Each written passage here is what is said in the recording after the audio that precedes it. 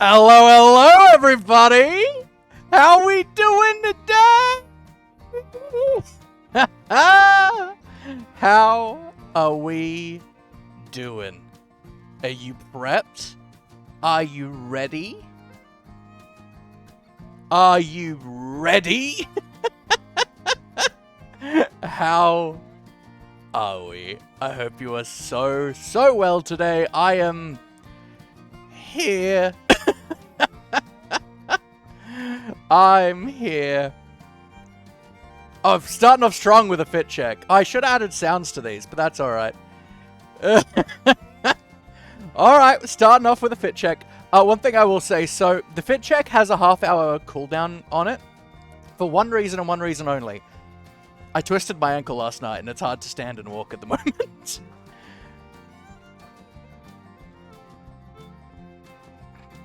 So we've got our nice little bust.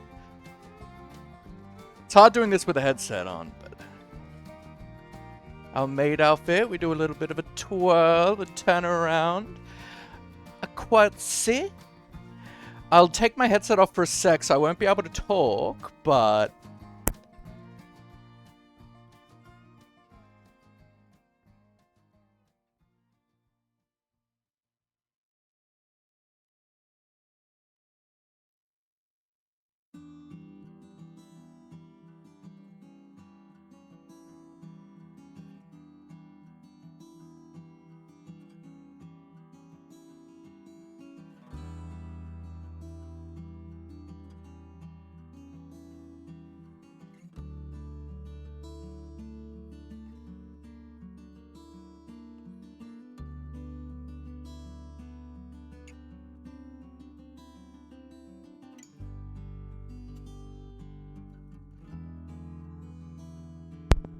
hope you enjoyed the fit check. Alright, alright.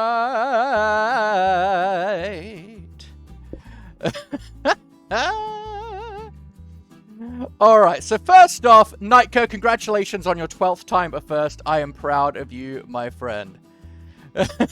Proud of you immensely. Good work, Gillix. Hey, hey, hey, hey, hey. What's going on?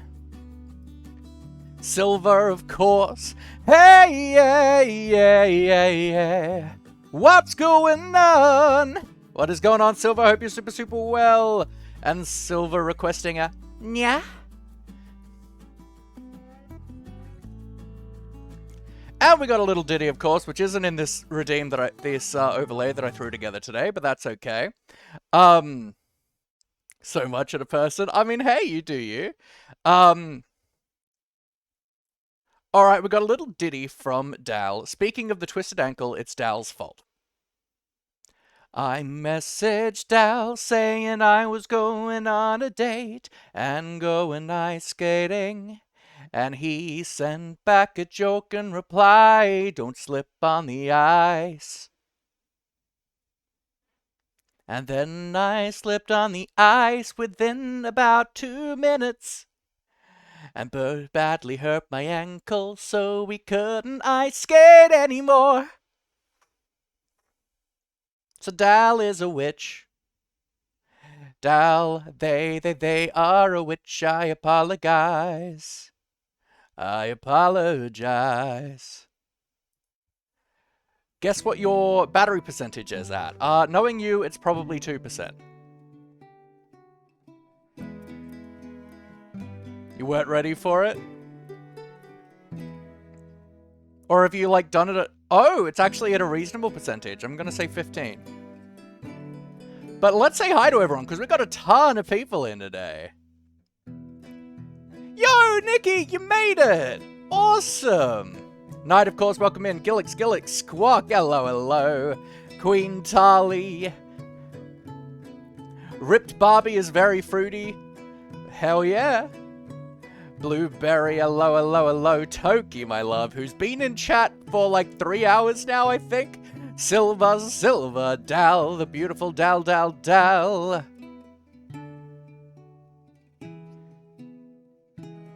And the beautiful Nikki. And Eclipse Voids, welcome in. Way higher? You're at what, 50%? And 3-stream streak, heck yeah, Nikki. Let's go, let's go.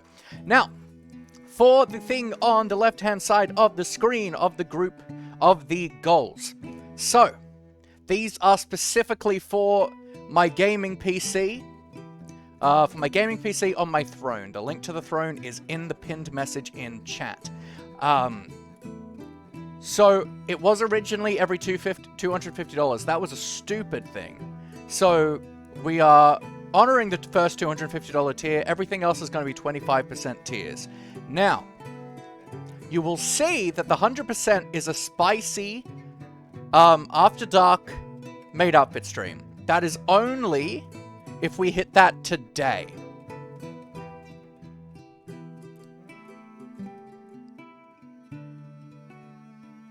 That is for today.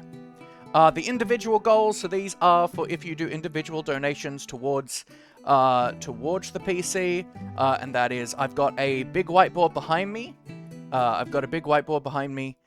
For where I will write your name on the board. If you donate $5 Australian to the PC, I will do a doodle for you on the board. If you donate 15, I will give you a Catboy Cafe Discord role if you donate 25, and I will record a custom voice message for you if you donate 50 today. Now, there are also some custom redeems. So I don't want just people who are giving me money, because I know a lot of you don't have expendable income.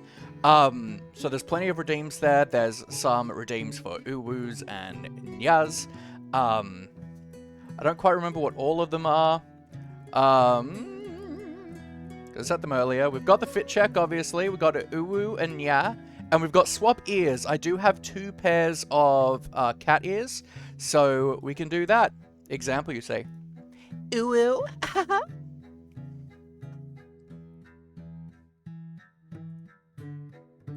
So you get some just fun, cute little voice acting things from me. And yeah, so I do have 2 pairs of ears that you can swap between. There is no cooldown on that. So you can just constantly be swapping that.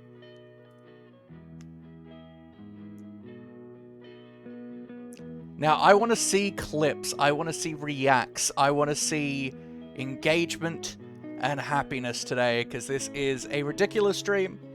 And yeah, it is what it is. There is also like this as part of the outfit, but I really don't think it looks that good with the ears and stuff, so I'm sticking without him. But I quite like that this one, this ear is quite droopy. It's kind of cute. I like it a lot. So I'm gonna die from laughter this stream, and that's very valid. And that is a very valid thing to do.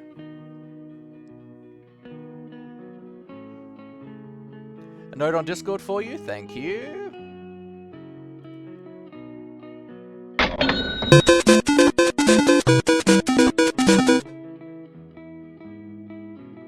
Oh, whoops.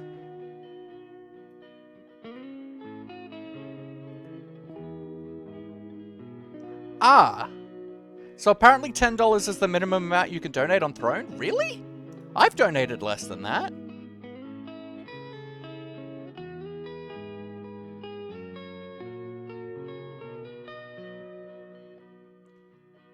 We've definitely had less than that contributed on the Throne. Unless that's changed.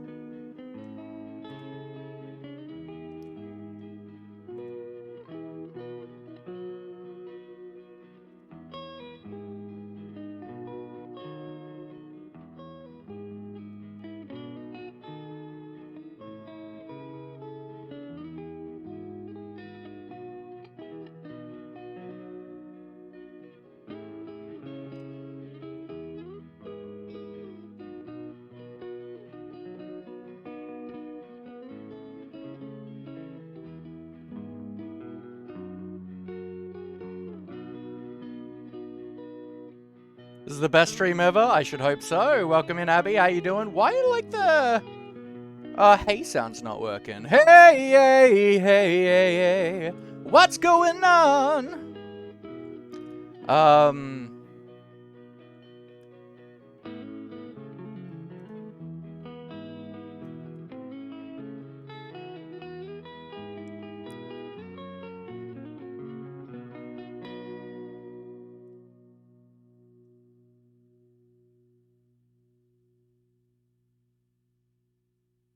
look at this.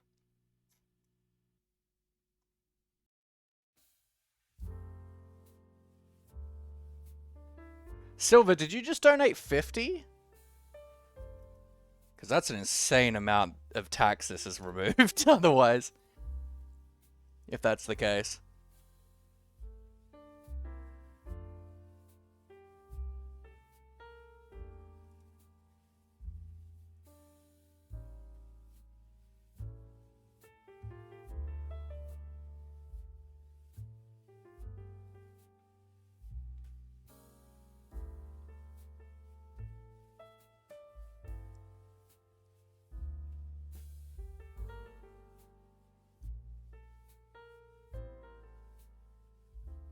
But that does take us to 18%.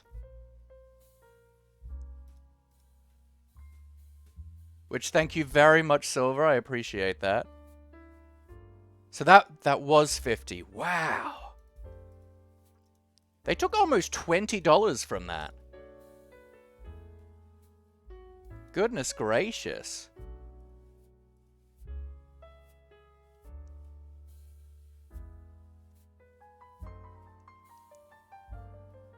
Alright. Silver, I'm gonna get you to whisper me. Send me a whisper on Twitch. And tell me what you would like the custom voice message to do. I will be recording it after stream. I'll be doing it tomorrow. Oh, that could be it. That is converted to American.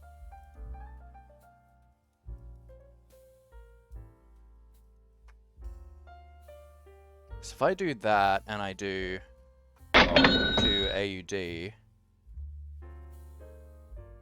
Okay, yeah. So it's actually okay. That's fine then.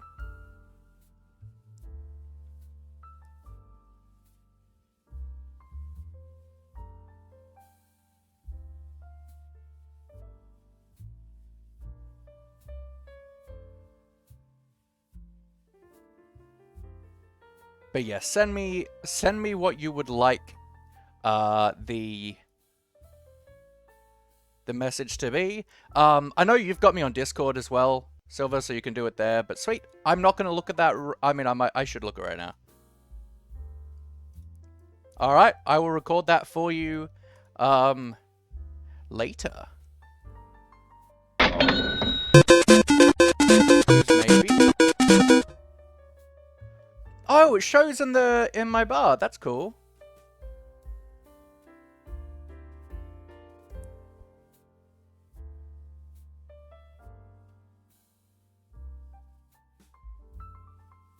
Enjoy your lurk, Ripped. I don't know why it's like sounds aren't playing today.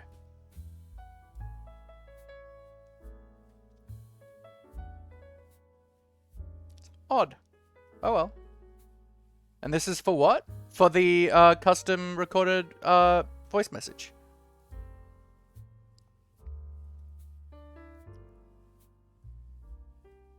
And Toki, thank you so much for the $10. I assume? $9.30?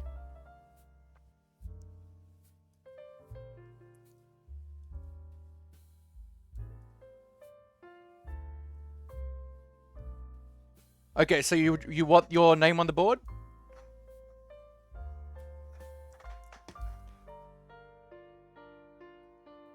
Thank you very much.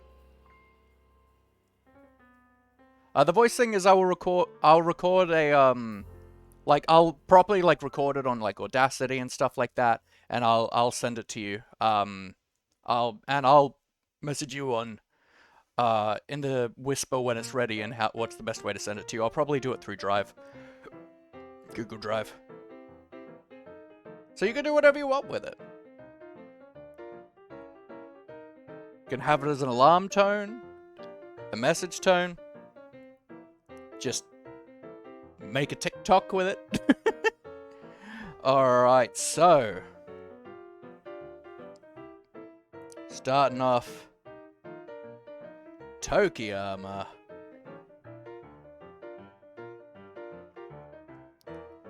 Umaru.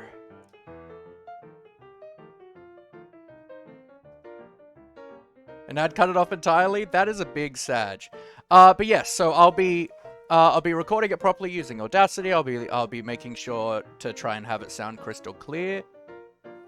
That's Imara, is it? Whoop. Well, is what it is. Save up for custom walk-on sound then. I mean, yeah, you could always, yeah, you could put that on there for that. So, we have our first name on the board. Actually, I should add, it is Toki. I will also add, and you're gonna get, I'll give you all of the, rewards as well, Silver. So, Sir O Silver, what would you like a doodle of on the board, Silver?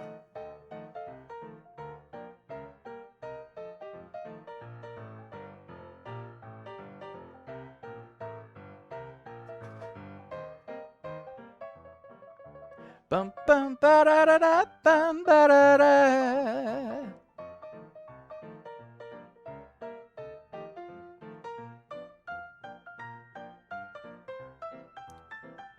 What do you envision a Catboy Silver to look like? I mean, you say that like you don't have a VTuber.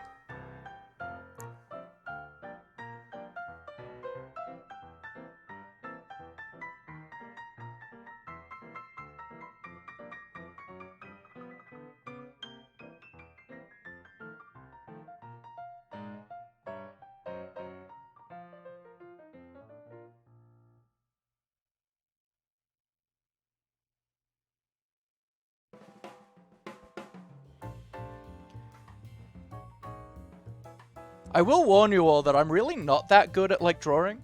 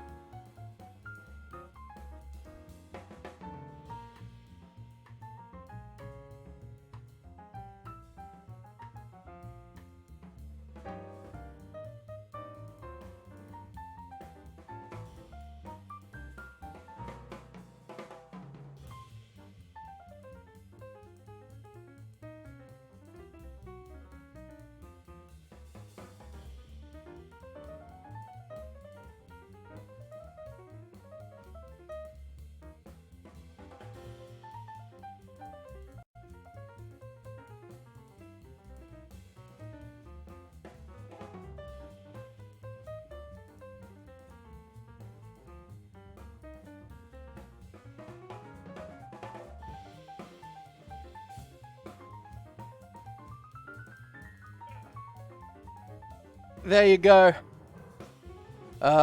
This side.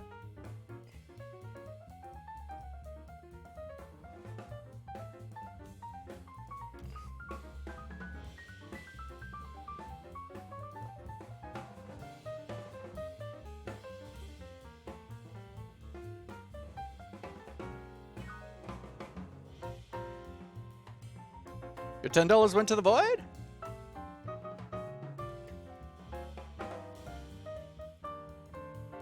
Oh, no, there it is. Let's see. Yeah, it didn't come through. Didn't come through to the Twitch side, which is weird. It's super inconsistent. But thank you for the $10, Knight. I appreciate you immensely. Alright, so let's give you a name on the board as well. Thank you very much. What are we at now? We are at 19%. If we hit 25%, then tomorrow might be another Catboy stream.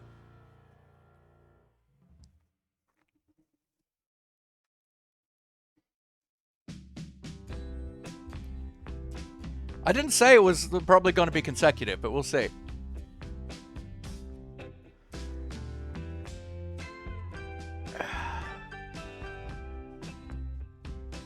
And I'll take a picture of this at the end of the stream and I'll put that on the Discord so that everyone can see it.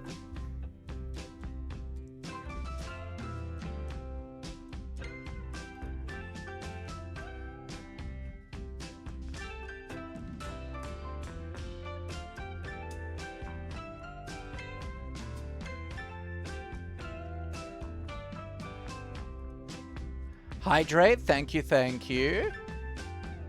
Appreciate ya.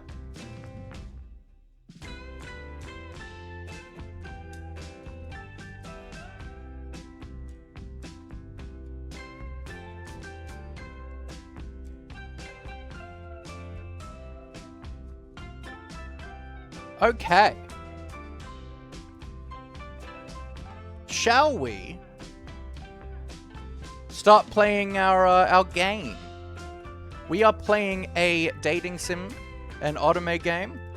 It's called Our Life Beginnings and Always. It's about, like, absolutely, make sure to hydrate. I know you're sweating a lot, folks, looking at just this. Abby, thank you for the redeem. Here is your ooh-ooh.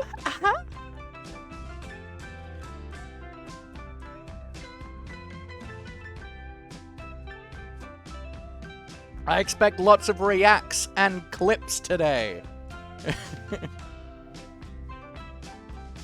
Alright. Let's turn off my music for this.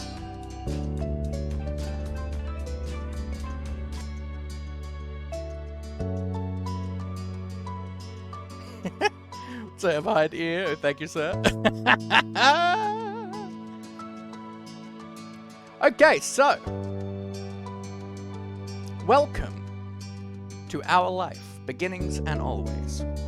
There are various ways you can customize and interact with the game. This tutorial is an overview of how certain features work.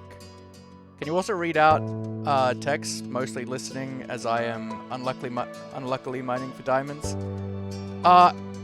Reading out the text of the game, or what game is this again? You can run the game command, which is in the title.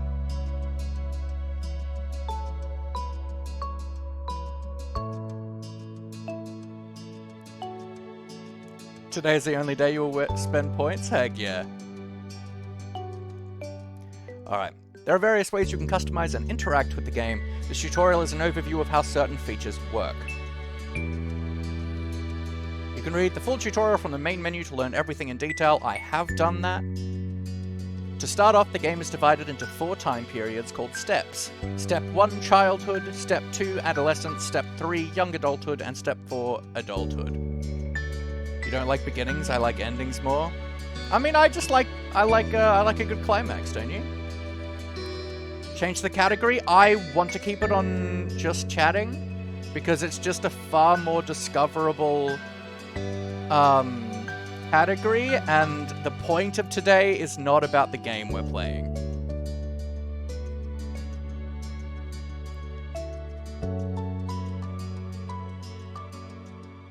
It was perfect context. I don't know what you're talking about. So yeah, Step 1 is childhood, Step 2 adolescence, Step 3 young adulthood, and Step 4 adulthood.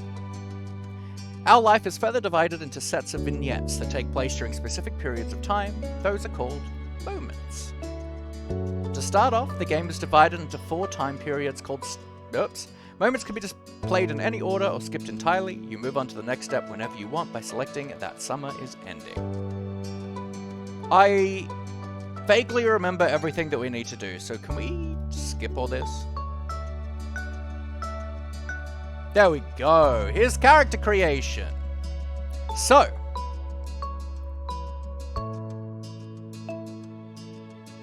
obviously our name's going to be Laughy.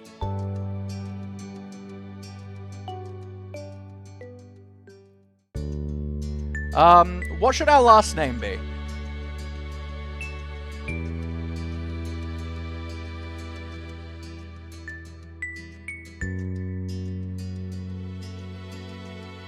Laughy a lot. I like that. Laughy Catboi, also a good option.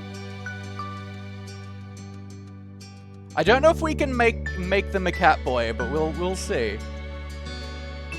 You can't just ask for your own name, Silver.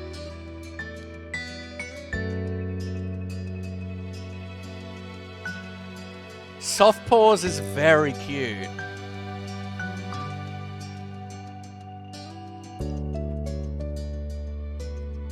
Mods, can I get a poll, please, for a lot Catboy or Soft Paws?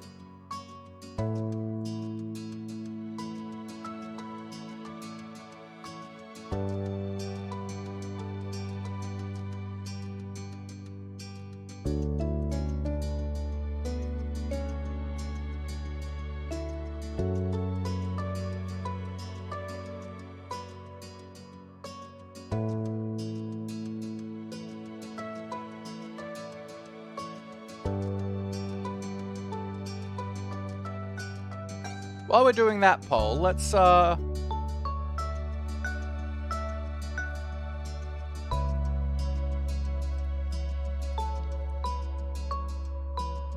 forgot to clip the uwu, that's very disappointing. On the bright side, I believe it only has a 5-minute cooldown.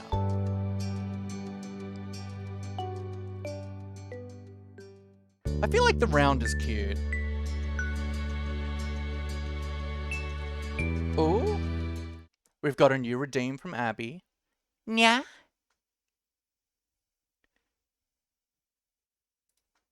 Hope you enjoyed it.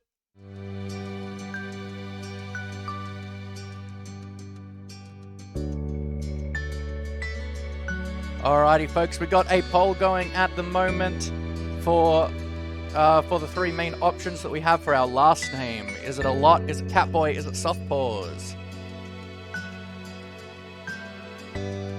I'm gonna put in a vote too, because I really like Soft Paws.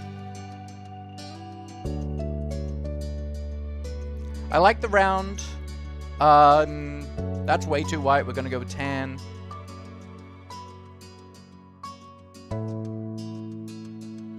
This is like a very, like, promiscuous eyes. Oh, look at that. I'm like a Pokemon villain with that. Oh, that's so cute. Nah, Mellow, hello, how we doing? Alright, these eyes are so cute. We're going with that.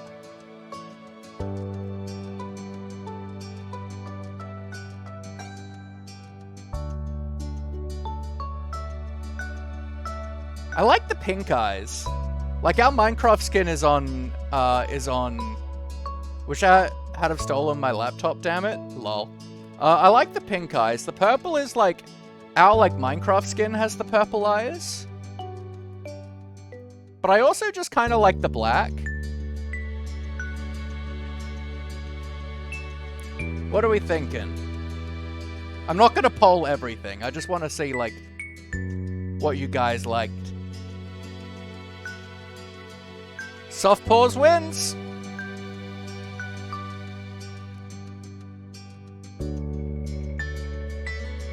I'm gonna do it as a hyphenated last name.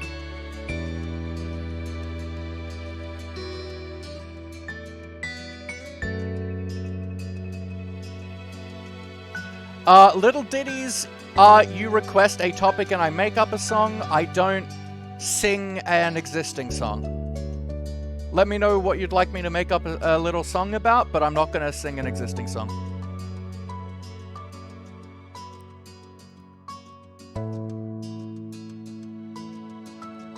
Just like you, a hyphenated last name, nice.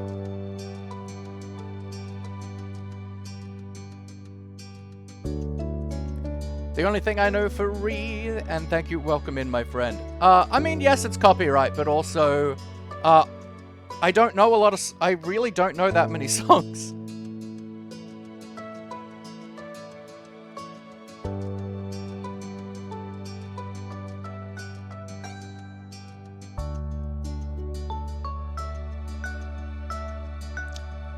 I think let's go with the black.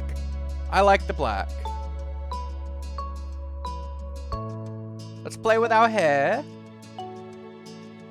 That's cute. Very cute.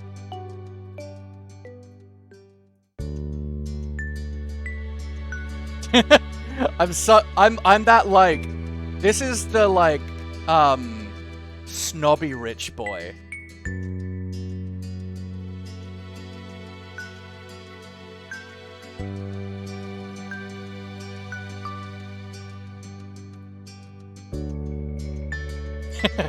Cute.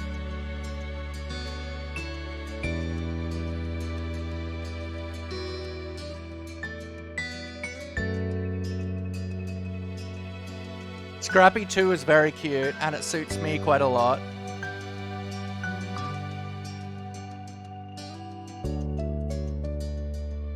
Laughy Love, can we get some love in the chat for The Only Thing I Know for Real?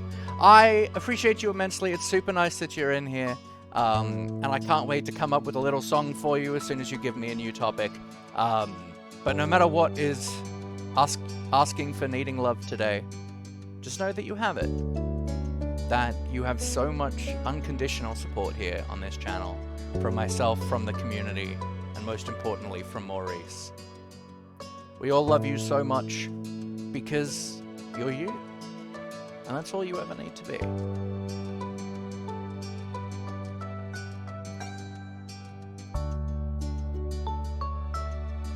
Yeah, so for real, you can either give me a topic to make a song on, or I can refund you the points. Just let me know what you want. So I think I really like the Scrappy. And I'm not going to go for hair back. This is like mad cute. The pink hair is very cute. That's very cute. Ooh, that's very cute. I don't like the green.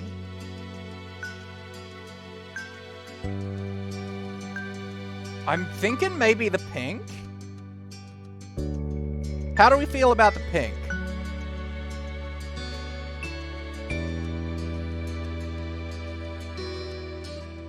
You're colorblind, but yes, the pink? Heck yeah. Alright, and let's go with he pronouns. Alright, we got a redeem from Sir Silver. Extra long? No, you get the redeem you redeem for. Nya.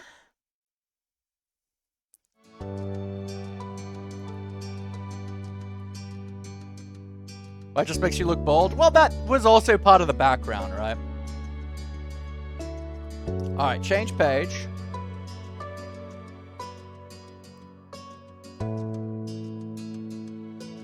So, birthmarks. That's cute.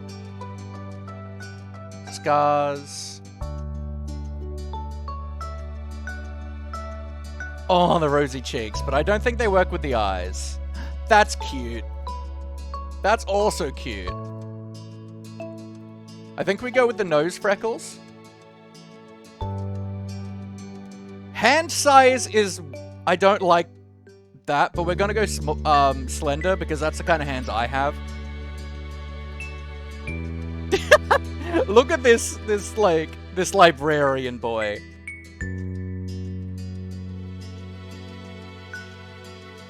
Yeah, we're not gonna go glasses.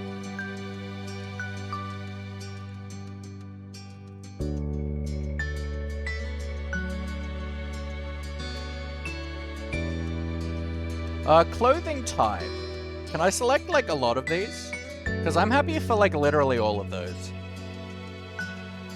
Granny eats some Play-Doh? Excuse me?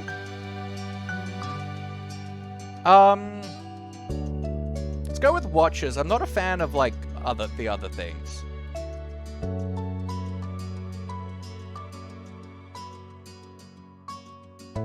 Alright. This is our character. No, we don't need hats. His hair is so beautiful. Why would we want a hat? You want to see Grandma eat Play-Doh? Well, I'm sorry to tell you this, but I don't have any living grandmas. Summer in Sunset Bird was a special time of year. Your usual sleepy town began to bustle. It was a popular tourist destination, with people coming from all over to enjoy the beach, the weather, and the relaxation that came with both. The smell of the ocean, crisp and salty, hung in the air, bringing 3 whole months of schoolless vacation with it. During the summer, your mums don't like you to wander too far outside of your neighborhood, so you knew the area pretty well. That included the people. Families came and went from Sunset Bird, but they mostly stayed and did what your mum called putting down roots. They built businesses, they got to know each other, and they definitely said hello to nice young kids who waved when passing their stores. Going for a walk around town mostly meant for the familiar, friendly residents waved, or asked how your family was, or most often, just said hello. Already saw my mud choke. Oh, excuse me? Alright. And yeah, Sunset Bird is an interesting place. Like, maybe it's meant to be Boulevard, but eh. It's consistent so far. Alright, so we've got some choices here. You didn't really get why they always had to say hi, they saw you every day, but you nodded back at them anyway. You ended up saying hi to a lot of different people, since most of the tourists that came and went every summer were the same ones. You were too anxious to say hi back to most of the other residents that greeted you, but they all knew well enough to expect that. Can we turn the music down a bit? Sure.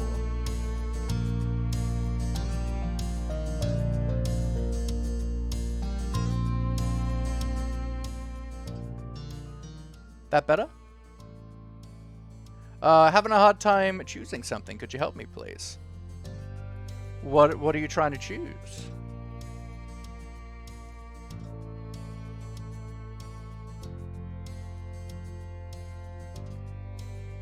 So, what kind of way do we want to play this, right? It's kind of asking us a few kind of like just mentalities thing. 1 or 2? 2. Because it's kind of asking us to do, kind of how our mentality is here to a degree.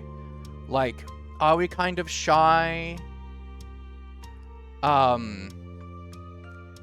you like kind of shy? Are you kind of like, why do people say hi to me? Like, kind of like indifferent to people, shy towards people, or like confident towards people? How do we want to go? I'm leaning towards shy. Reminds me of waffers or wafers.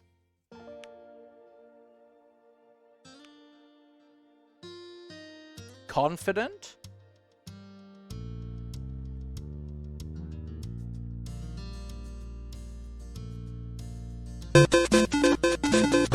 Yo, Abby! Thank you so much for the gifted sub to Gillix, and congratulations, my friend. You don't beef with my neighbors, but I don't really want to be their friend, that's fair. I don't know who Waffers is. Why would a person want to say hi? I mean, I grew up in a kind of country, in a kind of place where you said hi to everyone and good morning when you like passed them on the street. Cool YouTuber? Okay, fair enough.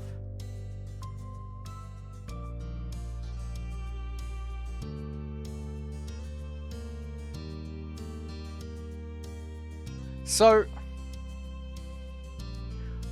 I feel like we've had votes for all three kind of playstyles so far. Why was I gifted a sub? Because Abby wanted to gift you. Get money on Christmas so I could just buy more Apple gift cards? Heck yeah. Mine's been in the town in Beauty and the Beast. I get that. Grace! Hello, hello! How we doing? Shy? I like the shy route. We're gonna do that. You were too anxious to say hi back to most of the other residents that greeted you, but they all knew you well enough to expect that. They still smiled at you anyway, and that made you feel a little more comfortable. But today, there was a man sitting on the curb outside your house. He was sitting with his head in his hands, his whole body slumped over, and you wondered if he was even a real person, or a statue that had magically sprung up from the ground overnight.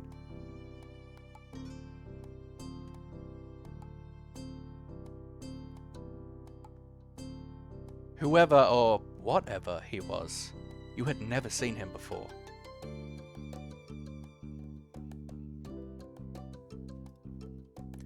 One thing about knowing everyone in Sunset Bird was that people who you didn't recognize really stood out. It was rare for tourists to venture into the residential district, as your mums called it. So for you, not knowing who a total stranger was set off a lot of red flags. Your mum's had a talk with you and your big sister Lizzie about this kind of situation before. So, we get to choose. You hadn't exactly been listening at the time. You think it could be okay to talk to new people. They mentioned that some people aren't good to talk to, but other types of people can help you even if you don't know them. You remember that it's okay to run away if you feel uncomfortable. You don't have to worry about being polite then. I think I really like the third option.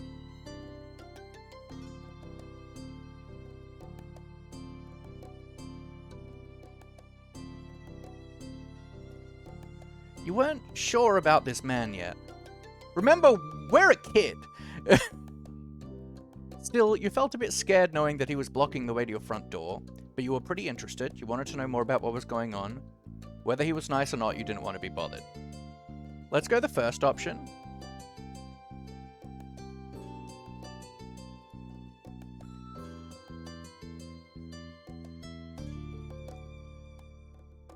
You slowed down, your mind racing for ideas on how to get past him unseen, but it was too late to escape. There was a split second where your eyes met, and you took in a shaky breath, your eyes darting to the sky, pretending to stare at a bird who was hovering nearby. Hey! His voice startled you and made you jump, but still, you didn't look at him. The bird landed on top of a nearby gatepost, and its black feathers ruffled against the gentle breeze. Trying to keep your eyes on it was tough, especially when the man stood up and started to make his way towards you. Not wanting to seem too approachable, you folded your arms and stared. Still unsure about him, but willing to be friendly, you offer the stranger a smile. Swap ears? Alright, alright.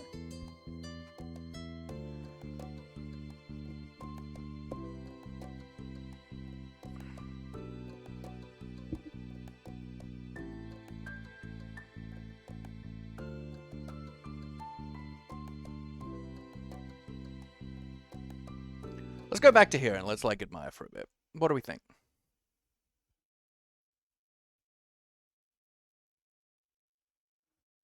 Maybe like that?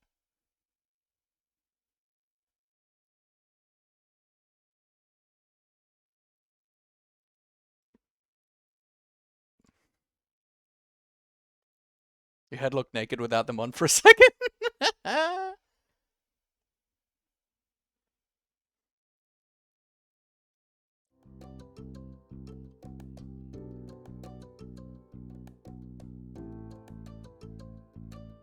Alright, I'm vibing with, still unsure about him but willing to be friendly. You offer the stranger a smile.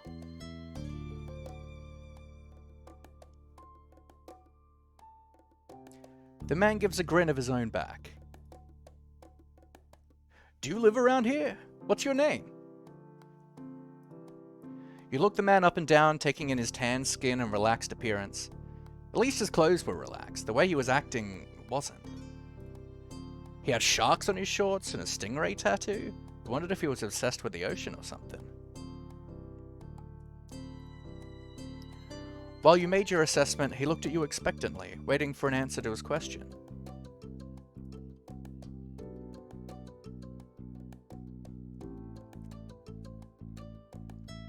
Continue to say nothing. Oh, he's super cute. Back is flaring, so I'm vibing laying down. All good, Dal. The shorts are great, aren't they? Now that's the ultimate fit. If you do. He rubbed the back of his neck uncomfortably, giving you a small smile. He reached into his pocket and pulled out a clean $20 bill. It crinkled in his hand as he held it up to you. Even more confused than before, you looked back at him. Well, could you do me a favor? Nothing bad, sorry. I should have... Let me start over. He cleared his throat and stood up straighter. From where you were standing, it just made him look creepier. They're really trying to sell this guy being creepy, like he's not the hottest man in the world. I have a son. His name is Cove. Who's about your age? Cove, that seemed like a strange name for an actual living person to you. You chewed on the inside of your cheek. This guy was definitely obsessed with water. You thought that was pretty cool. I mean, I don't disagree with that.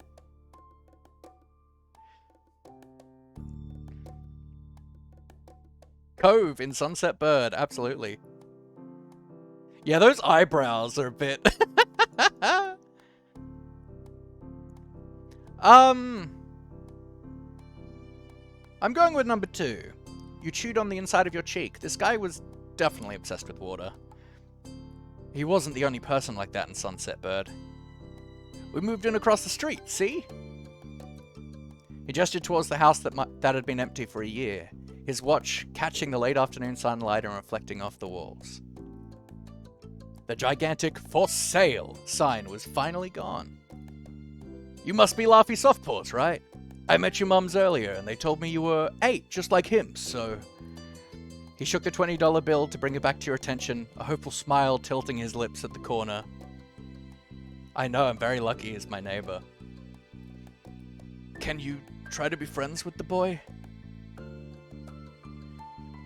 Yeah, he really went with the most awkward, creepy, and weird way to start a conversation with a child.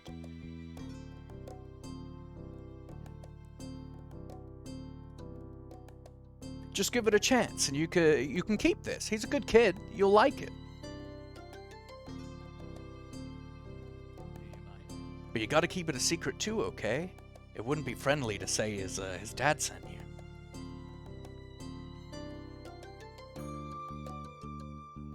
You eyed the man. You felt kind of sorry for Cove. Or did other kids really get their parents to pay for friendships? He did wink at me. Wish the child was around the hot guy's age so I could ship them. Yeah, don't do that. don't ship Laughy Softpaws with this adult man. He's 8.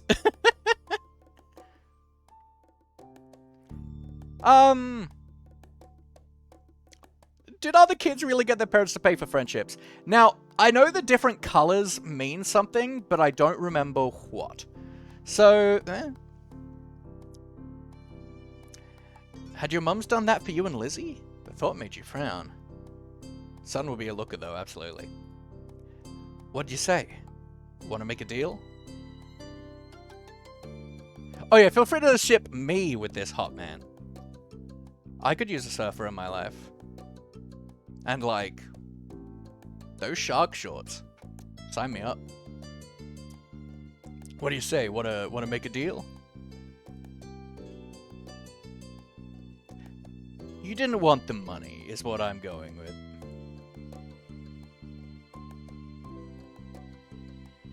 I like being by the beach. I don't necessarily want to be on the beach. I like being at a cafe that looks over the beach. You didn't want the money. You took a step back from him, clearly refusing to accept the offer. He deflated enough to notice, but not completely. It won't be so bad, even if it's just for the summer. That'd be enough. That only made this sound more strange to you. Why does it lasting for the summer matter? But it was clear his initial strategy wasn't going to fly. He tucked the bill into a back pocket and changed the request. I get it. You don't have to. Would you be comfortable with he and I coming by for a normal visit? No money involved. Cutely runs times, paint X for fan art time, lol. I'm still figuring out the voice here. I've like, just... I'm flailing to a degree. Alright, yeah, I want to meet him. Okay, you can do that, I guess. You'd have to ask my mums. You didn't answer the man. I think you'd have to ask my mums. I know, right? Like, what about, hey, are you okay with me and my son who's the same age as you coming over for a visit? Like, it's not just, hey, you like $20, kid? His smile got bigger again, his eyes crinkled at the sides. Of course, they invited us over earlier, but I'd like to ask you too. That's a good thing. I like that he's, like, checking that it's okay with the kid. Then, I guess you can? I'll bring him by tomorrow. I wanted him to meet and greet with the neighbors today, but... well, I don't know where he's gotten off to.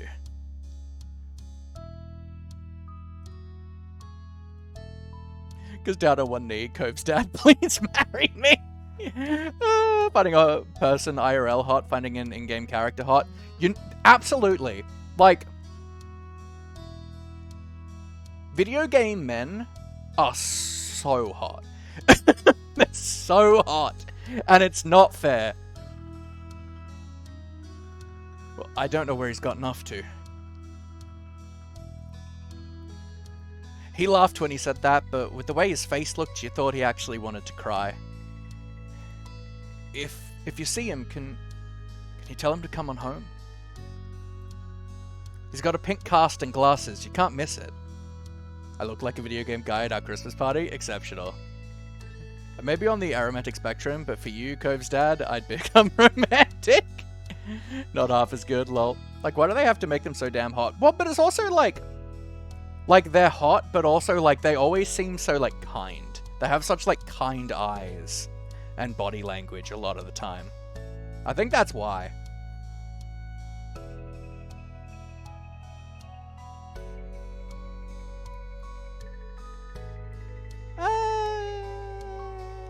Okay. Oh, by the way, guys, this game is free. So if you want to pick it up, go for it. I think the art is beautiful.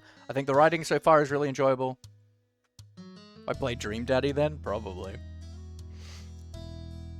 This definitely wasn't the normal way kids made friends. You knew that, but you were still gonna help. The man smiled and reached out to pat you on the head. Paused before doing so, then pulled his hand away instead. That's good. Your mums are already checking around for me. Such a thoughtful group you are. Now I better go look too. Can't put everyone else to work while I keep sitting here. I thought he might come back and... That's not what's important. I have to go. Thanks again, Laughy. So much. He jogged off down the street without another word. You decided to check the hills behind your house. I just searched Cove's dad on Google. His outfits just get better. Top tier. Toast him. Hello, hello. How you doing? How you doing? I want to imagine him in the town I live in my house, in my room, in my bed sleeping, so I can still... Oh my god!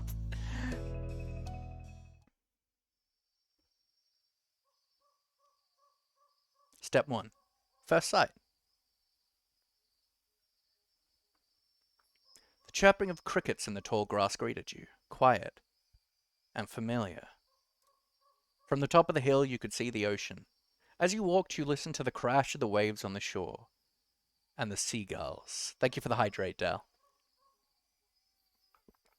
And the seagulls squawking as they settled down for the night. You've always loved the ocean. It was so much fun. You loved to hear stories about the sea, about the merfolk and sea serpents you imagine living far beneath the waves. You didn't enjoy the beach all that much, especially the sand, which got absolutely everywhere. Okay, Hayden Christensen. You wear it finally, I be wait. Yes.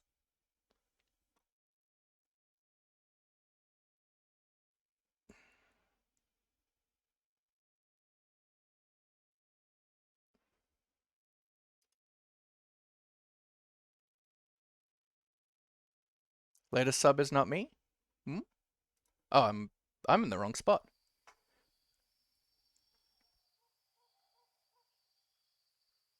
It's wearing the ears that match the Minecraft skin. That's true. All right. I obviously like the second one. I'm a big fantasy boy.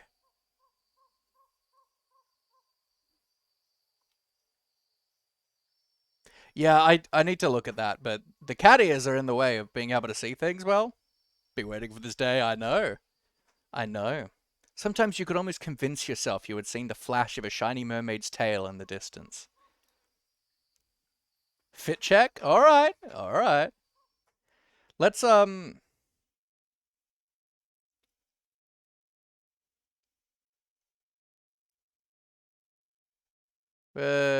music here.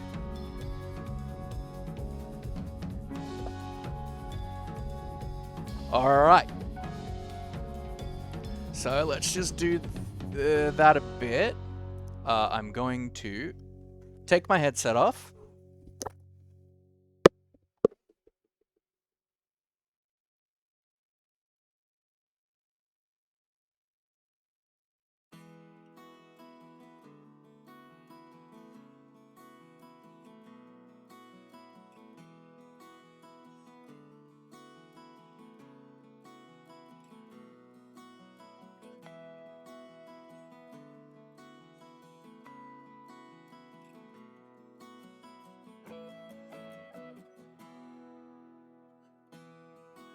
I gave you a spin. You could. Hope you enjoyed your fit check redeem. Once again, looking nice. Thank you. Let's rotate my screen over a little bit.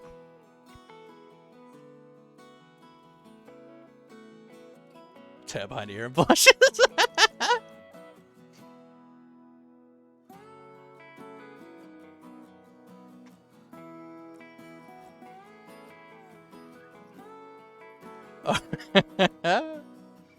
You took in a deep breath. You wanted to try to relax and couldn't. You weren't sure what, but something told you that you weren't alone.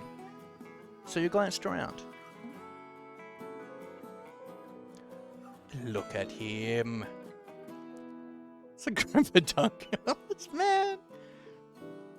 There was a boy sitting at the top of one hill, almost completely hidden. Whoop, gotta turn the music off again.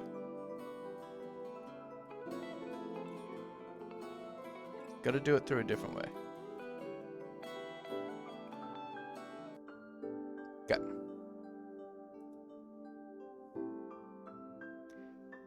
There was a boy sitting at the top of one hill, almost completely hidden within the long grass and white flowers surrounding him. His head was buried in his knees, staring ahead by himself. For whatever reason, probably just that he wasn't paying attention, he hadn't noticed you yet. You watched him a minute longer, feeling a little bit like you'd found a deer in the wild.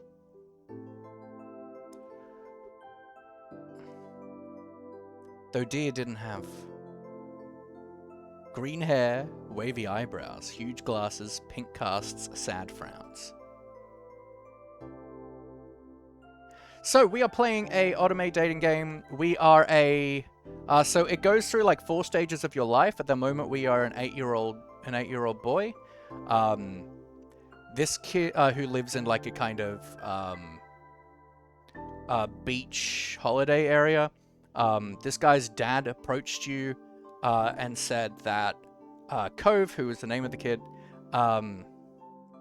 struggles making friends and would like us to try and make friends, and that Cove has run off.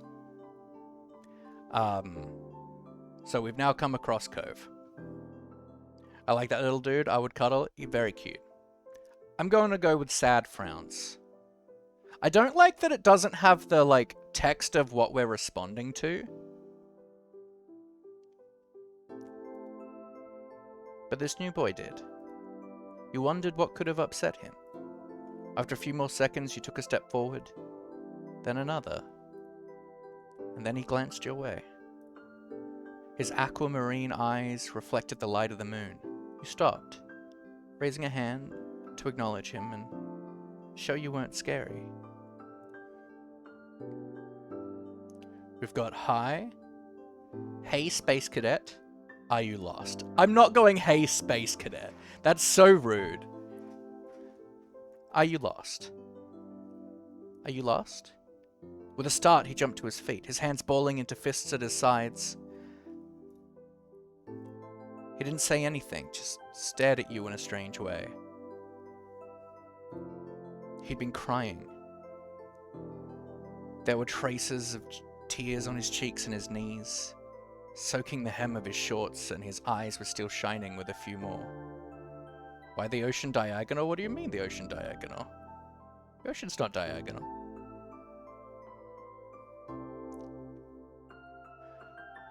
I mean, I can only say what options have been given to me. You obviously caught him off guard.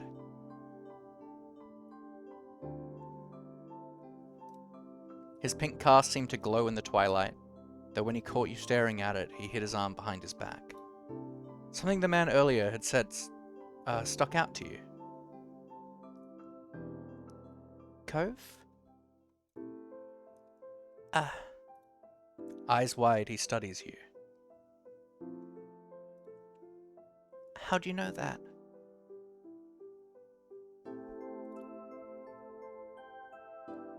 I'm all-knowing, I quite like.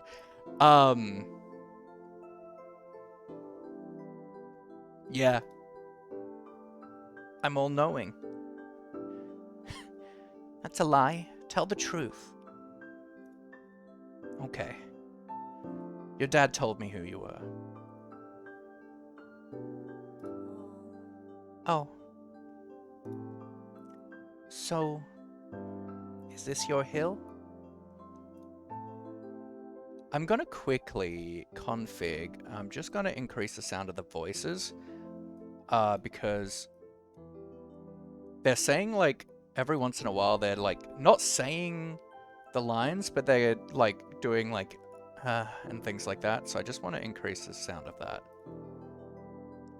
He gestured with his uninjured arm to the patch of grass surrounding you, his face falling at the prospect. I can leave if it is. Yep, you can't own a hill. You shook your head. You can't own a hill. Why not? How could you? Just open a bag from a resident from who knows where and it smelled like licorice. That sounds truly terrifying. You just do. I had a hill back home. Well, this still isn't mine. Oh. He sat back down with a thump, resting his chin on his knees again. Curious about the strange new boy with the odd dad, he sat on the patch of grass next to him. The pure white flowers that covered the hill rocked back and forth gently as the stars twinkled above. The way they dotted the sky made them seem like flowers, too.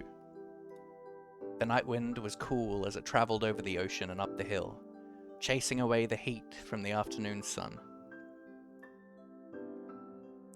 Why are you here? Why'd your family move? Night mention. My favorite show in the night mention. You're eating coins.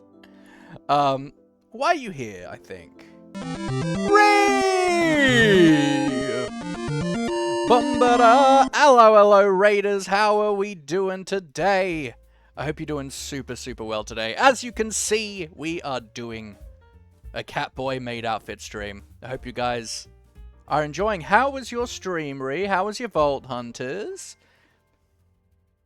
Look at Cat Nerd. Rude. But yes, we are, as part of fundraising for my gaming PC, we are doing a Catboy Cafe stream. All right, we got a redeem from Gillix. Ooh ooh. Stream is good. Level 8 now. Nice, nice, nice. I think I'm level 6. But yeah, we're playing an anime game, a cute anime game at the moment. And yeah, we are fundraising for our PC. So on our throne, if you are interested in donating, we've got some individual goals as well as group goals. For the group goals, every 25% tier we hit, we will get an additional maid outfit stream. Now, if they're done this stream, they will be consecutive. Blunding, hello, hello. They will be consecutive, so the next stream will be a maid outfit stream as well. If we hit 100% on this stream, I will do a Laughy After Dark, more spicy Catboy stream. For the individual goals, if you donate $5 towards the throne, I will write your name on this here board. If you donate $15, I'll do a custom doodle on the board. For $25, I will give you a Catboy Cafe Discord role. And for $50, all of this Australian dollars, by the way, I will record a custom voice message of your choice and send that through to you.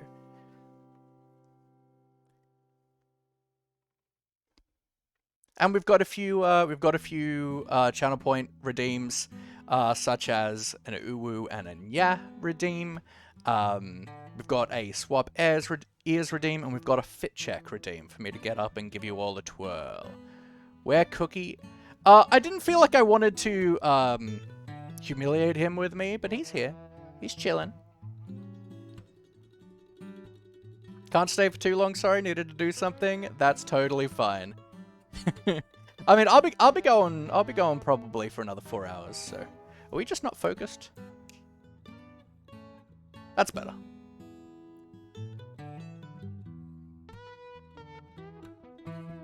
But we are playing a cute Otome game today. So, to this point, we are an 8-year-old boy. At this current moment, I'm doing good. I'm doing good. It's I injured my ankle last night, which sucks.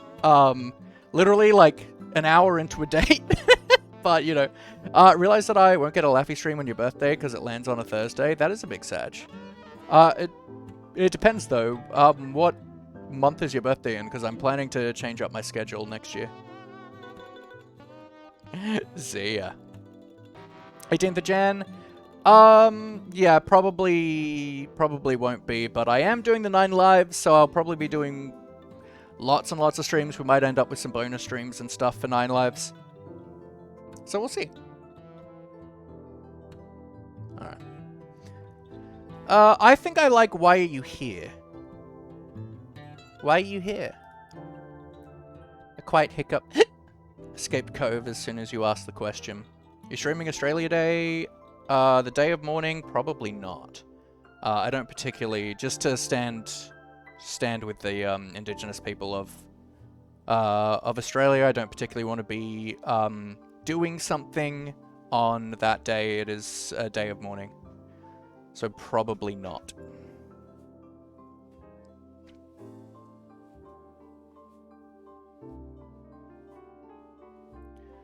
Almost like they'd never stopped. His tears started up again with a vengeance. My parents. They don't want to live together with me anymore. Oh, sweet child. The tears fell fast and heavy over his flushed cheeks, sticking in his dark lashes.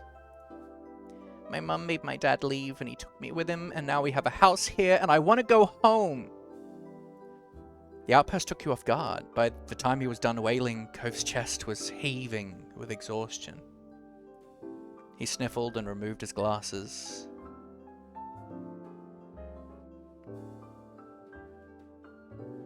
Oh, I didn't know that, Dal. Wiping at his eyes with the back of his hand before he put them on again. I hate this place. I want my real life back. I want my mom. I'm sorry. Your dad seems kinda nice. You'll like it here. You just have to get used to it. Stop crying. Absolutely not. No, no, no. We're not doing stop crying. That's disgusting.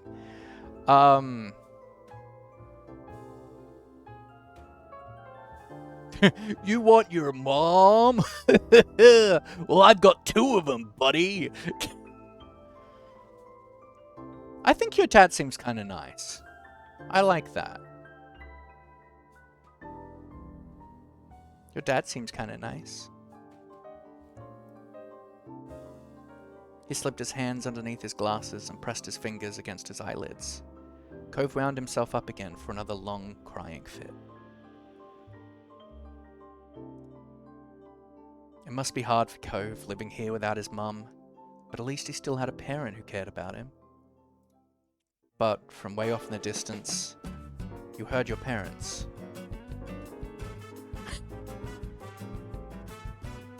Just got a shout out from Andre, what a hero. My mum and dad separated when I was really young, like 6 months or something. Oh, okay.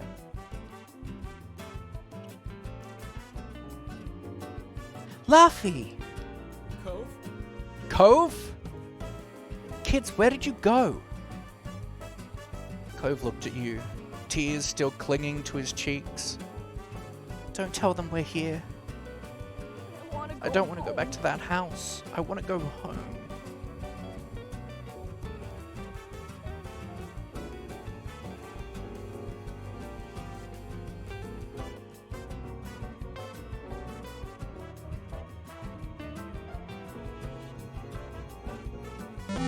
Andre! Ba-da-ba-ba-bum-bum, ba-da-ba-bum-ba-ba-da.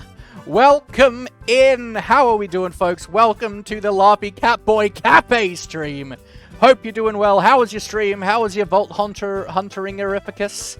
Hope you're doing well, my friend. Kate, welcome in, welcome in. Hope you're doing so well. Tazzy, hello, hello. The kittens have arrived. Oh, my. They're going to eat giraffe food so they don't starverate? Excuse me? And yes, folks, if you have not followed Andre, please do. Super awesome Australian streamer, theater guy like me, Vault Hunters, hardcore. Right now, you've started playing hardcore Minecraft in Vault Hunters, right? That's like truly insane. It's amazing. BS, welcome in. You're Australian? Was I wrong? You're Australian. At least you live here. To be fair, I have a streamer friend who I thought was American for a long time when he's actually Australian, and I don't know how I got that in my head. But yes, today we are doing the Catboy Cafe stream. I am in a maid outfit. We have custom redeems. Bruh, I'm autistic. You can't do sarcasm like that. We have custom redeems going, such as fit checks and voice acting things and changing, swapping the cat ears. We also have some donation goals specifically for the throne for my gaming PC. Today, if we hit 25%, 50%, or 75%, we'll be getting additional maid outfit streams consecutively. So the next, say if we hit 75%, the next 3 streams will be the Catboy Cafe stream. And this is just for today, all of the, like, consecutive things. But if we hit 100% today, then I will be doing a After Dark, more spicy Catboy Cafe stream as well. The individual goals we have today, so if you donate $5 towards the throne, I will write your name on this here board. If you donate $15 towards the throne, I will do a doodle of your choice on the board. If you donate $25 to the throne, I will give you a Catboy Cafe Discord role. And if you donate $50, all of this is in Australian, I will record a custom voice message for you and send that to you sometime in the next few days. Have a lot of sarcasm and autism, so deal with it, Laughy? No. But we are playing a cute little dating sim where we're starting off. It goes through like 4 stages of our life, and Cove is the main love interest for the whole thing. So the 4 stages of our life is childhood, so we're both 8 years old at the moment. Then we'll have adolescence, I believe, and then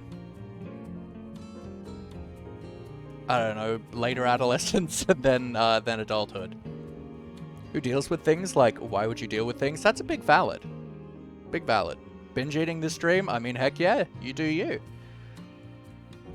Alright, so this is to, don't tell our parents we're here, I don't want to go home.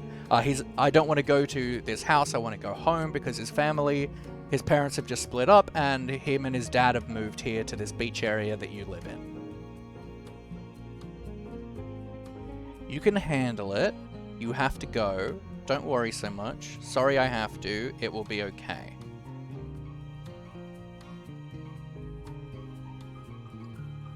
Five, it will be okay? That's what I'm thinking. It'll be okay. You were struck by a sudden need to reassure Cove. It's not going to be fun, but isn't he your family too?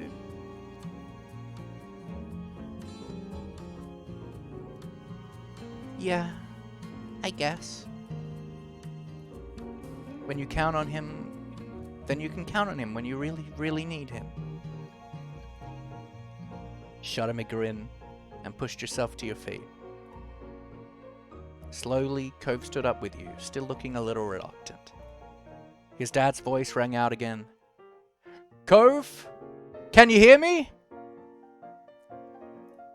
He looked towards the sound of his dad's voice, silent, then turned away while rubbing his not-bandaged arm. Sorry, I still don't want to go.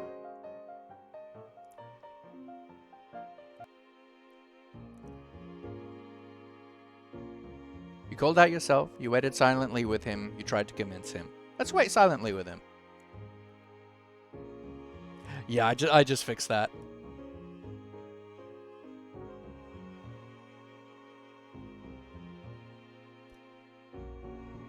Yeah. I get it. It seems the music between both scenes, because I want to have it not here, but I want to have it in the chatting scene, but it seems that they're both references of each other, and it's just not working well.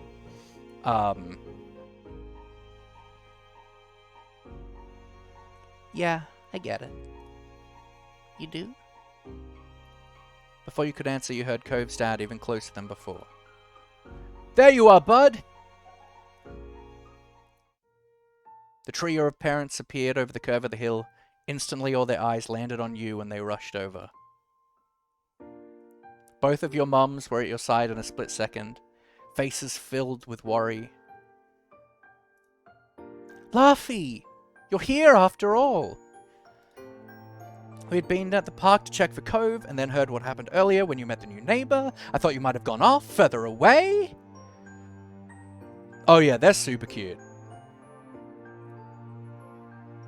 No, we were just sitting in the grass.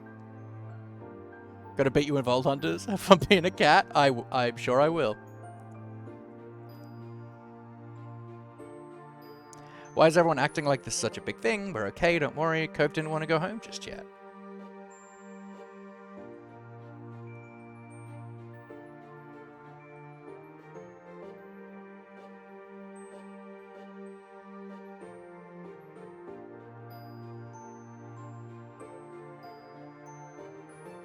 I think we're okay, don't worry.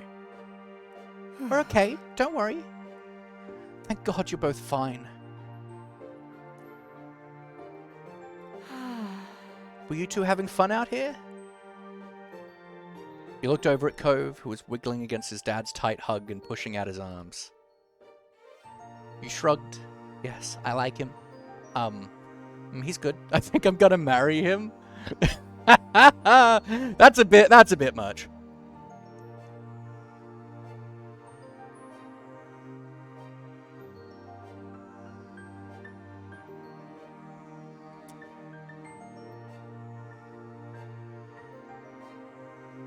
Get my class name is spelled like that, always being asked if it's spelled IE, it's all good. I think, yes, I like him. Yes, I like him. You nodded, smiling slightly. Finally letting go of his squirming, scowling son, Cove's dad turned to the three of you. That's a relief. Thanks very much for finding him. I really don't know this neighborhood. Good thing Laughy knows this whole area so well. Absolutely. We should be getting home now. It's been a long day for us all. Say goodbye, Cove. Bye. Aw. Bye. The two of them walked off into the darkness, heading toward the neighborhood. You watched Cove's bright pink cast until it disappeared. Tell you what. We'll have a proper playdate tomorrow, okay? Your new friend's dad wanted to bring him by to see you and Lizzie. How does that sound? Sure, I can show him my stuff is like such an 8-year-old kid. Also just a me thing. Yeah, we're doing sure. Can I show him my stuff? That's a big me thing. Whenever I have anyone over, I'm like, or whenever I'm like talking to anyone, I'm like, look at all the things I do and make. Sure. Can I show him my stuff? Of course. Then, okay. Both of your mums laughed, the sounds overlapping into a warm, familiar chorus. Mummy put her arm around your shoulder and led you towards the path. Satisfied and more than a little ready to go to bed after your long, exciting day, you followed them home. Okay. Choose your feelings for Cove. This is how you feel towards Cove for this step. It can change in later steps. Okay. Love Cove's family so much, they're all hot. Well, so the mums are my family, are Laughy's family, and then the dad is Cove's dad.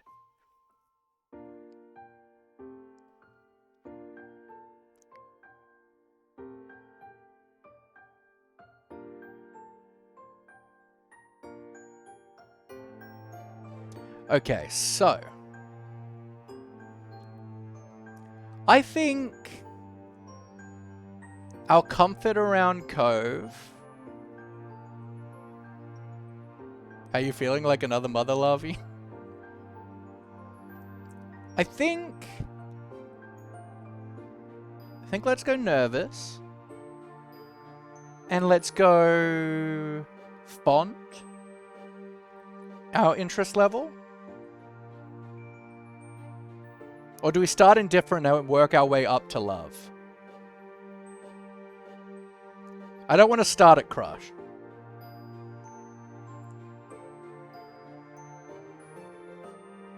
Only the men are hot for you? I think everyone's hot. That are adults. Fond? I think fond.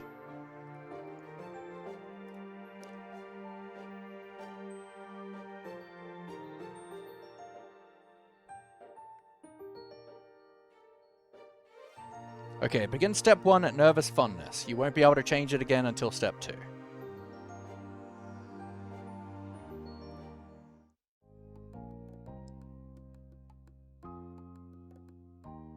At the breakfast table the next morning, you finished your food faster than usual. Apparently you look old, lol. Your sister Lizzie had run out earlier to go play, but you stayed put. Today, just like your mums had promised, Cove was coming over to hang out.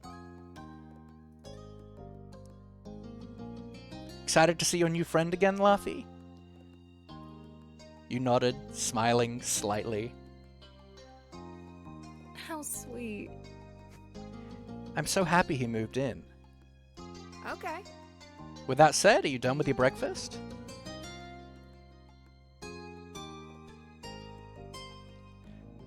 Why is yeah in italics? That's kind of odd. Yeah, I don't know, am I? What a shithead. Your bowl was entirely empty, so you nodded. Second one is very funny. And honestly, yeah, I am the biggest shit talker to my parents. I don't know, am I? You gestured down to the empty dish in front of you, raising your eyebrows dramatically. Okay. Okay, we'll see. Good job. He should be here soon. I really wish it would indicate which mum. It just says mum each time when you have two mums and they're both on screen. Oh, I went back somehow. Okay. Cleanup began, and then on cue, there was a knock. It was hesitant. Sorry. Like the person wasn't sure they were in the right place. Still loud, though. Oh, we have Mum and Mummy. Okay. I don't know which one is which. I assume this is Mummy. We need to get a more obvious doorbell. I know, I know. Laughy, could you get it? Wiggling out of your chair without really pushing it back, you made your way to the door. Cove. Hey, Softballs family! Thanks for having us! Mr. Holden, as your mums have called him, and his son were here. Oh, his last name's Holden? Good name. Cove looked different in the bright lighting of your living room. And when he wasn't crying. With his dad standing in front of him and Mum and Mummy behind you, you and Cove looked at each other. Pleased to see your new friend again, you smiled at Cove. When I want my mum's attention to ask her something, I say mother because it irritates her. I call my mum Mumsy. Or Mama.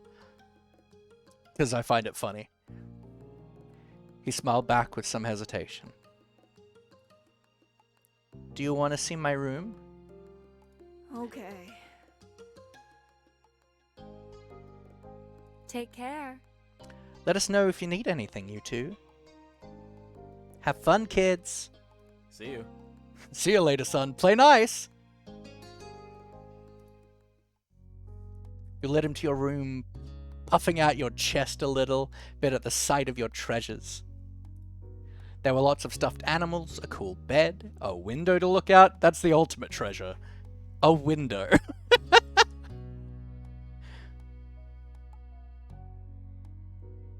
It was a great room. You hadn't had anyone to show it to in a while, but you were really proud of it. He leaned in a little closer to one of your drawings on the wall. Oh yeah, these are so cute. There's one that's like framed. That's cute. We do lots of art and drawing. We've got like a full like drawing desk.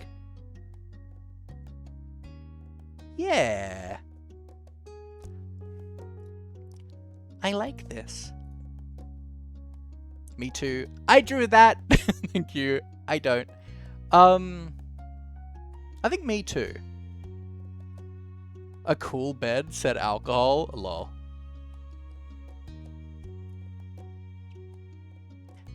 Okay. You smiled at him. You were proud of that particular piece of art and you were glad he noticed it. He turned to look around the room a little more, studying the books on your desk and the pictures on the walls. All good, Toki. You started to feel a bit nervous. You felt the atmosphere was kind of awkward.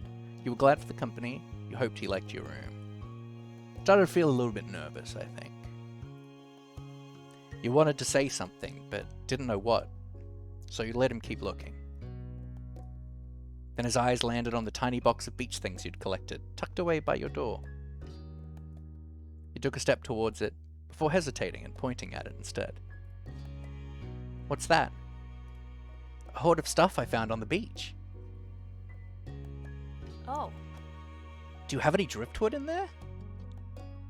Dragging the box in the middle of the room, you and Cove flopped down next to it. Oh, that close-up!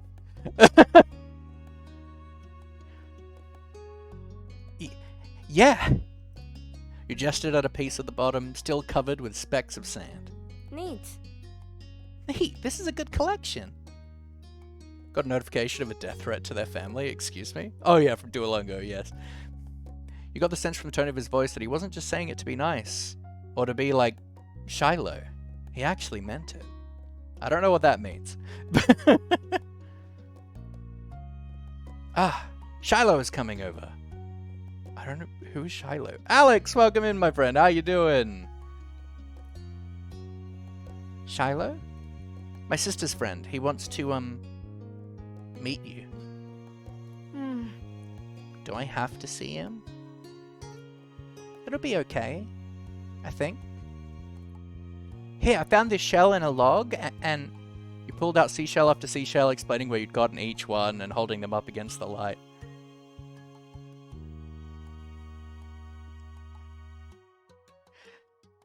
What is the stream about? We are in a maid outfit stream, my friend. The Laughy Catboy Cafe stream. As part of our fundraising for our gaming PC, we had a we got a fit check.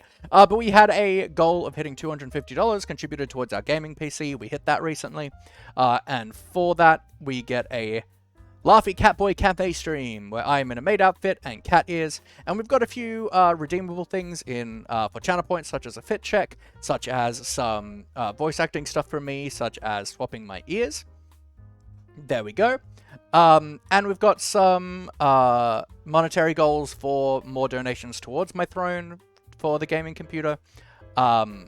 We've got additional maid outfit streams for hitting 25%, 50%, 75%, as well as a after hours maid outfit stream for 100 if we fully fund it. And the individual goals is if you donate $5 Australian, I will write your name on this here board. For 15 Australian, I will do a custom doodle on the board for you. For $25 Australian, I will give you a Catboy Cafe Discord role in the Discord, and for $50 Australian, I will record a custom voice message for you and send that through to you at some point in the next few days. But we got a few redeemed, so let's start with... Ooh, ooh. Haha. Nya.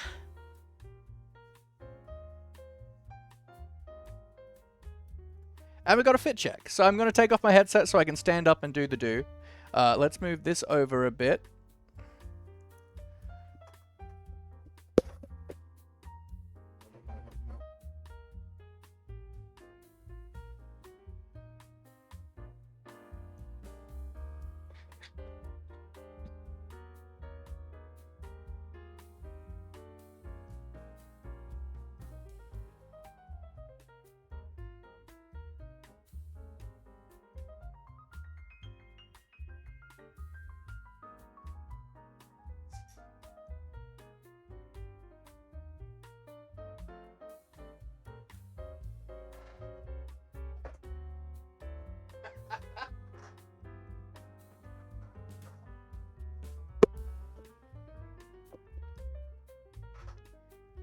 And the reason why the fit checks have a half-hour redeem is because I actually hurt my ankle last night. So I'm trying to avoid being on my ankle as much as possible. Thank you for the hydrate.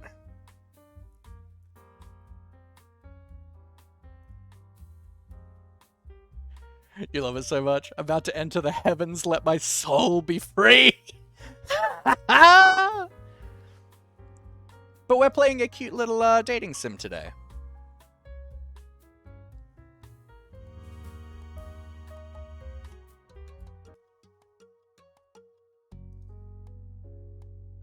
You pulled out seashell after seashell, explaining where you'd gotten each one and holding them up against the light. There were big ones, small ones, pink, purple, and orange. Most of them you washed off in the bathroom sink when you brought them home, cleaning off the sand. Over the past few years, you'd even learned some of their scientific names. That's cute. The collection was so huge and varied that you had lots of funny stories to tell for all of them. Gotta do something to do for like many hours? Oh, good, Alex. I appreciate you popping in. Your voice faltered a little bit, but you kept going as best you could. Oh my god, that's so cute. That's so cute. See ya, Alex.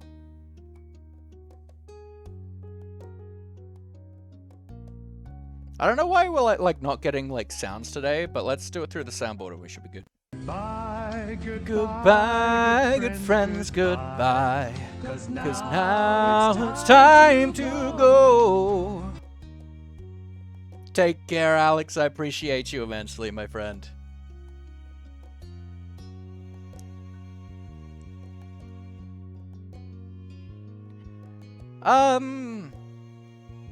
Let's go full, like, special interest, right? Over the past few years, you'd even learned some of their scientific names. You had a whole picture book dedicated to different shells and sea life. You'd learned a lot by flipping through its pages. Apparently fascinated either by the stories or by the shells themselves, Cove listened with what looked like the full force of his attention. It was a new experience to be the center of such dedicated focus. The Cove hadn't been mean to you, so you didn't mind. You smiled at him every now and then while showing him your collection. Kids, come down to the living room. You could tell the idea was making him unhappy, but Mummy wasn't giving you much of a choice to hang around. It's really uncomfortable saying Mummy.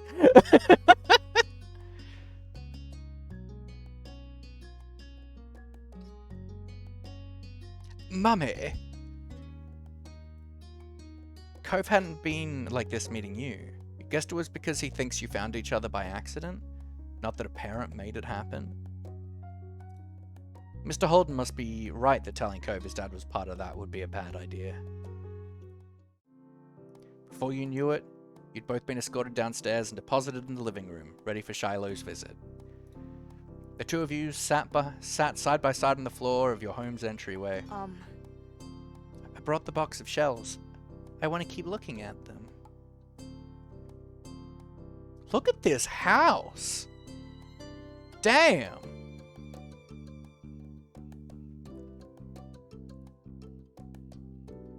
Great, okay, but be careful. You should have asked. I'm gonna go you should have asked. Should have asked. Sorry. Fine. What's done is done. You open the lid, peering inside again. I'm not encouraging him to go against our boundaries. We are affirming strong boundaries. Very important. Cove reached in and pulled out a big orange shell. Oh. Like he hadn't spoken aloud yet, he turned to you and held it up, his eyes shining. I think this one is the best of them. That's my favorite too. I like a different one best. I can show it to you. You can take it. Oh, do we give a gift? We give gift. You can take it. Cove looked at you in surprise, his eyes going wide. Really? Sure, you like it a lot, right? Uh-huh, but I don't want to take it from you. It's okay. Got the impression he was hesitant to accept something because he didn't know you very well. We let it go. Okay. You didn't want to pressure Cove too much. It was supposed to make him happy, not nervous. Look at the cute little blush. Look, he's so cute. He's so adorable. I just want to eat him up. Welcome back. Plus, Cove was your neighbor now. Maybe you could give it to him another time. The two of you were still sitting on the floor, looking through your collection of beach findings, when the doorbell finally rang. Spud, hello, hello. How we doing? Welcome in. Hope you're doing well.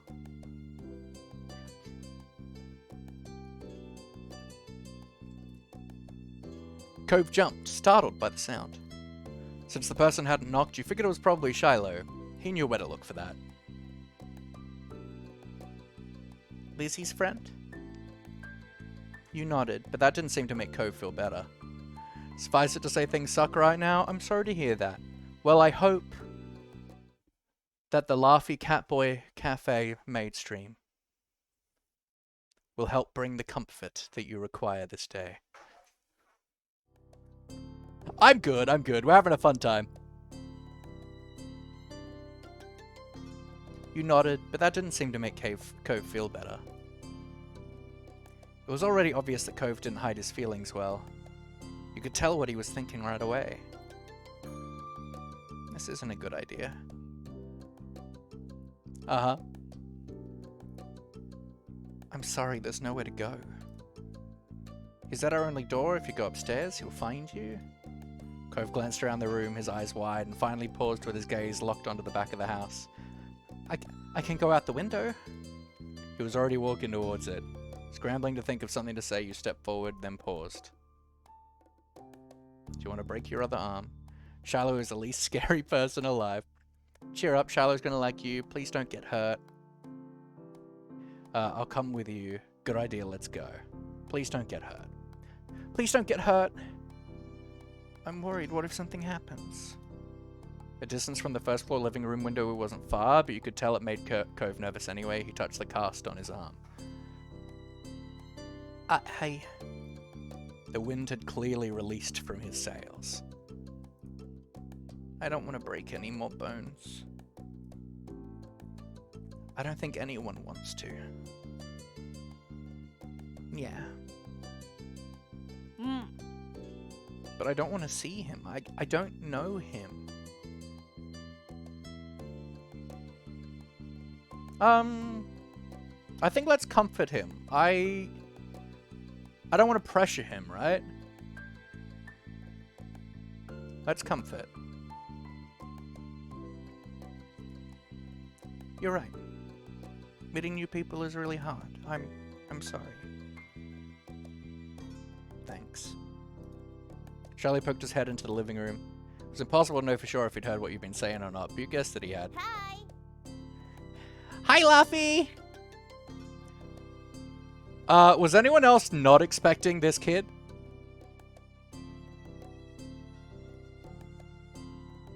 I was kind of expecting, like, a hunk. I don't know how old Lizzie is, though. I was expecting, like, a boyfriend.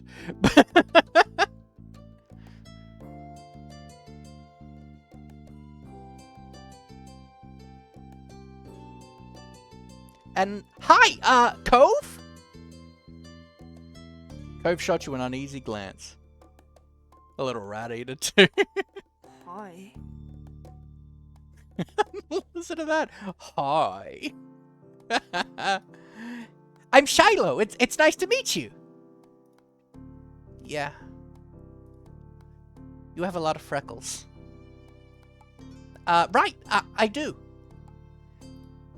What are you guys doing? We're looking at shells. Can I do it too? Awesome. Can I do it too? Cove shrugged, then looked back at your box of beach findings. What about that one? The plan for the afternoon, at least as far as you were concerned, was to sit and look at the beach things some more. You weren't really in the mood to do much of anything else, especially if Cove was having fun. You held out a recent find to Cove, a scallop shelf, that had washed up on the shore. It's a pretty color, kinda like my cast. The beautiful glittering pink did look a little bit like the wrap around his arm. Pink is a nice color. Okay. Oh? Is it your favorite? Not really. What is? Maybe green or blue? It might be yellow. Those are all cool. I guess. I like those colors too. There are better colors. Not sure how to deal with the suddenly more awkward silence. You look back at your shells. I mean, the ultimate mediator. I gotta go with this, right? Awesome. I like those colors too. Awesome. Both of them smiled. I love how, like, aggressively wiggly Cove's eyebrows are. Just aggressively wiggly. Like usual, it didn't take long for Shiloh to get fidgety. Lizzie was his favorite. Without her around, Shiloh didn't seem to know what to do with himself. And Cove wasn't like your sister. He wasn't that much like you either. Is Lizzie coming back? Don't know. Mwah.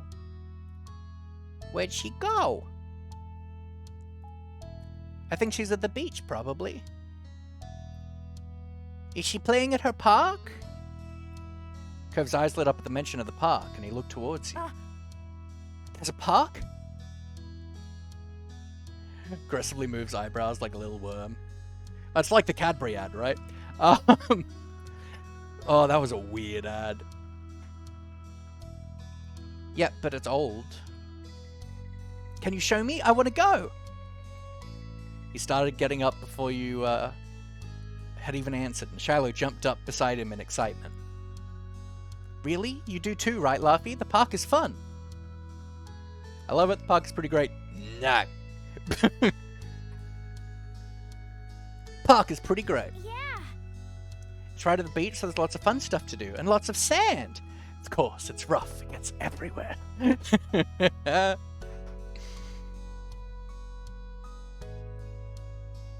we were at 19% funded, by the way, for the gaming PC, which is super awesome. Appreciate you all. It has a jungle gym and a bunch of swings. That sounds like it could be cool. So, are we going to find Lizzie?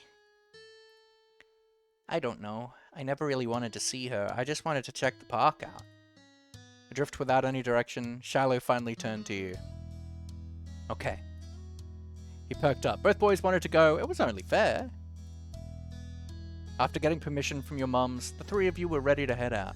Worst case scenario, that it gets really windy and Sandstorm appears somehow. What? It was a short walk to the park. Lizzie had convinced your mums that it was so short she should always be allowed to walk there by herself. When you found her, she was hanging on the jungle gym, swinging back and forth. Hey, Lizzie! Her face lit up when she saw you, her big brown eyes going wide.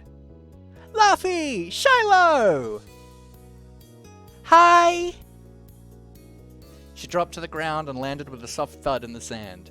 In a split second, Shiloh had abandoned you two and scrambled over to stand by her. You were used to being left out when it was just the three of you, but now Cove was here. You wondered if he would leave too. Oh, look at her. She is so full of spunk and attitude. Who's that? It's Cove. He's new. Hi. I remember. Hi, Cove! Welcome to my park. Nobody ever comes to play here, so this is where we get together. She gestured widely with her arms as if to present the area to the newcomer. Without a holy moly macaroni and cheese? Yeah.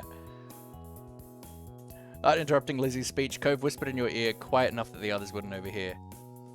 I thought kids couldn't own places like parks. Or hills. Dude, you can't say that! She's a kid! She's adorable. You couldn't help but laugh a tiny bit.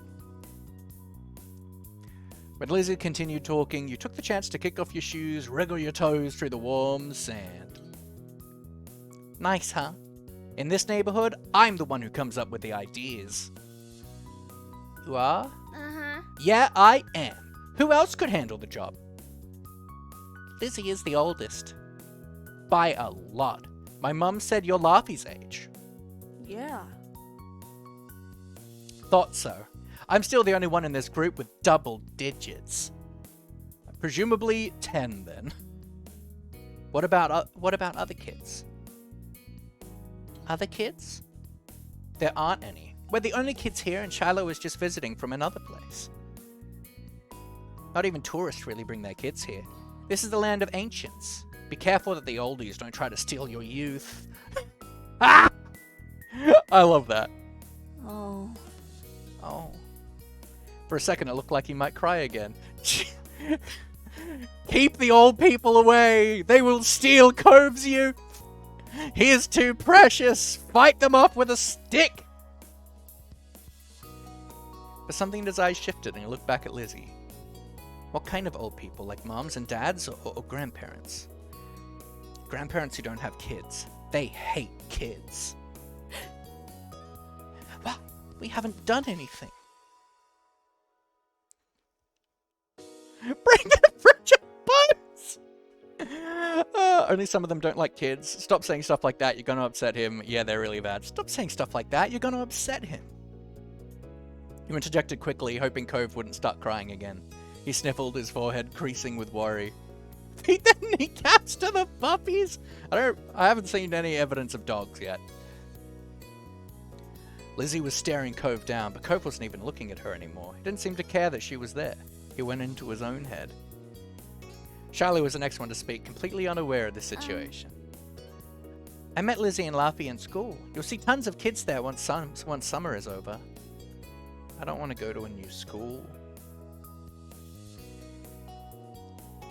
I don't want summer to end. I will eat their ankles. Leave the ankles alone. Mine is already injured. Charlie looked down to the dirt. He hasn't had much luck striking up conversations with Cove. Oh, buddy. We all know this kid. I like summer vacation a lot too. All the building tension in the air suddenly vanished when Lizzie laughed. And Charlotte was discomfited at how weird she thought Cove was. That's something else entirely you didn't really know. But she laughed, face crunching up. Okay. Welcome to Sunset Bird Cove. Take a seat, put up your feet, and get used to it. You offered him a small smile, and that, at least, looked to reassure him some. For the rest of the summer, Cove was always there. You saw him more often than Shiloh. Elliot! For some reason, sounds aren't on today, so... Hey, hey, hey, hey. What's going on? What is going on, Elliot? Hope you're so well. 3-stream streak? Heck yeah! Crunchy old bones? Absolutely. Hope you're doing well, Elliot. We're having a good day. It is Catboy Cafe stream day. You saw him more often than Shiloh, and on some days when she was in a bad mood or busy, you even saw him more than Lizzie. He became a staple of your everyday life, the way sun and lunch and the beach were. Pretty good, but not excited for Monday. Yeah, I get that. Monday's Christmas, right? During your first summer together, you really liked Cove. He was a fun person to play with, and he seemed to like playing with you too. Of course, that was only the start of things. Okay, so we can't do any of these moments. So essentially, we'll be doing all 5 of these moments. We just get to choose which one that we do. Which one, like the order in which we do them. Don't know if I should be excited or not. I'm not excited for it, but I'm not, like, apprehensive. It's gonna be a nice day. Grinch stole Christmas, I guess. I actually have a Grinch, like, Christmas shirt. Alright. What do we want to do? Shopping, grown up, long day, sandcastle, or fireflies. Or we can just choose and then summer ended and skip all this, but I don't want to do that. What do we want to do first, gang?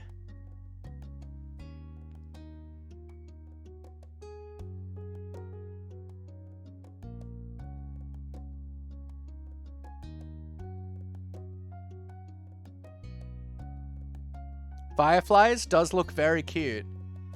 But we can't have fireflies. Obviously, the frogs will eat them and die.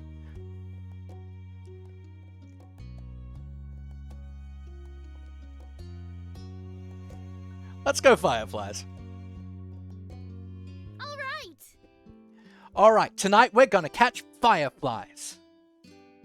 At this blunt declaration from your sister, you looked up from your macaroni and cheese dinner. It's an interesting detail, but I'll take it. Fireflies were a familiar sight over summer, coming out on warm nights to dance through the sky.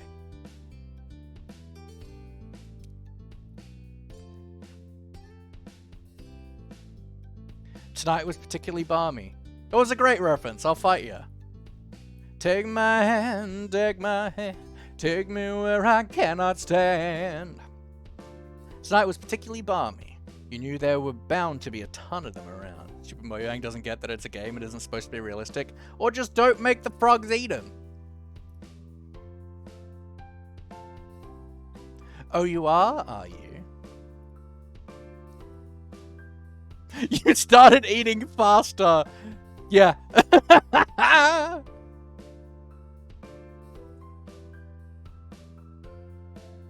A grin curved your lips as you started to eat a bit faster, excited for what was to come. It seemed like you were too excited, however, as you started to choke and cough on your food from shuffling it down so quickly. Laughy, soft paws, no!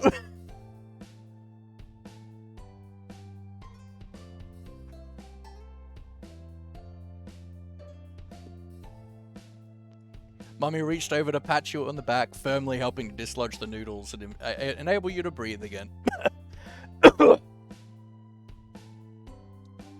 You took a big gulp of water from your glass, and you should too. Laughy has made my clone, lol. You took a big gulp of water from your glass, giving your mums a sheepish look. Thanks for the hydrate night.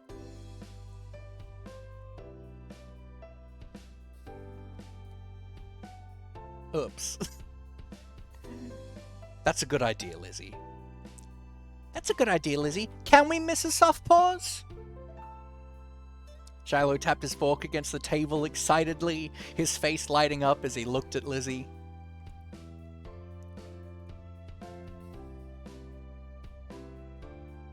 It was unusual for Shiloh to still be here. Like always, his mum had to bring him over really early in the morning before her job started.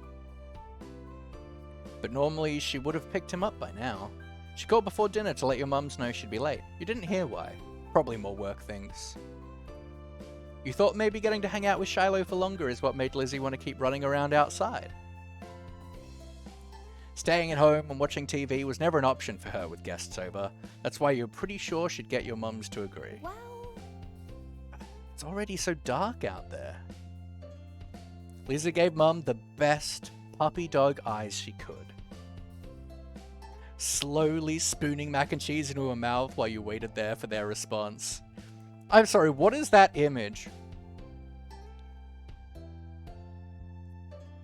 Actually, no, that is adorable. There. Let them go. Nights like this don't happen every day. Your parents exchanged a look. Their mum eventually sighed and nodded back. Yes!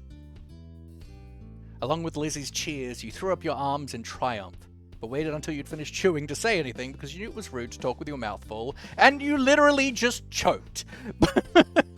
Fine.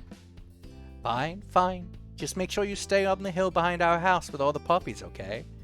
Ooh, the opiums. Let's go. Duh. Duh, Mum, that's where most of them are. The idea had only just been planted in your head, but already you could just picture all the glowing lights spread out in front of you like the fairies from the bedtime stories Mummy read sometimes. All too quickly, it became a race to see who could finish their food first. And that, kids, is how you get indigestion!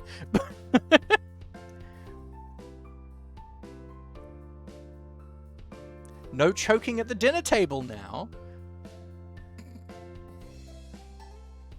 That's right, if someone died, we'd have to cancel the Firefly trip after all. Mum said it like a joke, but you knew that they were both telling you kids to slow down.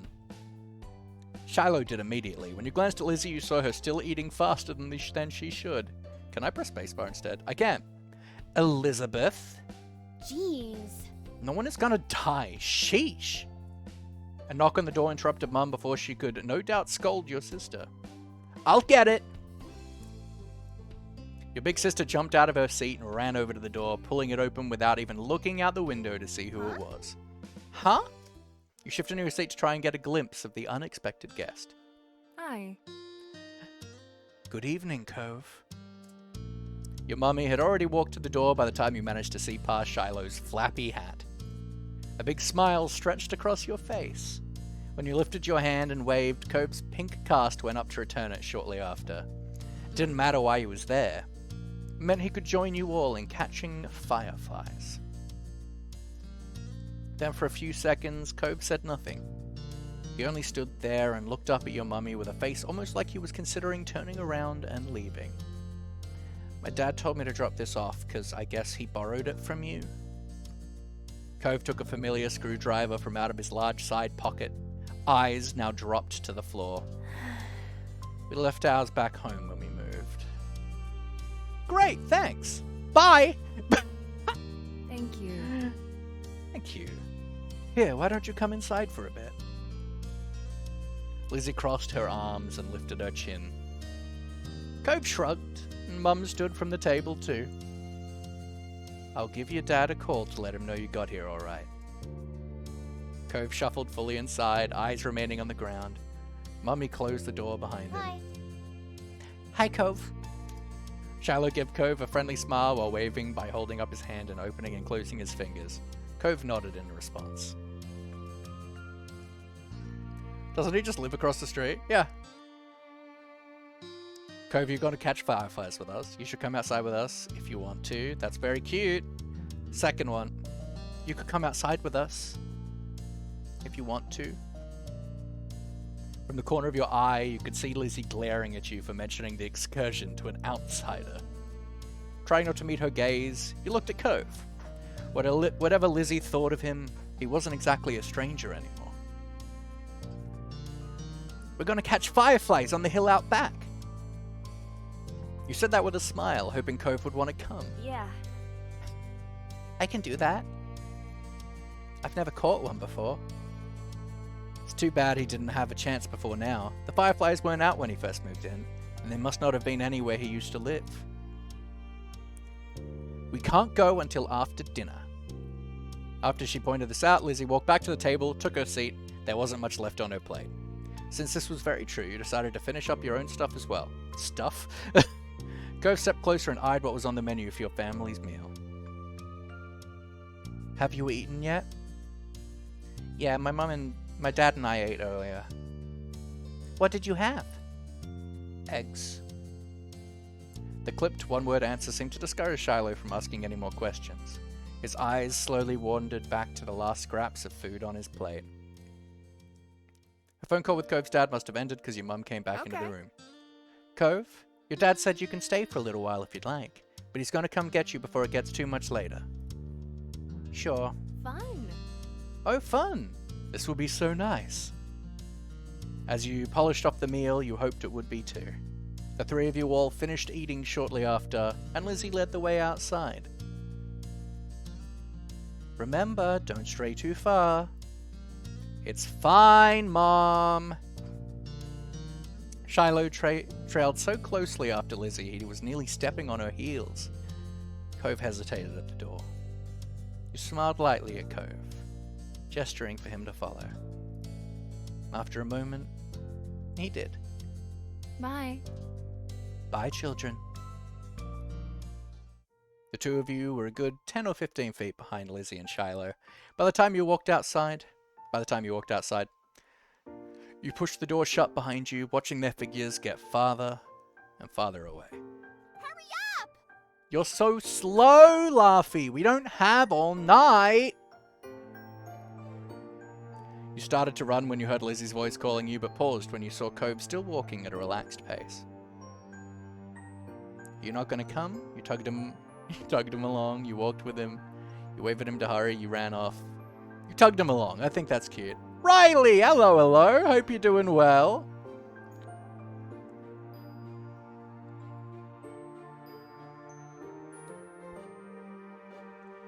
You didn't want him to get left behind.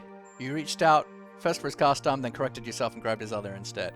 He stumbled a bit at your pull, but went along easily enough after he got his balance. When you arrived at the hill with Cove in tow, your eyes widened at the beautiful sight.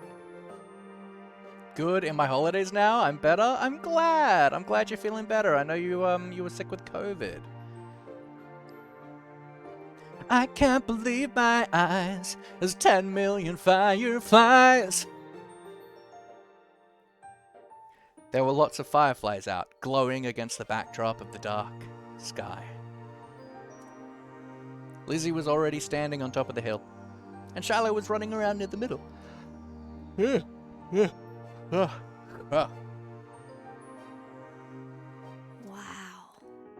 Wow. Shiloh took a moment to come over and welcome the both of you to the hill. Hi guys, it's really great out, huh? See how many there are. Yeah. A firefly danced through the air, landing on Cove's sea green head. Shiloh couldn't help but giggle. That's weird. You and Shiloh couldn't help but giggle. You quietly looked on. You shooed the bug away. You and Shiloh couldn't help but giggle. I think that's cute. I'll play this game. It looks too cute and things. It's very cute. And it's free. So run the game command. And it'll give you a link to the Steam page. It's free. There is some paid DLC, but it's completely fine to play without. We're playing it for free. You and Shiloh couldn't help but giggle.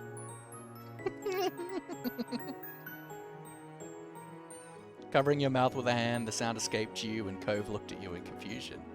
What? You gestured to his head, and he reached up, making the firefly dart away. Cove jumped, then followed after the glow. Oh, Oh look, Lizzie has one! That's amazing! Already put it in wishlist to remember it? Nice. Charlie ran to the highest point of the hill, making sure not to lose his hat or backpack along the way.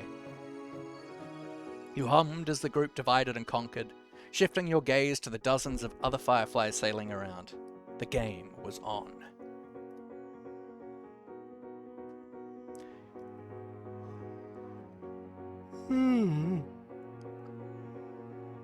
You had a bandage on your thumb, and you tried to be cautious of that. You had a bandage on your palm, and you tried to be cautious of that. You had 2 bandages on your hand, and you tried to be cautious of that. You were good at not getting cuts or scratches, so you weren't too worried about that. Interesting. Let's go the top one. Spotting one close by, you approached it with assassin-like stealth, crouching down to make yourself seem less of a threat. Slowly dragging one foot in front of the other, you crept up towards it, arms outstretched. You closed your hands around the little glowing orb, careful not to crush it. The firefly landed on your palm, almost docile, and you stared down at your prize in delight. Its tiny legs tickled your skin, and you giggled at the sensation. Cove kept up with his own target, but when he tried to grab it, his pink cast waved awkwardly through the air, foiling his efforts to clap his hands around the firefly. Wow. Cove watched it vanish into thin air with a dissatisfied expression on his face.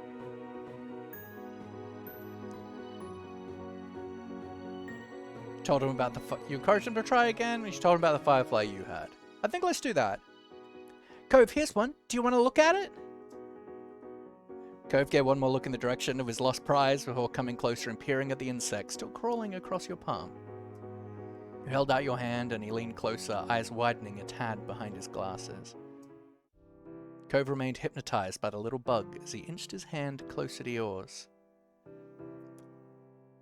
Are we gonna hold hands? Is this what's happening? Are we gonna hold hands? Ultimately, he settled his fingers lightly over the top of the ones you were holding open. It tingled. You stayed very still.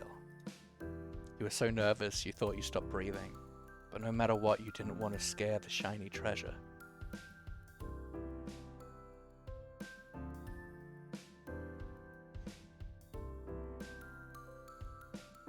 The firefly, noticing the new connection, crawled up onto Cove's hand.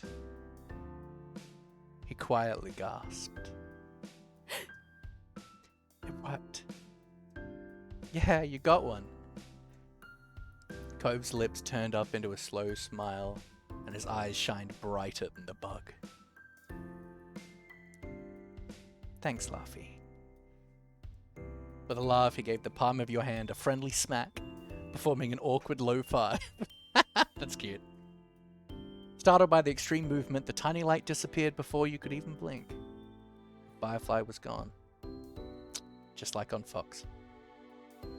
Sorry. Oops. Sorry. You forgave him. That's okay. I couldn't keep it forever. You're right. Right. Bugs have to stay outside. Let's get another. It's very me now to like do it. Like, I would like get into it for like 5-10 minutes and then I would just sit and watch. So I think let's go with this. I think I'll look at everything instead. That's fun too. Okay. You poke the tip of his shoe into the soft dirt. I'll try to get something for you. Then we can be even. With that, he made a run for it. You quietly took a seat among the flowers. The others were jumping and dashing all about. You saw how many times they succeeded and failed, how Shiloh almost tripped a couple times. It was a dramatic show, though around you it was calm. The lights of the stars and fireflies surrounded you peacefully. It was a beautiful night. You laughed quietly to yourself as you watched the others, and Shiloh finally managed to catch a firefly between his small hands. His eyes lit up. When he spread his fingers to take a peek at it, the bug escaped and flew off into the air. Oh! You watched as he pounced after it once more, but your eyes soon landed on Cove, who had failed to catch a firefly yet.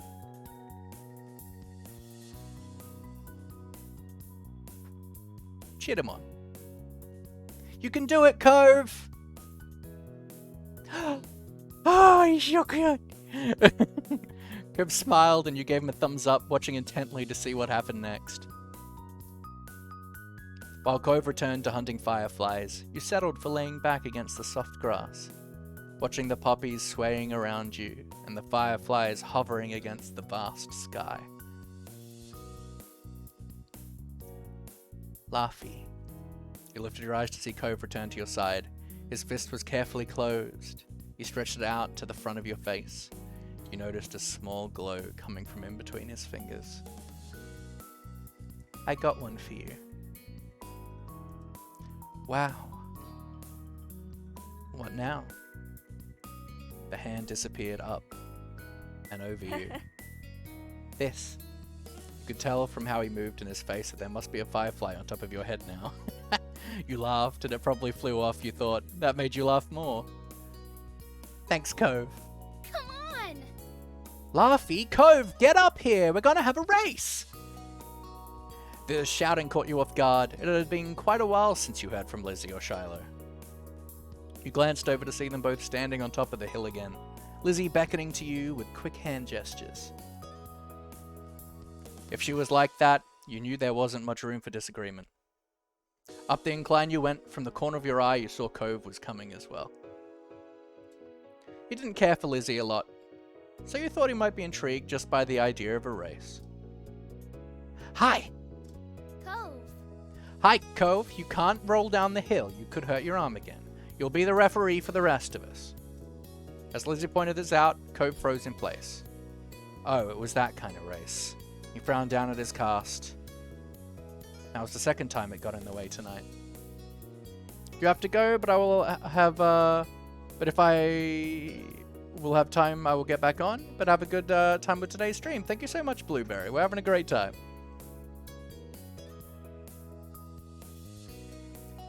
What? Yeah, you'll watch and see who gets to the bottom first. That's important. Got it? I guess. I guess. The cast was sturdy. If he was careful, he could have done it. Lizzie might have just been looking for a reason to make someone else the referee. But it was already decided. Go in a position for the race. I'll stay with Cove. I'm going to do something else. I'll stay with Cove. I'll stay with Cove. Really? Really? Why? You don't have to. It's okay. I want to watch. You moved beside him on the top of the hill, even though Lizzie eyed you and made a face. That's not how races work. We only need one referee. Kaylee, how we doing, my friend? Welcome in, welcome in. How are ya? Hope you're doing super, super well.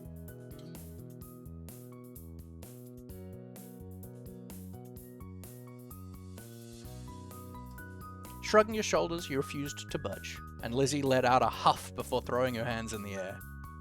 You have a question. Go for it.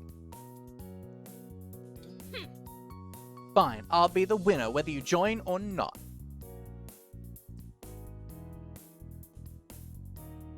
Lizzie moved to lay down, and Shiloh did the same. Cove stood slightly to the side to get a better vantage point, and you stood next to him. Are you wearing a maid dress? I am, yes.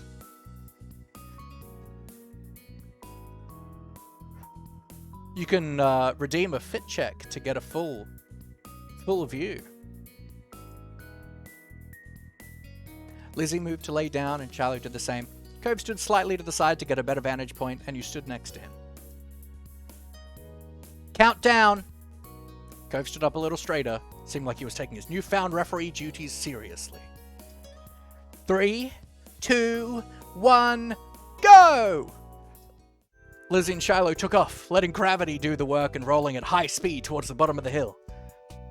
You and Cove leaned forward to watch them go, eyes peeled for which of the two would reach the bottom first. They were both neck and neck until about halfway down the hill, Lizzie started to veer off to the side, giving Shiloh a huge advantage.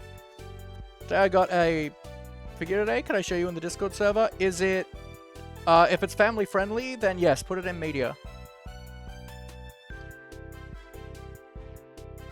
She obviously hadn't noticed a thing, and as soon as Shiloh reached the bottom of the hill, he jumped excitedly and threw his hands in the air. I won!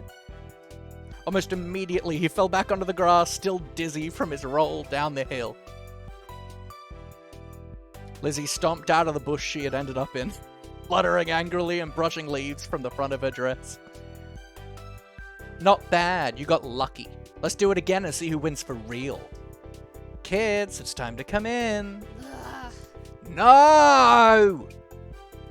You snickered, feeling grateful you hadn't been a part of the mini debacle. You caught Cove's eyes and saw that he was doing the same. It had gotten late and was beginning to feel just a bit chilly as you made your way out of the hills. but the cold in the air hadn't dampened anyone's spirits. The four of you walked back home together, side by side down your neighborhood street, discussing the evening, with each person trying to prove that they were the one who caught the most fireflies. You knew that whoever really did catch the most didn't matter much anyway. All that mattered was that you all had a good time, which, judging by the smiles on everyone's faces, you did. That was cute. They're in media on the Discord server. Let's have a look.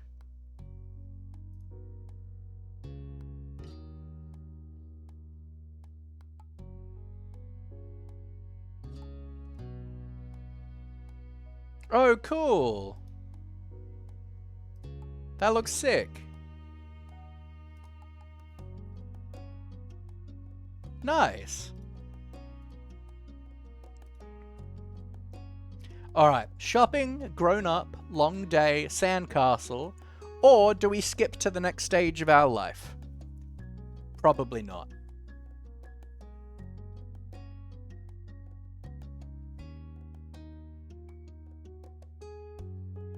Let's, sandcastle? Alright, we could do sandcastle. Cove wasn't able to do many things that summer. When you, him, and Shiloh sat out on the shoreline one bright morning, you could tell he wanted to be in the water. But there was no way he'd be swimming anytime soon, not with his cast. The waves washed a single shell to shore, glittering and blue, another reminder of the places he couldn't go. From what you'd heard about Cove's old life so far, in tiny pieces and fragments, you could tell that he'd do anything to be able to get the cast off. The possibilities of what he might get up to made you anxious. You thought about how his summer last year must have been totally different from this. With his old home, and his mom and dad. But now he was here with you and Shiloh and Lizzie and everyone else. And he couldn't even go in the sea. This town wasn't bad. It had all your favorite things in it. But sitting there on the same beach you'd grown up on, you could understand that not everybody else felt the same way about Sunset Bird as you did. You watched him from the corner of your eye quietly, and he finally said aloud what you had been pondering. I wish I could go in. Can I just say this is part of my snacks for this fortnight? I bought tiny teddies. Yo, they would slap hard. I haven't had tiny teddies since I was a kid. I wish I could go in. The water? Yeah. Oh, Oh, I'm sorry. You're gonna be able to do it soon. Cove only sighed in response. Apparently soon wasn't enough. Okay, so if I scroll up, I go back. Earn special, and I'm like, I bet. Absolutely, heck yeah. It's so pretty, the ocean. And huge. There could be anything out there. Like mermaids. yeah. Yeah!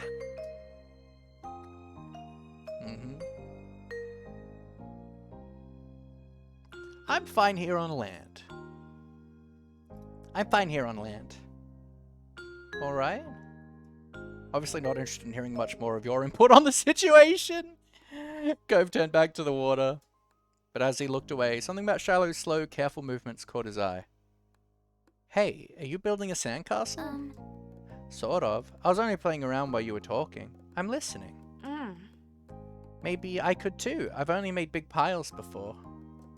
It's really nothing special. I'm sure you'll be good at it right away. Well, how do you do it then? Shiloh's cheeks lit up. You could tell he was a little bit uncomfortable to have Cove's expectant stare on him. I'll play too. Shiloh is adorable. Reminds me of Pokemon. Yeah, that's very fair. I love making sand stuff. I've never really made one before. There's nothing else to do. I love making sand stuff. Okay. Okay. He put his hands back to his seashells and sand and nodded. I don't do a lot. Here's how I like to get a house started. Shiloh, focusing more intently than you'd ever seen him, guided Cove through his process. You happily used your own method. Didn't take long for the three of you to each have humble structures prepared. That's all, kind of. You can do anything now, like make it bigger, add some seashells, carve a pretty pattern. I bet you'll have great ideas. Okay. I'm gonna make it bigger. Mine is gonna be a real castle. Cool. Cool, this is gonna be a house. Looking at the base of your sandcastle, you decided to make a house, a castle, a mansion.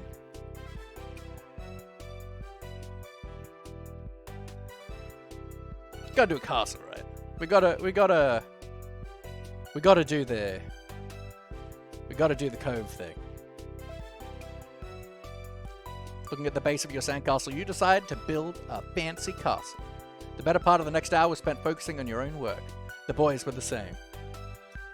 Even Shiloh didn't sneak as many peeks at everyone else as he usually did. You finished shaping before either of them did, glancing up from what you'd built. Seems you'd got done so fast because they already searched around for extra decorations.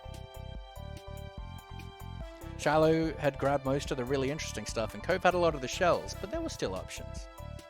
The first thing you reached for was a red bottle cap, blue seashell, green piece of sea glass. We're going for the green piece of sea glass because it's like Cove's hair. It was the best fit for your castle, you decided.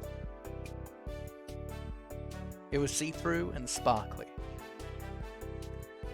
So you tucked it away somewhere secure inside, barely poking out to make sure it didn't get lost.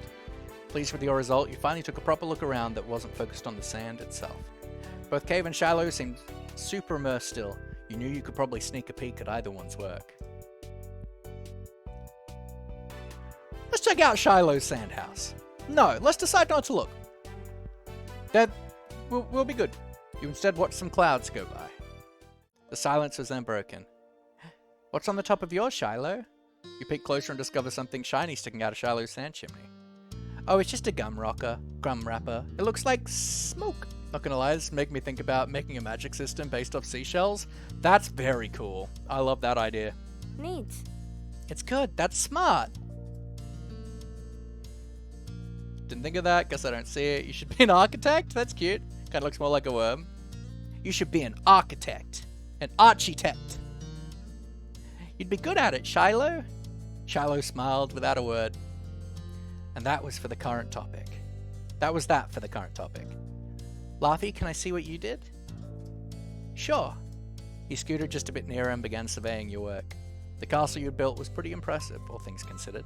It had archways, tall walls, and even a little moat circling it. Our builder life is living, it's through fruition here as well. You would probably feel safe living there. Maybe your mum's were the queens. Shiloh quickly decided to jump in the new conversation. Hey Laughy, what did you do? I made a castle. Shiloh didn't look so happy anymore. You both built castles? Yeah. Yeah? Aw. Oh, that's neat. How you guys match. It's too bad we didn't all do it. Next time we should. Wouldn't that be boring? If something's the only one of that thing, that makes it special. Yeah, for sandcastles and stuff. People too. My dad always says how everybody is their own man, a real individual. I don't think I'm very special. Why? Why not? Nobody else is you.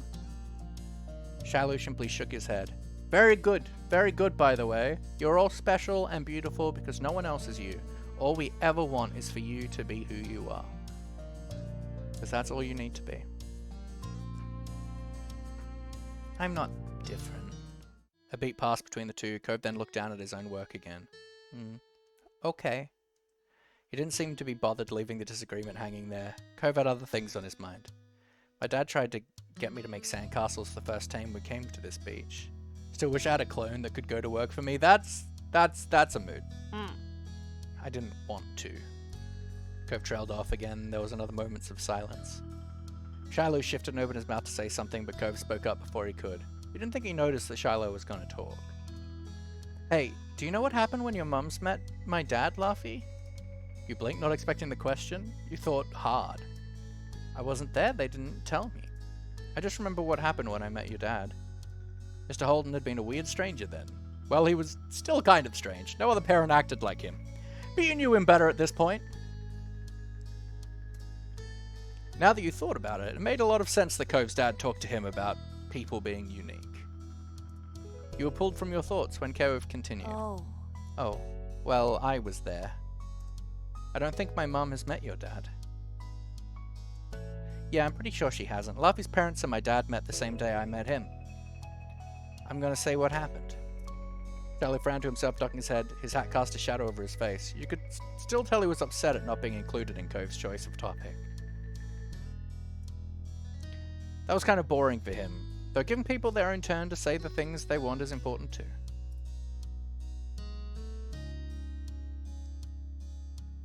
Let's let Cove finish the story. Charlie could talk about stuff after Cove had a chance to share what he planned on. When we moved here, we didn't bring a lot of things with us.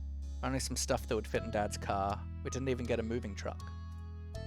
I sat in there while Dad brought it all inside. He didn't want to get out because I knew Dad would make me look around the new house. I really didn't want to do that. His lips twisted into a frown as he recalled that. Then I saw your mums. They were in a car too and stopped at your house. I guess they were coming back from somewhere or something. My dad noticed. He waved his hand, then went over to the front of your house when he started talking to them. I don't know what they said. I couldn't hear it. But he couldn't see me anymore since he was looking the other way. So I opened the car door and left. I wanted to get away and went behind the houses. I found those hills there, the ones where we met for the first time. Cove nodded and stared at you. You stared back. Didn't go on to say anything more. Is that it?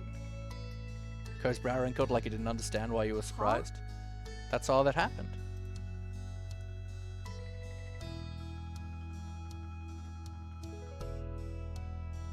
Thanks for telling me. You're welcome. Even if not much happened, you weren't going to complain about knowing the story. Charlie's mouth twisted into a scowl of disbelief, but he said nothing. Why'd you bring that up, anyway? There was a slight shrug of Cove's shoulders. Wow. I was thinking about it, because of the sandcastle. It made me remember when I moved to here. Dad showed me the beach first, before we went back to the car to unpack. He was really excited about it for some reason. Cove's brows furrowed a little more as he quietly raked his hands through the sand. Maybe because your father is a personification of the water. I get it. You thought maybe Mr. Holden wasn't that excited about the beach and was instead hoping Cove might be. The line of conversation had come to its end. Even Cove was done with it. Some other topic had popped into his head. Charlie, fidgeting uncomfortably in the sand, had made Cove aware of his presence again. They looked at each other and you could only wonder what this might be about. Hey, Shiloh? Yeah? Why are you always turning so red, even when nothing is happening? Clearly startled, he joked back. Neither you or Shiloh had expected that to be how he got included in the conversation again. I don't know. I guess. Okay, it's kind of weird. Shiloh's eyes were wide with embarrassment and his lips twitched, and he was blushing even harder than before. Maybe it wasn't only this, perhaps it was simply the last straw, but it was a big deal to Shiloh, a huge deal. He didn't just look sad, he seemed almost panicked. You weren't sure if he was about to cry or run away or what, but you soon got an answer. Why do you wear glasses? Most kids don't wear glasses, and nobody is named Cove. Who asked you to come? Who asked you to come? It was probably just your dad bugging Laughy's family some more, because you don't have anyone else who'll ever play with you. Cove blinked. Tension on the beach was suddenly uncomfortable. You heading off, Gillix? Goodbye, goodbye, Goodbye, good friends, goodbye. 'Cause now it's time to go. Take care, Gillix. Have a good night's sleep, alright? Love you to bits. Just really tired, want to sleep my life away? Very, very valid. Very valid. Tension on the beach was suddenly uncomfortable in a way you didn't know how to even mention. It didn't seem like the kind of thing he'd get upset about, though you hadn't ever known what kind of thing would bother Shiloh. I'm sorry. Me too. I was just wondering.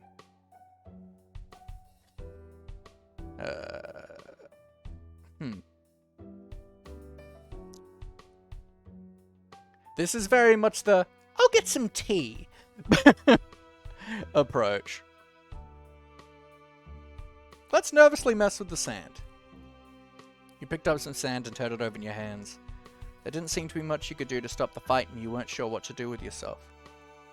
Cove looked over at what you were doing and started building his own set of walls. Shiloh took a breath before kneeling back down to his own patch of sand.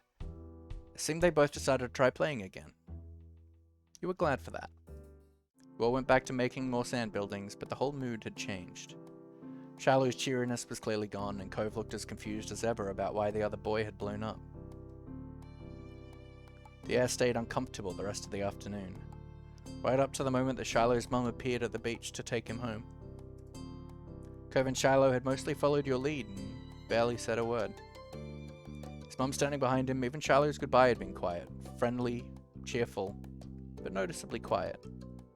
But with Shiloh gone and the sun going down, you knew it was time for you and Cove to head to your own houses. You followed him as he made his way out of the sand. The walk home was quiet. You passed by familiar landmarks, shoes thumping against the sidewalk in near-perfect unison. Cove was clearly caught up in thinking about something. You asked Cove what he's thinking. The prospect of asking made you nervous, but you did anyway. Hey, is everything, okay? Oh. Oh, I was just wondering. Cove fell silent again for a few more seconds, then sighed. Why'd Shiloh act like that, when I said he was all red a lot? You were being rude to him. You were being rude to him. No, I wasn't. It looked like that to me, and it wasn't just saying that one thing. You're not very nice to Shiloh. I didn't mean it like that. Shiloh was kind of weird to talk to. See? That's kind of rude. I guess I can get it. Why he would do that. Sometimes I get really mad too. Despite seemingly coming to a conclusion, Cove's mood was still sour. Hey, Laughy. Was Shiloh telling the truth? Huh? His gaze left yours as he dug the sole of his shoe into the ground. He looked oddly vulnerable for a second. Does my dad make you hang out with me? I know he talks to your mums about that a lot. An uncomfortable weight settled in your chest at the question. You liked spending time with Cove. You didn't even have to think hard about it. You knew you did. But you couldn't help feeling guilty. Cove still didn't know what happened when you met Mr. Holden.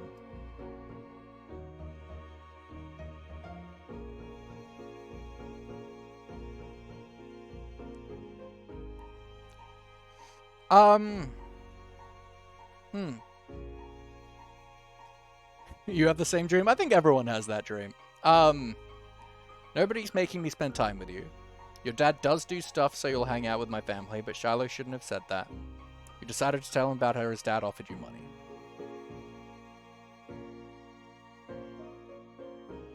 I think I want to be upfront with him.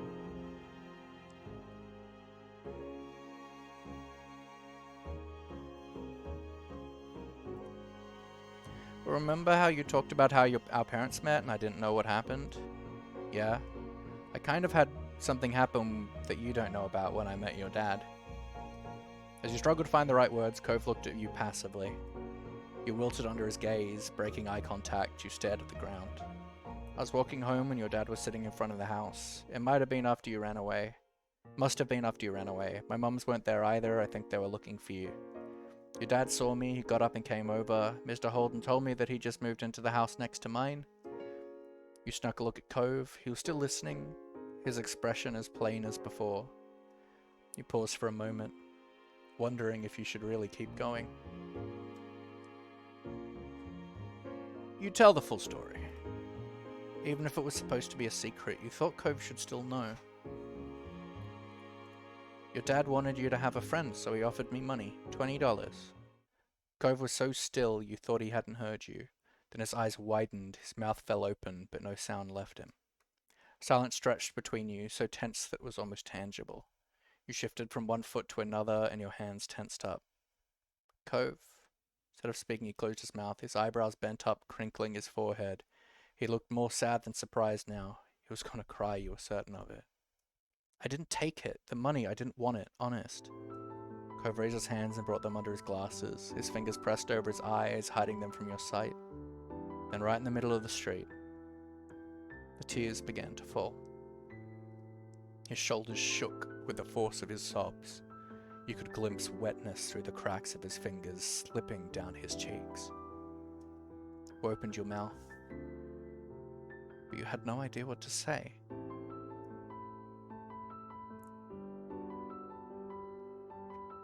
Step closer. You tried to reduce the distance between the two of you, but Cove shook his body from side to side, rejecting your presence. No! Go away! You flinched at the shout. As you stood there listening to him cry, you felt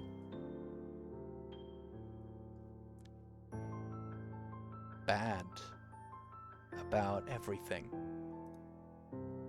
You wished you were still making sandcastles on the beach, before Cove was sad, before Shiloh was mad. Everything had been so much better then.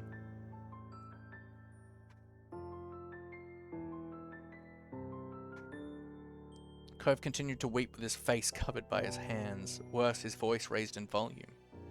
You were frozen in place. The situation was awful, and you kept feeling worse every second.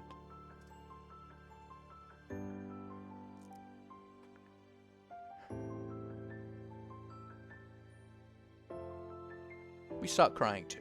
You didn't know what to do to stop Cove from crying. You began to panic.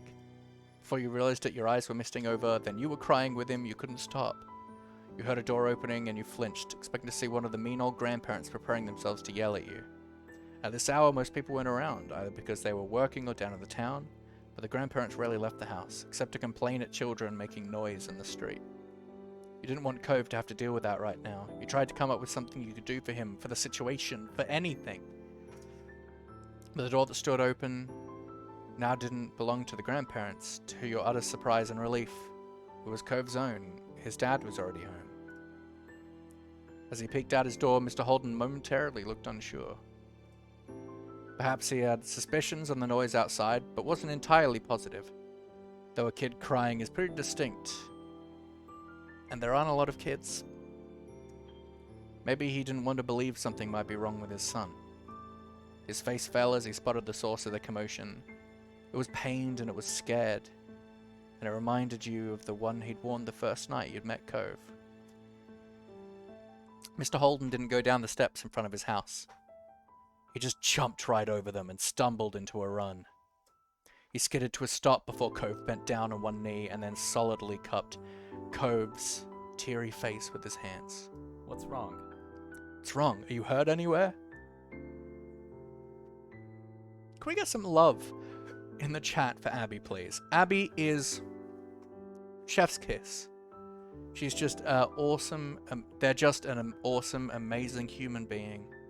A pure pinnacle of joy and wonderful moments. Funny, a good builder, a great artist. And you are so appreciated here. You've been here for quite a long time now as a regular, a constant presence. And you are so appreciated.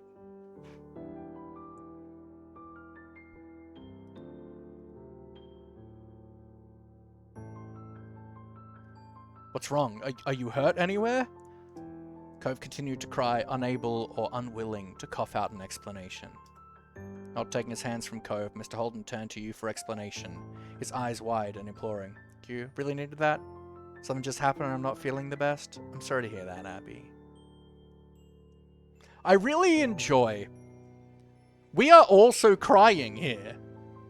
And he just, like, cups Cove's face. He's like, yeah, you're the best, I love you. And just, like, looks at us, who are crying, for an explanation. Like, we're crying too, mate!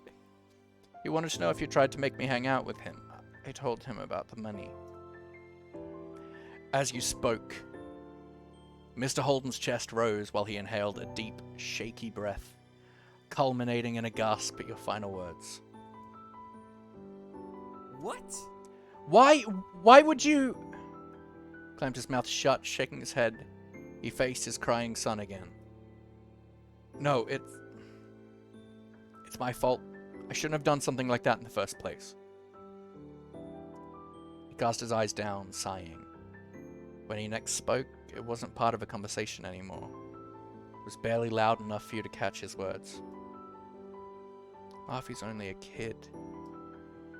Tears were still streaming down Cove's face, smiling sadly. Mr. Holden wiped Cove's cheeks with a thumb. Yeah, he did heck up. He furrowed his brows and looked at the ground. When he next glanced up, his mouth was set with determination. Mr. Holden finally took his hands off Cove.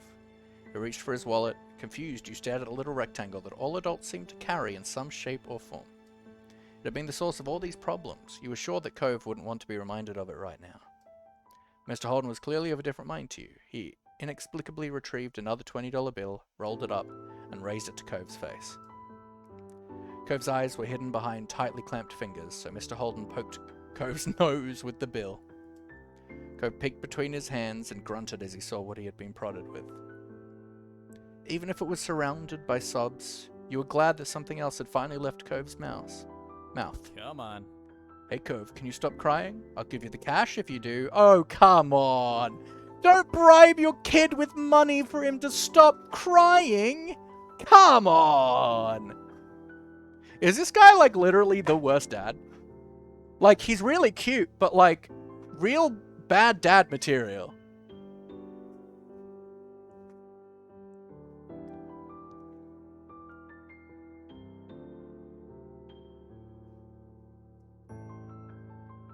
You're about to cry? That's very valid. Are you saying that so I'll give you $20? Because you know I like it when you cry.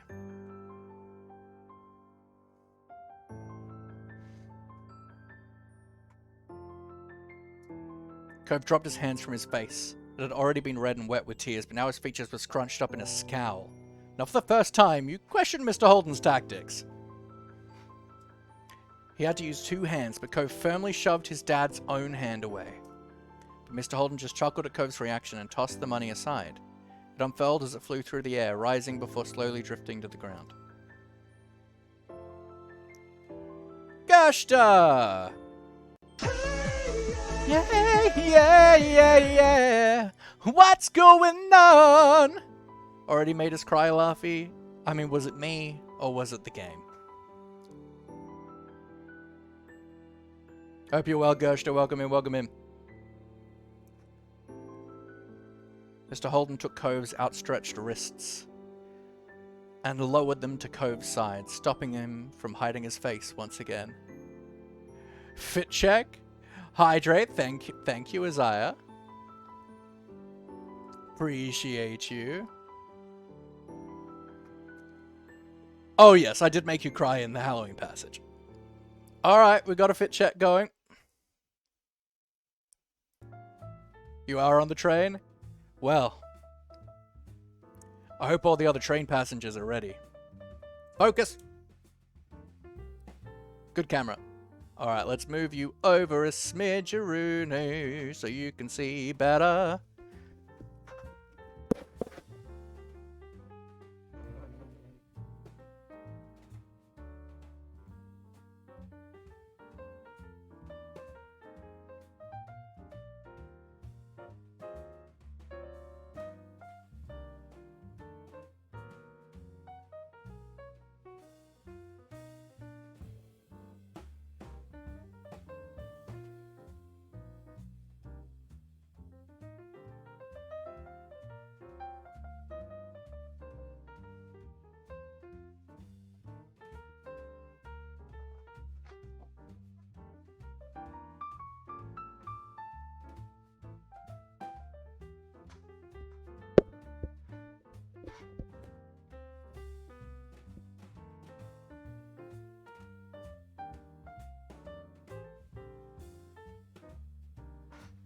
There's literally one other person on the train and I'm not sitting them. Why not?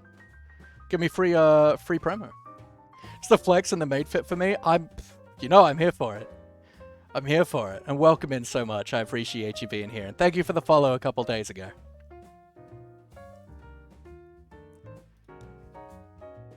You know, I gotta find ways to make it stupid.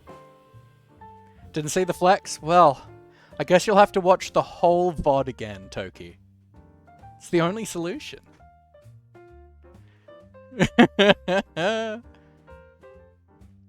I'd I'd say it's about the right size. It's tight, but it's not too small. Need to see it again for research purposes? Well, that's what the VOD's for.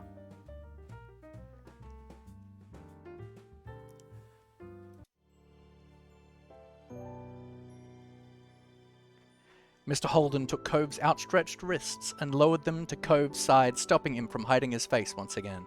Look at this, like, gorgeous side angle of the dad.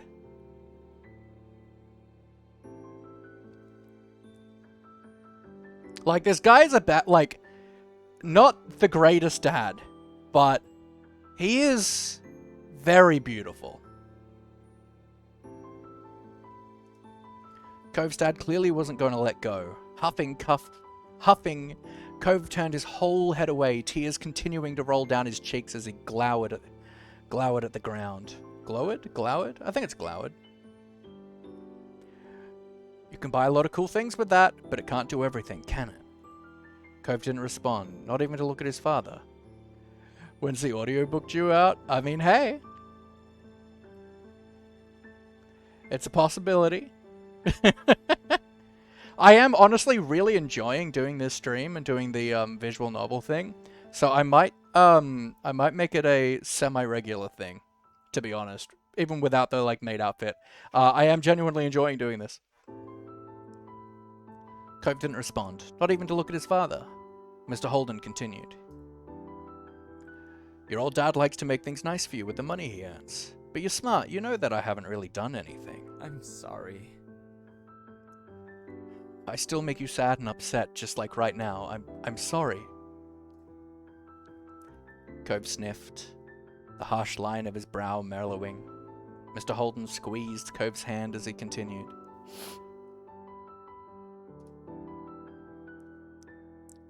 Laughy is smart too, right? Mr. Holden spoke in a soft, encouraging tone, and Cove continued to calm.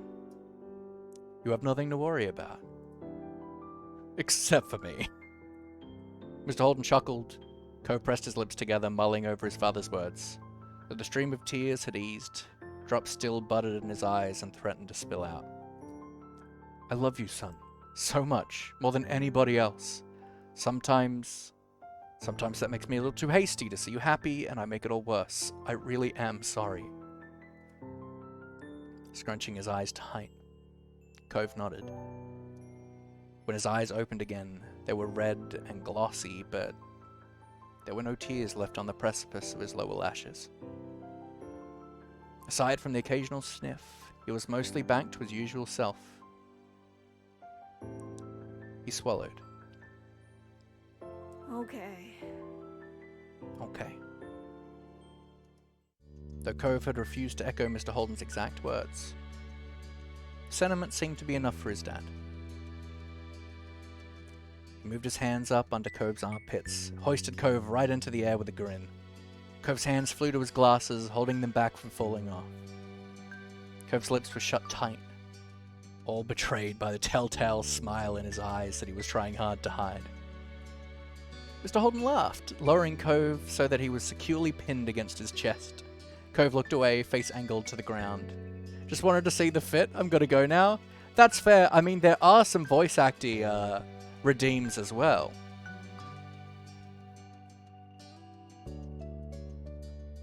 But take care, Gerster. Have a good day, alright? Love ya. Mr. Holden laughed, lowering Cove. Yep, there we go. Alright.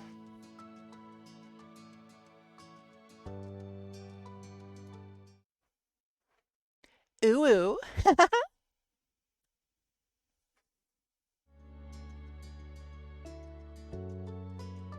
Scared for the Nya, honestly.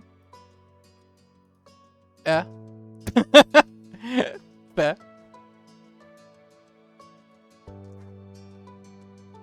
Mr. Holden laughed, lowering Cove so that he was securely pinned against his chest. Cove looked away, face angled to the ground. Now that his dad could no longer see him, he was allowing himself a smile.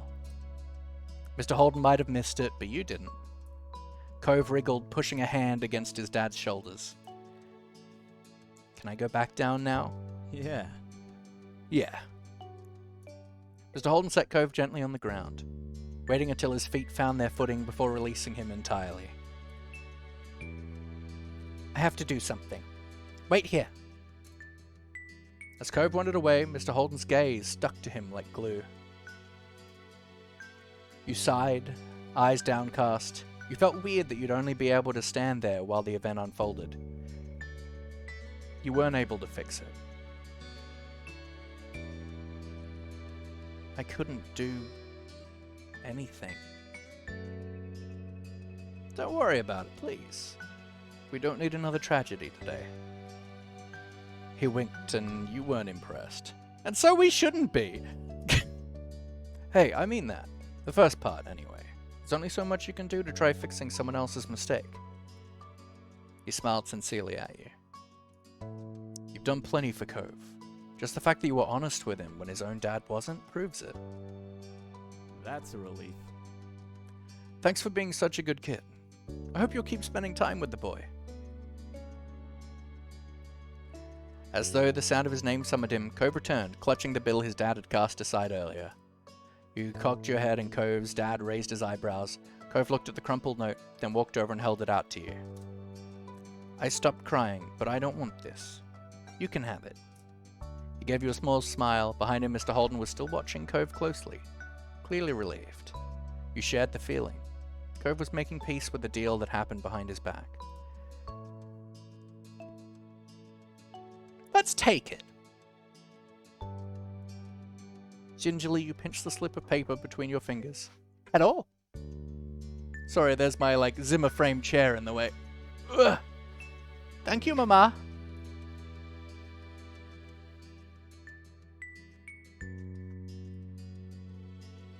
Take it so we could get ice cream? That's cute. So my mum brought me dinner.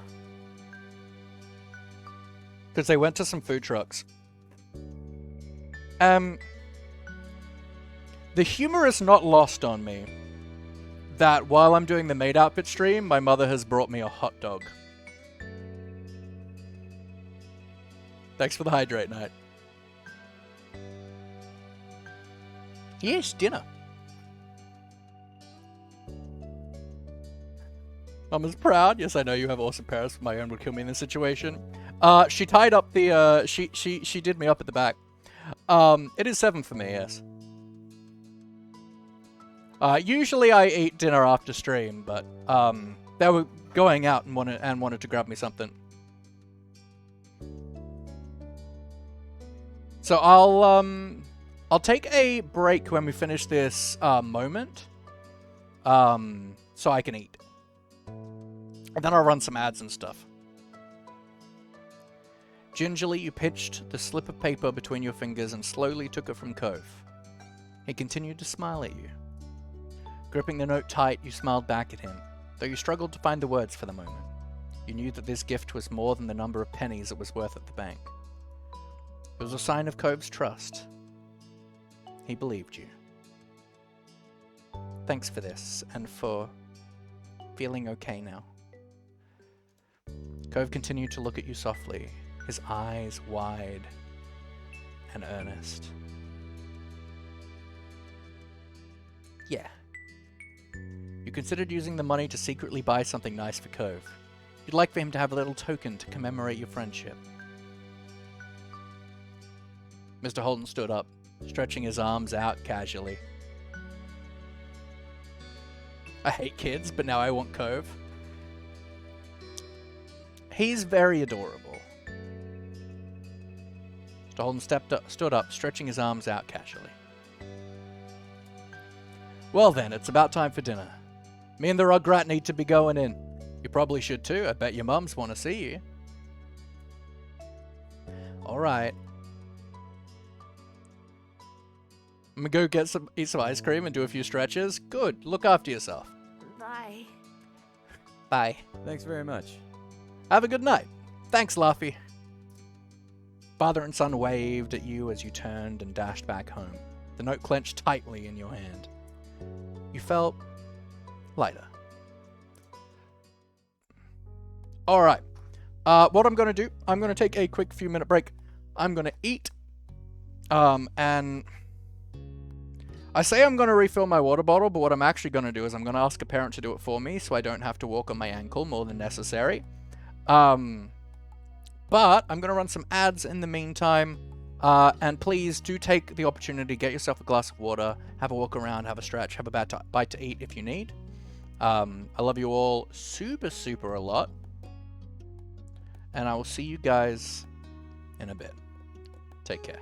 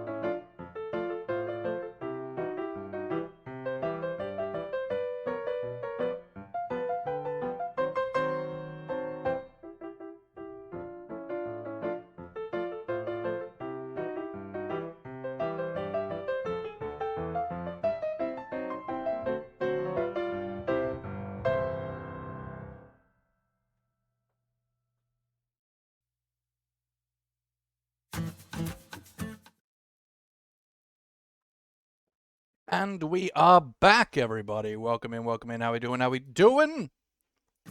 Hope you guys had a good break, that you had some water, you looked after yourself. It's very, very important. For those who might be tuning in, we are doing our Catboy Cafe stream. This is part of our fundraising, no ads. This is part of our fundraising to help us get a new gaming computer so that we can start to improve stream quality a bit, so we can do a bit more. I've been on my old gaming laptop for about 4 years now, and it is starting to be a bit concerned. It's starting to be quite limiting, so I'm hoping that we can try and get a better computer so we can keep things improving and getting better as a stream. So we have the donation link in the throne, in the pinned message. That is for my throne, which has a wish list for my gaming computer. Every 25% that we hit of funding for that from today, we'll get an additional stream, additional Maid outfit stream. If we hit any of those tiers today, that will be consecutive. So if we hit 25%, tomorrow's stream will also be one of these streams. If we hit 100% today, then I will do an After Dark, more spicy Maid outfit stream as well. Give me some focus camera, please. Individual goals, if you donate $5 to the throne, I will put your name on this here whiteboard, which I'll be taking a picture of after stream. If you donate $15 Australian, I will do a doodle for you on the board, which I've done for silver. If you donate $25 towards the throne, I will give you a Catboy Cafe special role on the Discord. And if you donate $50 Australian, I will record a custom voice message for you and send that through to you in the next few days. And there's a few custom redeems for channel points, such as the voice actor ones of doing an uwu or a nya, as well as making me swap my ears or doing a fit check where I'll get up, I'll give it a twirl, I'll show you all the whole outfit. I'm only doing those every half hour just because I injured my ankle last night, so I'm trying to stay off my feet as much as possible. But we're playing a cute little dating sim, so let's pop back on over to here. Now, what moment are we going to pick? We're going to do shopping, grown-up, or long day?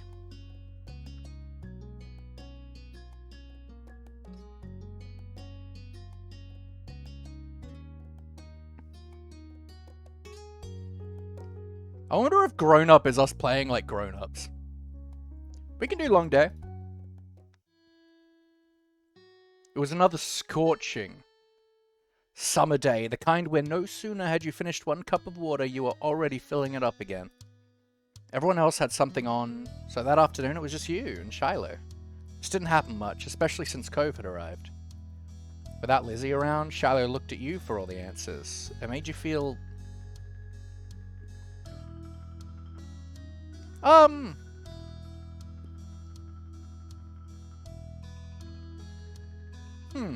Pleased, frustrated, nothing really. I'm not sure what I want to do for this.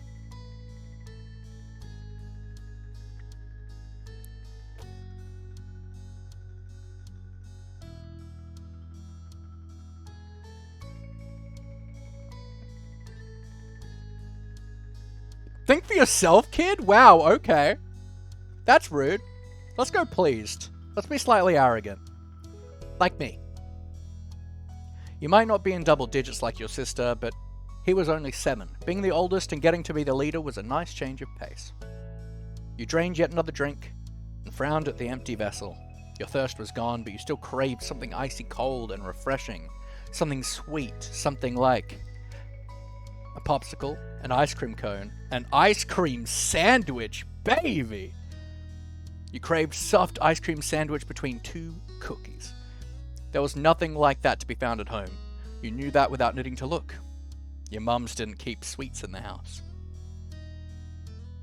Outside there were plenty of places where such goodies could be obtained, but there were shops and demanded payment in exchange for their products.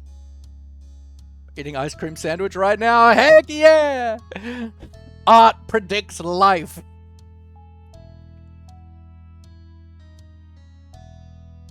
Let's voice the predicament out loud. I want an ice cream sandwich. Shiloh, who had been draped over the sofa, perked up. Yeah. That sounds good. We don't have anything like that in the house, and I don't have any money.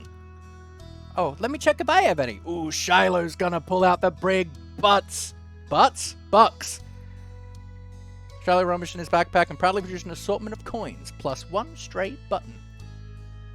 You set the button aside and counted the coins in neat piles. Just over $1, you announced this to Shiloh. He had almost certainly come to the same conclusion, but he'd be watching you expectantly. It's a start. Shiloh beamed at you. We'll need to find some more. Let's rob a bank, Shiloh. Okay. The two of you lifted couch cushions, stuck tiny hands down deep crevices in the sofa and under furniture, and scoured the back of drawers. Most of what you found was useless or gross. Bent paper clips, fluffy wisps of dust, or sandy crumbs. But every so often, one of you would strike silver or bronze and add it to the growing pile of coins. Dusty and disheveled from checking every room and squinting into every tiny nook, the two of you finished pooling your finds. Shiloh held his breath as you counted the coins once again. $2.53 and 2 buttons. You didn't know when the second button had decided to join the party, but you were too pleased with your successful haul to throw it out. Is that enough? You figured he knew the answer, but you appreciated him recognizing your authority on financial and ice cream matters. You straightened up before making your pronouncement. Yeah, we've got enough. For 2 ice cream sandwiches? What is this, the 50s? That'll set you back like $10. You can now afford something at the shops, just one thing, but that was infinitely better than none. Shiloh clapped his hands. Or are we just buying one? Yay! The two of you dashed outside, the promise of sugar buoyed you on to your destination, where, breathless but happy, you stared at the overwhelming number of options. You knew what you wanted, but it wasn't just you who had contributed to the funds to get the treat. He seemed to notice your pause. Maybe it's USD? I also think it's 1.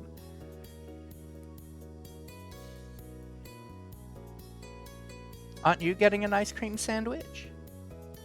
Shiloh asked as though he was entirely separate from the decision, rather than someone with a stake in the outcome. Do you mind? Shiloh cocked his head to the side. It was your idea, you should choose. Try to get something you both wanted anyway. It wasn't fair for you to be the only one to decide when he'd been a main factor in making this happen. Some of the money came directly from his backpack. What do you like? All of them, they're so good. You pressed further. But what do you really like? Popsicles or ice creams? Which is your favorite? Oh, so hard to pick, I don't know. Frustrated, you cut to the heart of the matter. You want me to choose? Yeah. And that was that. You got to the dessert you wanted originally and hoped Shiloh would actually like it too. Finally, the reward for all your hard work was in your hands. You bit the ice cream sandwich. The chewy chocolate biscuit complemented the creamy vanilla ice cream inside. You held it out to Shiloh so he could take a turn. He shook his head. You could finish it. He didn't want any? After everything he did to help get it? That was weird. It's okay. You want it more than I do, and I'm really happy that we got to play today already. You finish it. Well, it wasn't worth arguing further. The frozen treat was being worn away by the sun and starting to trickle dangerously towards your fingers. If you waited much longer, then neither of you would be getting to eat it. Alright. Thanks. The two of you began to head back home as you ate. You offered the treat once more to Shiloh, but he refused again. I tell you what, this is not designed for an Adam's apple.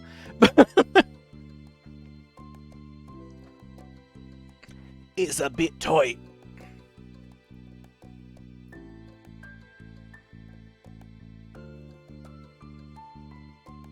You walked side by side on the shore in silence. but your thoughts kept drifting to the boy beside you. Why didn't he speak up for himself? It was almost as if Shiloh didn't know how to say what he felt, or was too afraid to. You figured that was his problem and didn't care? Goodness gracious. Are you scared of me? You thought that was kind of sad. Are we friends? Are we friends? Shiloh opened his eyes wide, seemingly caught off guard by the blunt question. Yeah, I think so. He says that, but friends should be able to talk to each other without being scared. If Shiloh wouldn't do that, were you even really friends at all? He rubbed his hands together nervously over your non-reaction. Sorry. You weren't sure how sorry he could be without knowing what's even apologizing for, but you shook your head. You didn't do anything. It was true, Shiloh hadn't done something mean. He'd gone out of his way to make you happy. That didn't seem like it should be a bad thing, yet it bothered you. I just don't know if you like me. It's like it doesn't matter what I do, you're gonna act the same. I could be anybody and you wouldn't care. No, I like you. I really, really like you, Laughy. I want to be friends. Okay. You smiled hesitantly at him and his fidgeting ceased. Even though you weren't sure if you believed him, this was only making things worse.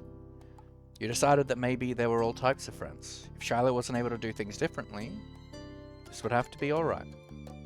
Shiloh made you unsure about setting a label on the experience of spending the afternoon with just him. There had been good times, there had been confusing ones. You were positive of one thing at least. The treat was delicious, and that was nice.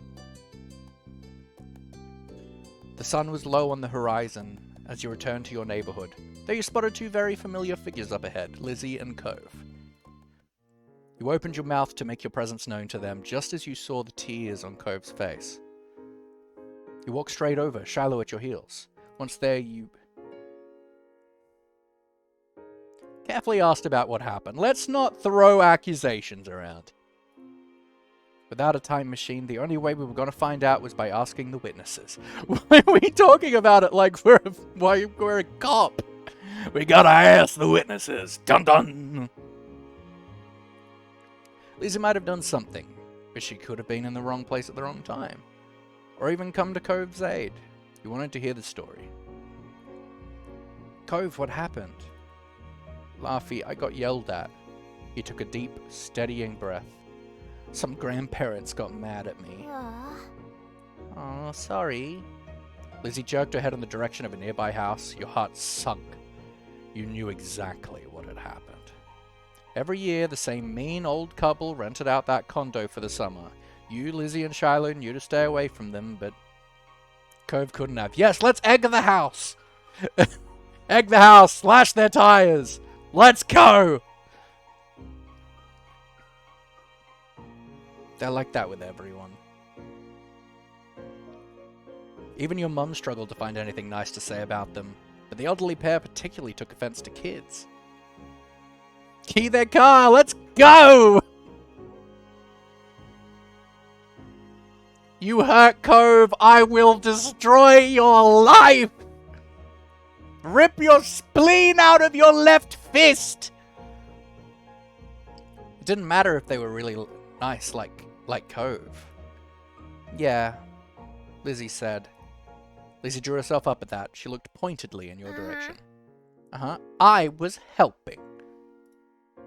That's cool. Is there anything I can do? No. No. I'm just gonna stay away. Or you could teach them a lesson. There was a devilish glint in her eyes. Yes, yes, yes, yes, yes, yes. Kill them, kill them, kill them, kill them. Set their dog on fire. Not the dog.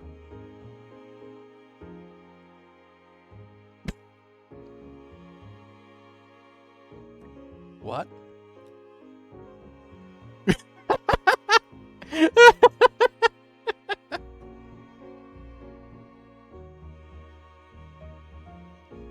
Set them the people on fire, yes. You should ding-dog ditch them. Go ring the doorbell and run. It'll be great, because they're so slow, they'll never catch you. That's dumb. I don't want to go near them ever again. You're just saying that because you're a chicken. I'm sorry, Laughy, but I would burn the people, not the puppies. And that's correct. I don't know what came over me. You're saying that because you're a cluck, cluck, cluck, cluck chicken! Cove glared, but didn't take the bait. Lizzie turned to you. You're not a chicken, are you? Yeah, cluck, cluck. Chat will remember this. You'd rather just avoid them. You thought they deserved worse. I'll do it. Let's be petty for Cove. Really? You took a deep breath and nodded. Lizzie squealed with delight. We'll go hide. Run as soon as you hit the bell. Good luck. Lizzie and Shiloh ran across the road to take shelter in the bushes. Even once they'd settled down, you could make out two child-sized shapes staring from between the leaves. You knew where to look for them, though, and so you told yourself that the grouchy old people wouldn't spot it. Cove sighed, his gaze flicking to the house and then back to you. Be careful. It'll be okay. He gave the door and you one last look before joining Lizzie and Shiloh in their hideaway. The weight of 3 pairs of eyes on your back was heavier than anything you'd carried before as you approached the door. You hesitated as you reached for the doorbell. Then... we rung it! You slapped the buzzer and ran. Blood thumped against your eardrums with every step. Would you make it in time? Approaching the hiding spot, you knew that there wasn't time to go around the bushes as others had done. You took a shortcut, leaping over them. Or to be more accurate, crashing into the tops of the bushes and then falling over to the other side. Cove quietly hissed as you unwittingly collided into him. Oh, we're doing the meet cute? Like, jumping through, Cove's on the ground. By the way his arms were out, it seemed he had intentionally tried to cushion your landing. Shh! Lizzie put a finger to her lips and nodded at the house. You disentangled your limbs. Pinky! Bum ba ba ba bum ba ba da! Welcome in, my friends! I hope you're all doing so well. Welcome in from the land of Botanicalia. Hope you're doing so well. The heck am I watching right now? The best stuff on telly, that's what you're watching right now. We are doing our Catboy Cafe Maid outfit stream today. We are trying to fundraise to get a new gaming computer as our gaming laptop we're really hitting the limits and I would like to be able to improve stream. So we have a few donation goals today with the MC skin too. I mean, I had to put it up there because we're not playing Minecraft today. But we've got a few goals for today, so if we hit 25%, 50%, 75%, those will all be... Give me some focus! They will all be additional maid outfit streams consecutive. So if we hit 25 today, tomorrow's stream will be a maid outfit stream. If we hit 75%, the next 3 streams will be maid outfit streams. If we hit 100% today, I will do an After Dark maid outfit stream. Individual goals, if you donate $5 to the throne, I will write your name on this here board, which I will be taking a picture of, and putting it on the Discord. If you donate $15 towards the stream, I will do a custom doodle for you on the board. If you donate $25 towards the throne, I will give you a Catboy Cafe Discord role, and if you donate $50 Australian towards the throne, I will record a custom voice message for you and send that to you sometime in the next few days. An After Dark stream would be a less family-friendly stream.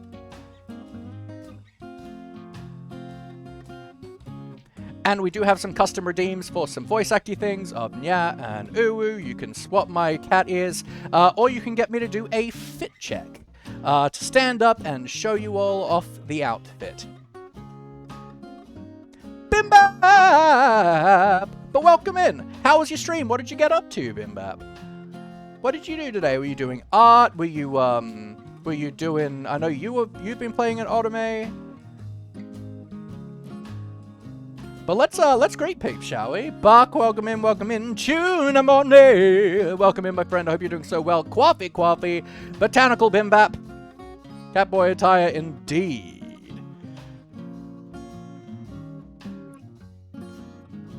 Hello, less family friendly? Yes. Brown, welcome in. I've done it for you, sir. Well then. Made new emotes and played RimWorld. Nice. Whoa, if you will. We've done it. We've done it. So we are currently at 19%, so if we hit 25% today, tomorrow's stream will be another one of these streams. We are playing through a cute anime game called Our Life, Always, and Beginnings, where we... Focus! Where we play through 4 significant moments of our life. Childhood, as adolescence, another one, and adulthood. And it's all focused around our relationship with the main love interest, a boy called Cove. I'm so freaking cute. Thank you, thank you. I was shocked when I saw you that with the Cat Maid outfit. I know, we're here.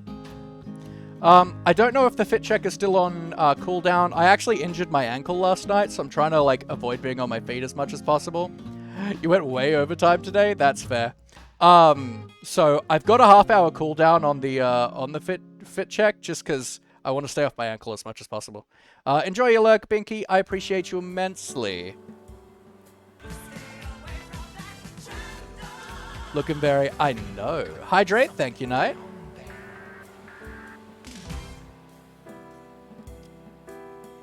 Every time you yell focus, my ADHD is so focused I've died so many times in my game because I get full focus on you. Exceptional. Alright, but let's get back into the game, shall we?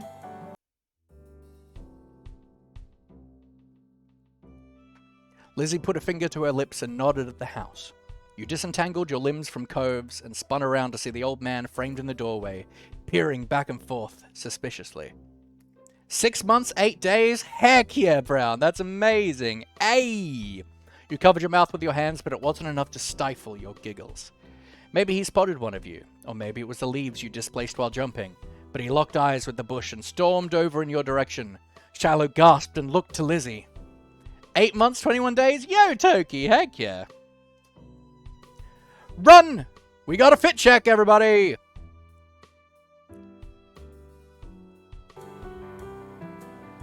Alrighty, let's move this all the way over here. Ooh. I will take off my headset, so give me a moment.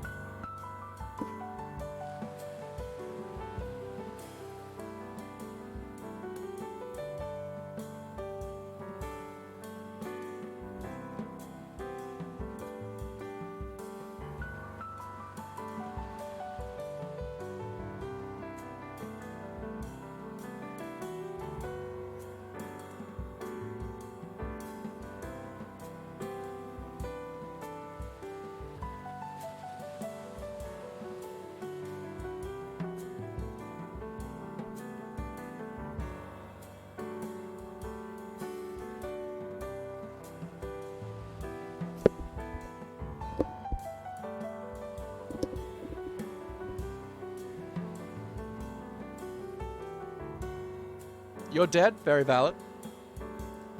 Time is the key to life. Welcome in. How you doing, my friend? Hope you're doing well. Hope you enjoyed the fit check. I wouldn't say 8 months, almost 9 months is a newbie. What did I walk into? Well, you walked into the Catboy Cafe stream. We are trying to fundraise money for our gaming PC, and the first tier for a Catboy stream was $250 towards the gaming computer. All the additional tiers are going to be 25%, 50%, 75%, and 100%. If we hit any of those tiers today, those streams will be consecutive. So tomorrow will be a tomorrow's stream will be a Catboy stream as well. If you hit the 25% during this stream, if we hit 100% during this stream, I will do a After Dark spicy, not super spicy, but less family friendly maid outfit stream as well.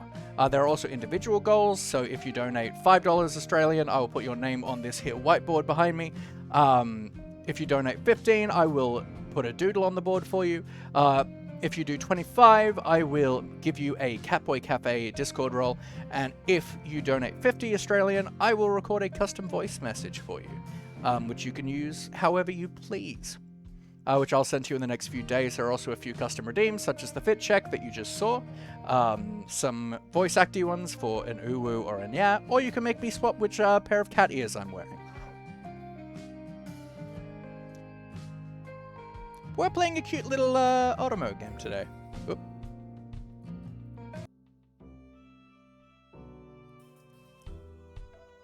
Run! Your sister did not hesitate to take her own advice, neither did Shiloh. You got up, but seeing Cove struggling to extract himself and stand up with just the one fully functional arm, you gave him a hand up before taking off after the others.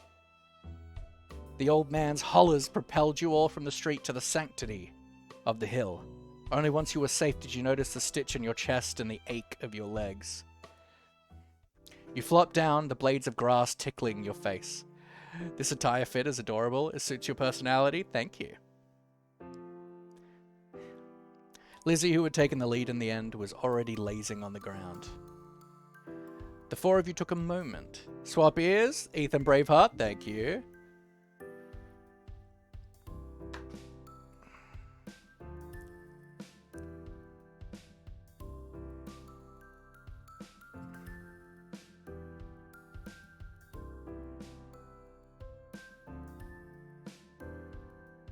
Gotta...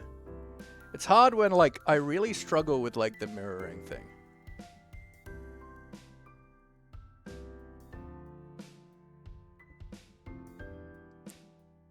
You have these ears? Fair. Cute. These ears came with the costume. The other ears I already had.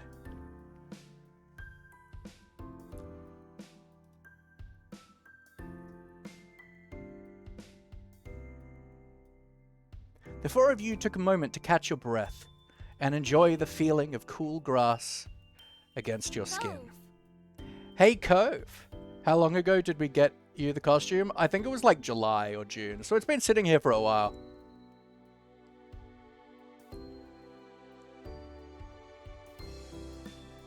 Milo! Hello, hello! Bum-ba-dum. Oh, also, did we do a shout-out for Binky, by the way? If we didn't, can I get a shout out for Binky? Binky's amazing art streamer, cool human being. I love them to bits.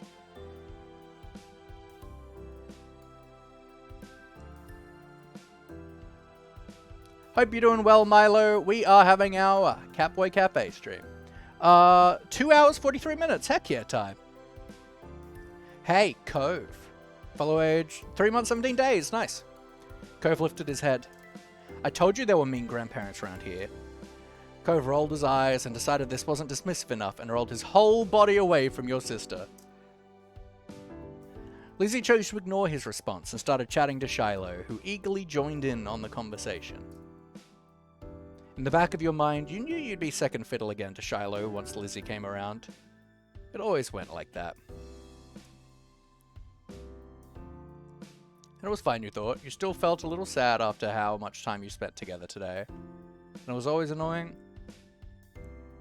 Let's go with this one. You still felt a little sad after how much time you spent together today. You'd been hoping the two of you might have become closer, but you had to let it go. He was happy where he was. There were other things to attend to anyway. You wriggled closer to Cove. He had calmed down for the most part and was inspecting a flower.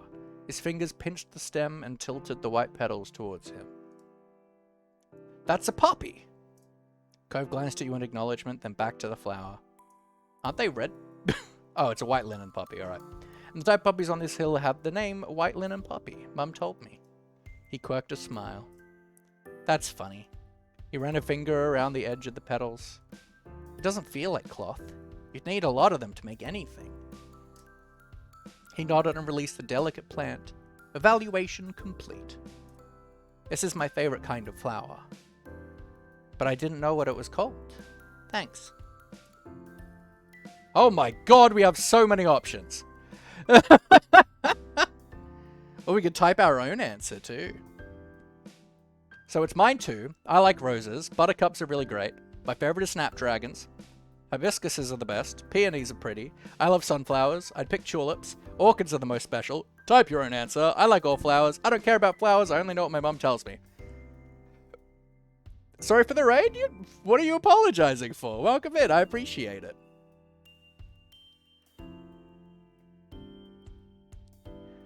Oh, God. What is my favorite flower? I don't know. Snapdragons are really cool.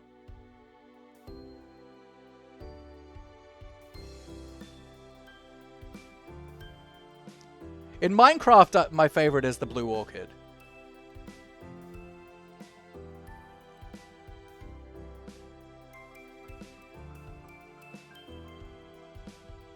Let's go with Snapdragons. Snapdragons are sick.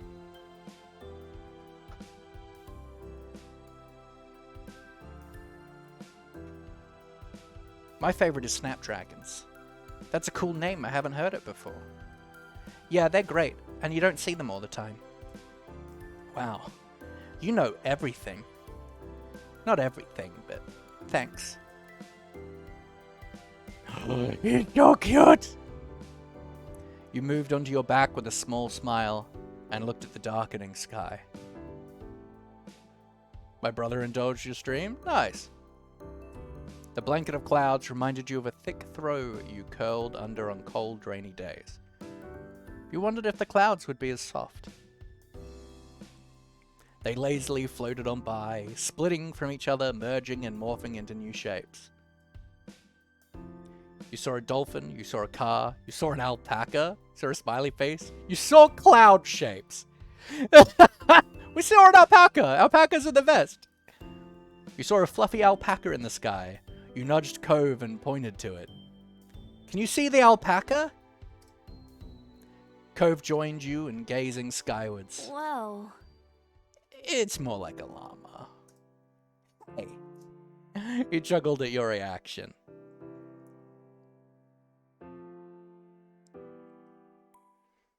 All the sun's light faded from the sky and the moon rose higher.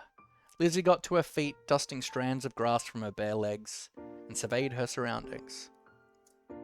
The ocean, visible from the crest of the hill, beckoned with every sweep of the tide. Let's go to the beach. There was no argument from the other two. Shiloh was still Shiloh, and Cove would never say no to going to the shore. He was a child of the sea. You wanted to go there too, were too tired to argue, were happy to do what the others wanted, objected to the plan. I'm happy to do what the others want. The beach wouldn't necessarily have been where you chose to go next, but if that was what the others wanted, then you weren't going to spoil the fun. You stepped onto the sand for the second time that day, but it felt different at night. The beach was nearly quiet at this hour. Abandoned sandcastles and footsteps in the sand. Too big to belong to any of you, with the only indication of how busy it had been only hours earlier. The four of you kicked shoes off and removed socks and walked along the water's edge. The waves tickled your feet. I wonder what would happen if you tried to take a bath in the ocean with shampoo and everything. That would be bad for the fish. Jeez. I didn't say anyone would do it. Jeez, you don't have to be serious about everything. You're the one who asked what would happen. That is what would happen. It'd hurt the fishes. I like bubble baths at home. They're a lot of fun. Me too. Bubble baths are luxurious. You've never heard Lizzie use that word before. Mummy loves to have bubbles in her bath. She'll turn the lights off and have candles. I'm gonna do that next time. I don't think you should. Hey, when's your mum coming to pick you up anyway? Not for a while. She's busy. What about your dad? How come you never talk about him? No one does. Don't you know you're not supposed to ask something like that? Why would somebody want to talk about something they never talk about? You kept your eyes on the ground, watching your toes get swallowed up by waves. Even if Shiloh never seemed upset when this topic came up, it made you feel awkward for having both of your moms. What do you mean minors? Yeah, we're all kids. We're like we're playing an 8-year-old at this point. It's okay. I'm like Lizzie and Laughy. I don't have a dad. But I don't have two mums. I just have one. She's really great. Oh, sorry. I only have one now, too. My mum isn't here. She's back home. It's just my dad with me. Sorry. Oh, I never had a dad or anything, so I don't feel bad. It's really sad that your mum is gone. So what this game is, it's essentially we're playing through 4 stages, like 4 summers of our life. As a kid, I think early adolescence, later adolescence, and then as an adult. Our character does have 2 mums. Our character's mums are together.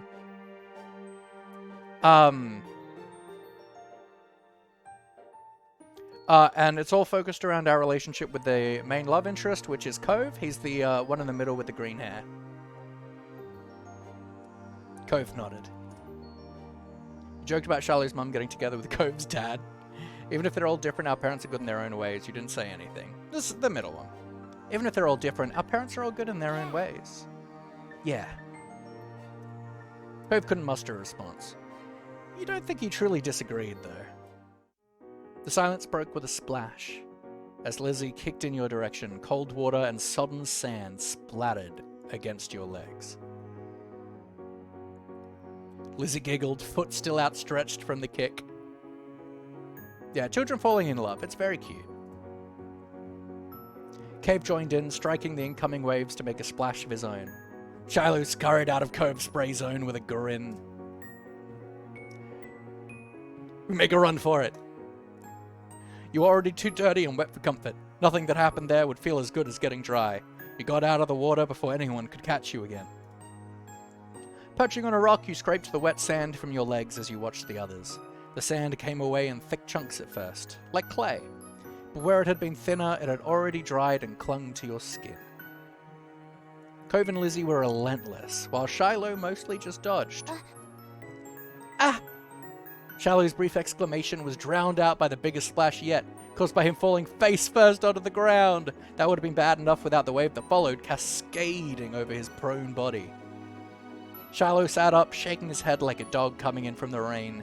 As you all hurried over to check on him, his hair was plastered to his head and his soaked clothes clung. If there were any part of him that was still dry, you couldn't see it.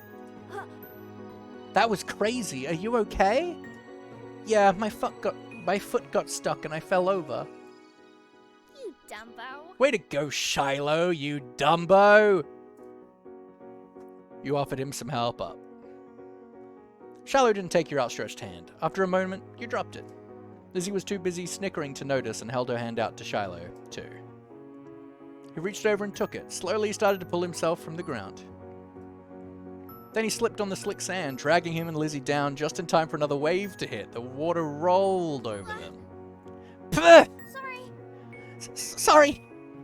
What were the odds of that happening twice in a row? You thought they must be low, but there's no way Shiloh would do something like that on purpose and pretend it was an accident, especially not to Lizzie. Even if your relationship with Shiloh felt unclear, he did at least like her a lot. Lizzie was his favorite. Right? Smiling boldly, Lizzie extracted herself from the ground and wiped a streak of sand from her cheek. She didn't intend to let this embarrass her. Shiloh got up again as well, this time without incident. He still looked like a drowned puppy, but that didn't stop Cove laughing at the two of them. With that, it was time to call it a day. The 4 of you made the journey back home, leaving a trail of wet footsteps and sand in your wake. Damp clothes may have weighed down some of the group, but your spirits were high. Your arms swung side to side as a cool breeze flowed past. Your mums were outside chatting to Cove's dad. We're back! Your mums' faces fell as they took in the state you were all in, ranging from messy to soaked. No. Elizabeth, is that all you have to say for yourself? You brought half the beach back with you. They certainly did. What's Marigold going to do when she comes to get Shiloh? Is that how you want him to be for the long drive home? Cold and filthy? Lizzie's expression turned sulky over the scolding. Being the oldest could be fun, but it also meant she was the first to get in trouble when something went wrong. Mr. Holden, on the other hand, chuckled as he ruffled Cove's matted hair. You've been out making memories, bucko. I'm glad you had a good time with your friends. Cove used his slightly moist cast arm to push his dad off. Mr. Holden's eyes widened when he noticed even that had gotten wet. Now he was worried too. I think they could have found a less risky way to spend time and had just as much fun. That might be right, kids. What can you do? Come on, Cove. Let's go get you cleaned up and dried off. We wouldn't want the cast to have to be reset. Cove winced at the thought. Okay. Okay. You got a busy week ahead? Good night? Or good Toki? I hope you had a good time. Have a good night's sleep, alright? Goodbye. Goodbye, goodbye, good friends, goodbye. 'Cause now it's time to go. Have a good night's sleep, Turkey. I love you to bits. That a boy.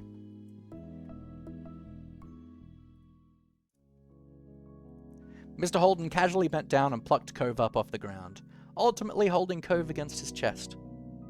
Sand was already transferring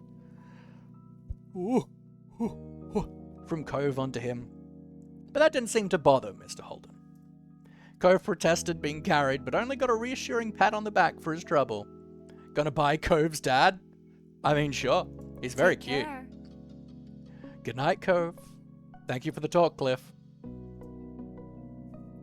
Night, Softballs family, and Shiloh, too.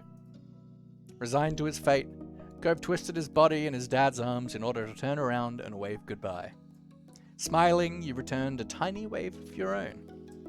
Fine, fine. Well, we better do what we can to fix you guys up, too. Come on, everybody inside. I want you to march straight to the downstairs bathroom. Ugh. Yes, Mom. Okay, Lizzie's mom. Don't worry about stopping to wipe your feet on the mat this time. That won't do much good tonight. Sitting on an old beach towel your mummy had found, you waited in the hall. Until you were less sandy, you weren't allowed to go to your room or walk around the house. But you did get to eat a sandwich for dinner there. It felt like an indoor picnic. Yes. Yes. Both of them are very, very gorgeous. It had been decided that Shiloh would wash first and borrow some of your clothes. He was already finished and packed away in his mum's car. Miss Fields had come to collect him a little while ago. It was a bit of a funny experience seeing him without that hat on for once. Lizzie, being much more soaked than you, got to go in the tub next. It wasn't a bubble bath as she had hoped. This was a no fun allowed clean up session. At least that's what she claimed. No much longer and it would be your turn. When the bath was done, you'd have to go right to bed. After a day like this, though, you were glad there weren't going to be any further events. Drifting off to sleep sounded like a great idea. Scatter! Hello, hello! The heck is this? What does it look like? Hope you're doing well, my friend. Hope you are doing well. This is part of our fundraising methods for our gaming PC. The first tier for getting the main outfit Catboy stream was $250 donated to the throne. The next ones will be 25%, 50%, 75%, and 100%.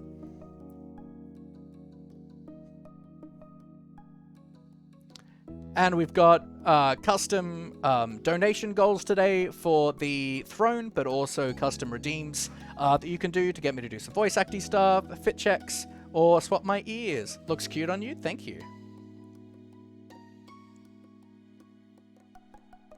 After a day like this, though, you were glad there weren't going to be any further events. Drifting off to sleep sounded like a great idea. Alright. We got shopping and grown-up.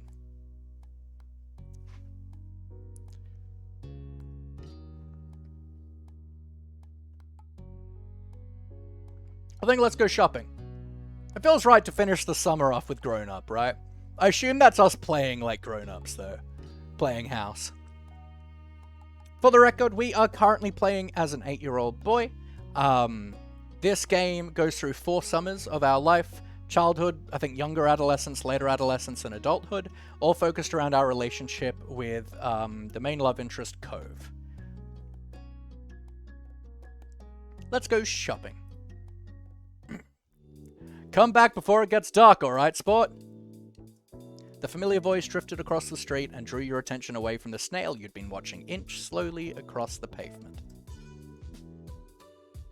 Cove waited in front of his dad, pushing his green hair back off his face from where the breeze was blowing it over his glasses. He looked to be paying only a mild amount of attention as he was being handed a few slips of green paper. It reminded you of when you'd first met Mr. Holden, although he's probably not paying Cove to be friends with himself. Cove's dad seemed to feel your gaze somehow, or maybe you made a noise, because a second later his eyes were on you. He waved you over with a smile. Yeah, he's very delicious. He's kind of not the best dad, but he's very cute. He looked happy to see you, but you still felt a little weird for getting caught. You've got to learn how to be more sneaky. You brushed your hands together to free them of sand, then jogged over to join the two, smiling at Cove first and then his dad. So I was coming in to say hi, maybe debate on thick or not thick eggnog, but now that feels like it'd be probably not the best debate to have right now. What, you don't want to have a debate about thick or not thick? I like a thick eggnog. I feel like a thin, like, runny eggnog would be off-putting. I mean, my mum brought me a hot dog for dinner, so that felt kind of amusing too. You brushed your hands together to free them of sand, then jogged over to join the two, smiling at Cove first, and then his dad. Laughy, hi. How's it going? Good to see you again. What excitement are you up to today, Laughy? Nothing? I do too. Sadly, Mum couldn't find my usual brand, so I got not so thick eggnog, but it tastes good. Fair enough. We're going to be making eggnog. You toed the pavement in front of you. It would be nice to tell them about the snail you found, but you didn't know if they like snails. Thick eggnog is top tier.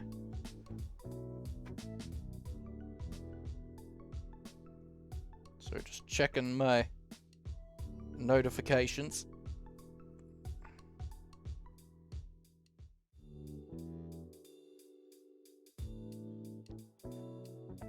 Felt my phone buzz, so I figured I'd have a look.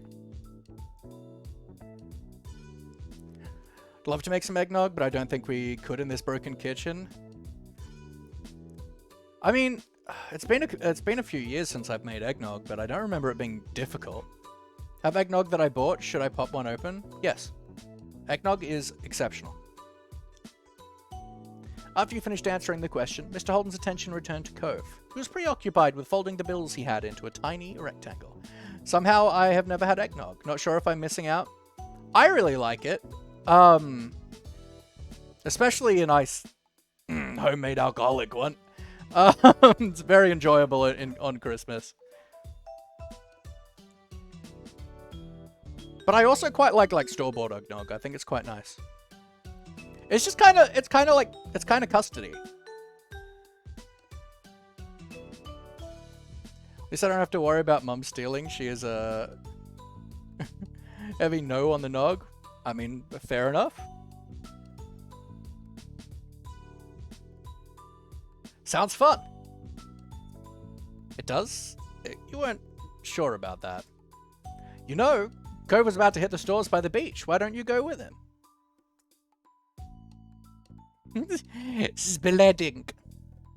You gave a ready nod, turning to squint in the direction of the stores, like you could see the goods they had to offer all the way from where you stood. At our company Christmas party, we had an eggnog whipped pudding. It was so good. That sounds exceptional. Oh, is that okay? Yeah. I don't mind. Great, I'm sure you guys will have loads of fun. Mr. Holden reached into his pocket and pulled out a leather wallet filled with money. You found it odd, since your mums only ever seem to have cards in theirs. Oh, he does cash and hand jobs. Here. He leaned in to pass a crisp 10 to Cove, giving him a wink and a whisper. Get something for your friend, too. I wonder if it's going to... Because, we could choose whatever order we did all these in, right? So I wonder if it's going to register the, $20... if it's going to register the $20 that we got, that we want to buy something for Cove with.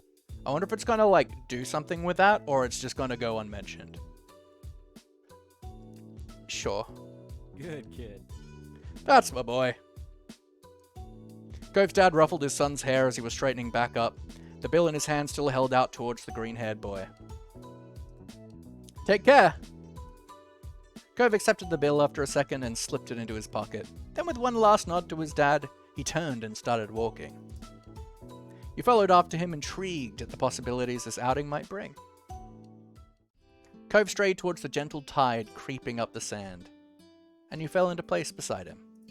It was a nice day, the sun was shining, and there weren't many clouds in the sky, though the wind coming off the ocean kept it from being too hot. You took in a deep breath, enjoying the scent of salt and ocean air. When you looked at Cove, he was dragging his feet through the sand a little, and you slowed down to wait for him. His eyes searched the ground intently. Are you looking for snails? I mean, probably not, bro.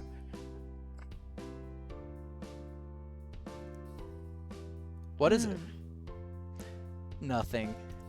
Kept staring down at the ground there. You bit down on your lip a little, wanting to say something else, but not knowing what. The comforting sound of the waves filled the silence with pleasant white noise, and you played a little game with yourself as you walked along, getting as close to the water as possible without getting wet.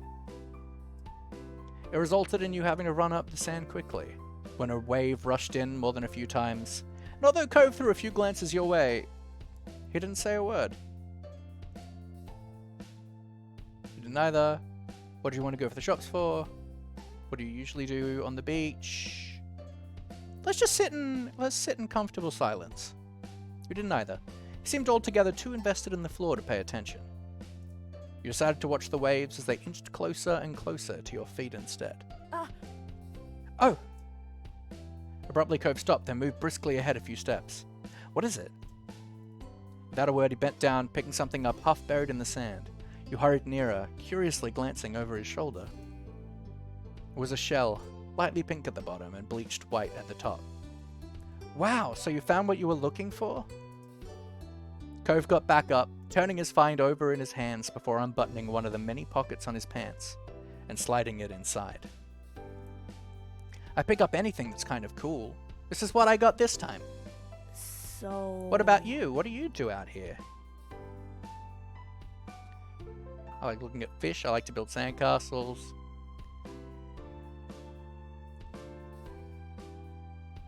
I like looking at fish.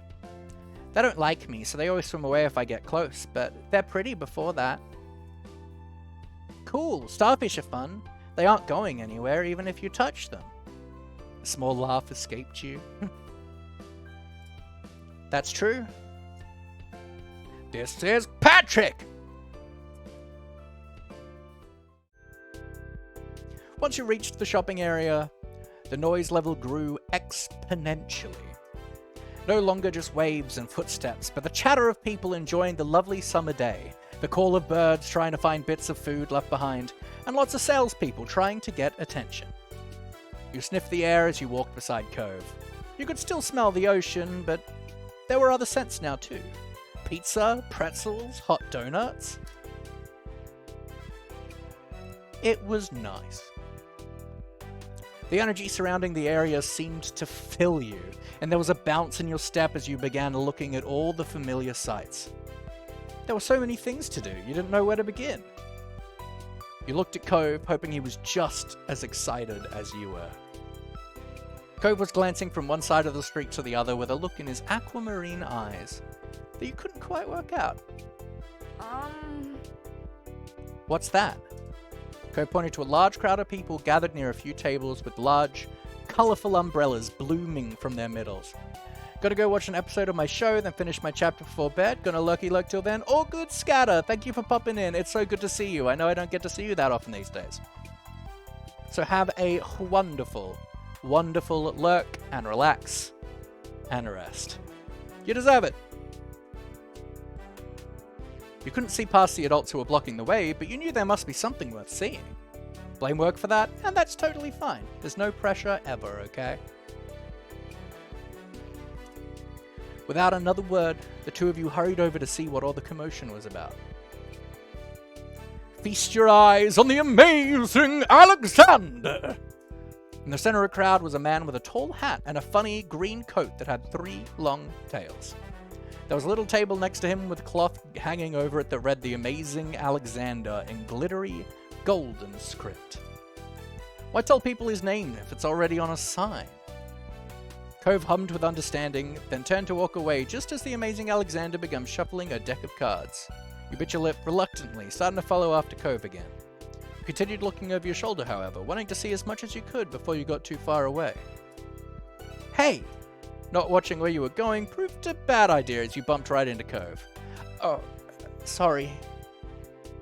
Did you want to stay or something? If that's okay? He briefly lifted his arms up off his sides before returning them to place.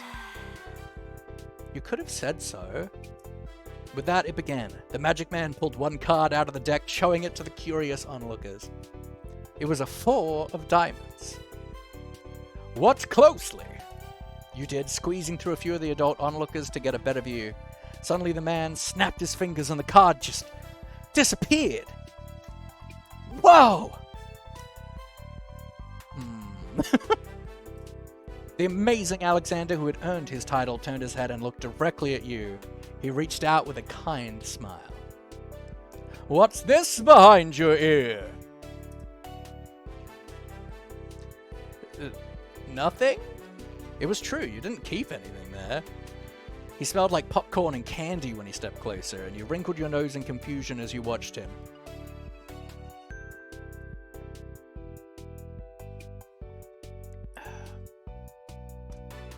You felt a tug, and then he pulled the 4 of diamonds out from behind your ear. You knew that it couldn't really have come from your ear, but you still didn't get how he'd done it. There was light applause from the crowd, and the man gave a deep bow. This is for you! The magician plucked a pair of balloons from a clump of them tied down to his table. Both were in the shape of a dolphin, instead of being a normal circle. And one for your friend, too. Thank you for being my assistant. Wow. Now you were really grateful he chose you. After that, he went to someone else in the crowd. Pick a card, any card. My uncle does that every time he visits. Not the balloons, the stuff with the cards. Cove spoke plainly while reaching over to take the dolphin that had been designated for him. Maybe it wasn't so special. Cove is just ruining the fun. At least you had a fun time. You wonder if Cove's whole family was magic. I like that! If so, he was lucky. The crowd started to clear some, and you noticed on the side there was a whole rack of brightly colored kaleidoscopes on display. Pick up a kaleidoscope, pick up a Rubik's Cube, magic 8-ball, you walk past the toys. I do like the 8-ball option, because it means we're probably going to ask a question.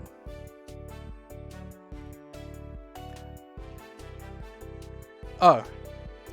You shifted your balloon string to the other hand so you could hold it up in front of you.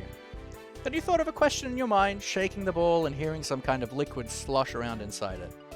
Once you were given a good shake, you held it upright, waiting for the answer to appear. Concentrate and ask again. You wrinkled your nose and set the magic 8-ball back on the rack. It wasn't the answer you were hoping for. You followed Cove around to the other side of the stall. What answer were we hoping for? What did we ask? He went under the awning, careful of his own floating dolphin, and you joined him. Did you have places like this in your old town? Are you having fun? I don't really like it here. You said nothing. Are you having fun? He nodded and you smiled back at him. Happy to hear it. When Cove moved towards some stalls nearby, you followed beside him.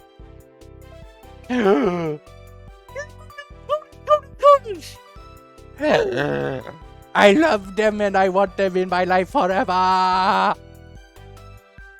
While Cove looked at sand pails, you were drawn to a table with colourful keychains laid out on it. They were sewn in the shape of sea creatures, and there was a plaque that read "Handmade," standing proudly in front.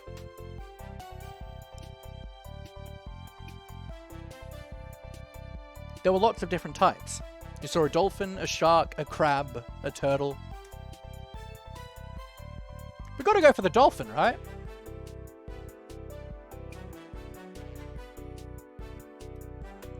Your hand stopped on the dolphin, so similar to your balloon animal. It was made of a bright material that caught the sunlight when you picked it up. You remembered once seeing a pod of dolphins swimming out in the distance at the beach, jumping out of the water and splashing as they dived back in again. That was a great day.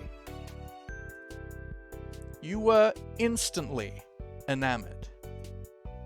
Checking the price though, your heart fell. $6? You didn't know much about money, but you thought that was a lot to spend on one thing. You rarely had more than a $5 bill to your name. Is that what you want? Huh? Oh, it's $6. I didn't bring any money. Alright. It's fine.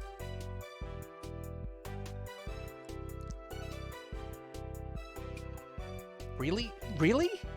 Cove took the keychain from your hands, and that was that. He was holding a small yellow bucket for himself, too. I was always going to get you something. I already got the money for it. You were a little nervous, but happy with your purchase nonetheless. It was nice of Cove's dad to let Cove buy something for you, too.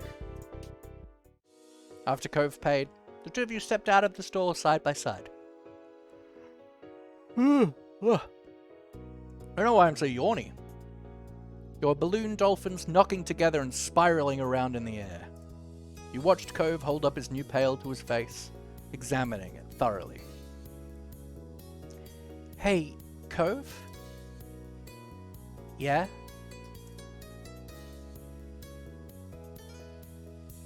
Thanks for getting me it. It's alright. Wasn't clear if you really knew how much you appreciated it. What?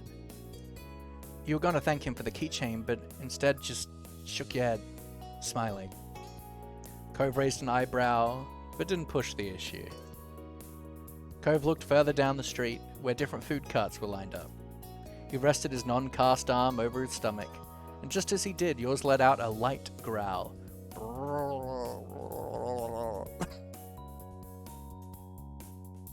You hadn't eaten since breakfast. And after all this wandering around, you were definitely ready for some lunch. Let's get some food. Yeah. You two wandered around a short while, looking at all the delicacies that were available. Everything looked delicious.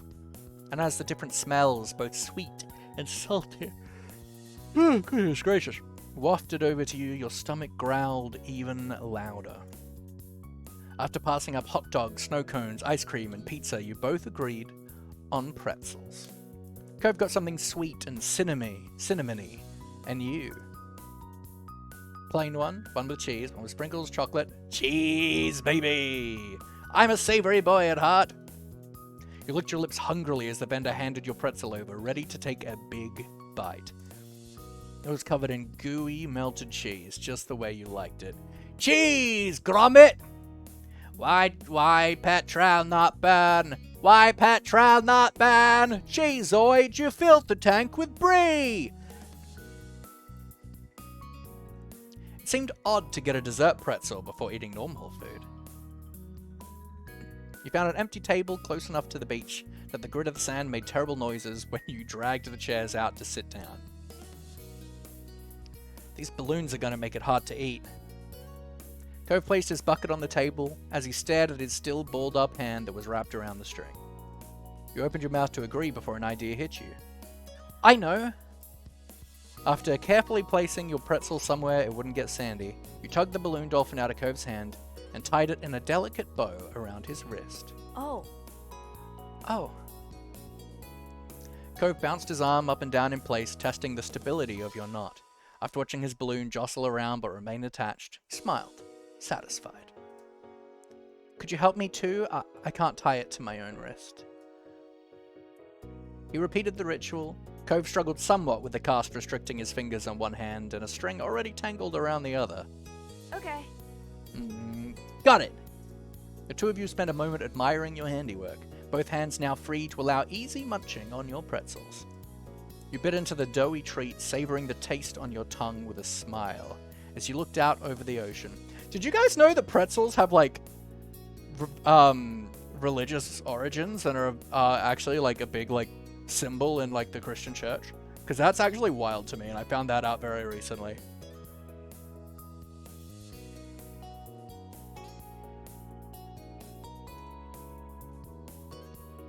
Yeah. Pretzels originated in, like, the Christian church. And it was twisted in a way that I believe was meant to symbolize the Holy Trinity. And it's actually, like, a very, like, kind of religious symbol.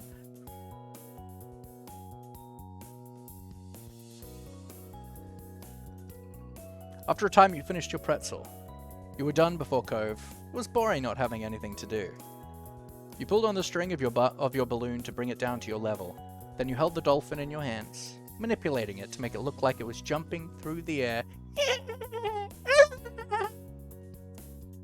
If you turned to face towards the beach, it almost looked like it was swimming in the waves like a real dolphin. A laugh came from your side. When you glanced back at Cove, he had left the remaining part of his pretzel on the wrapper and was gripping his dolphin too. Mine's name is Merryweather, he's the prince of the dolphins. And it's Splash, they star in movies, his name is Cherry, she's actually an alien, mine's name is Sam, they're just a regular dolphin. That's boring, it's Merryweather, prince of the dolphins! He wears a crown made of seaweed, and all his friends are merfolk. Every now and then he'll make friends with a kid and let him ride on his back. You sighed, wishing you could meet a real dolphin like Merryweather. What's yours? Cove considered the question, placing the balloon against the table and resting his free arm across it in contemplation. It's... With a loud pop, the dolphin exploded into ribbons.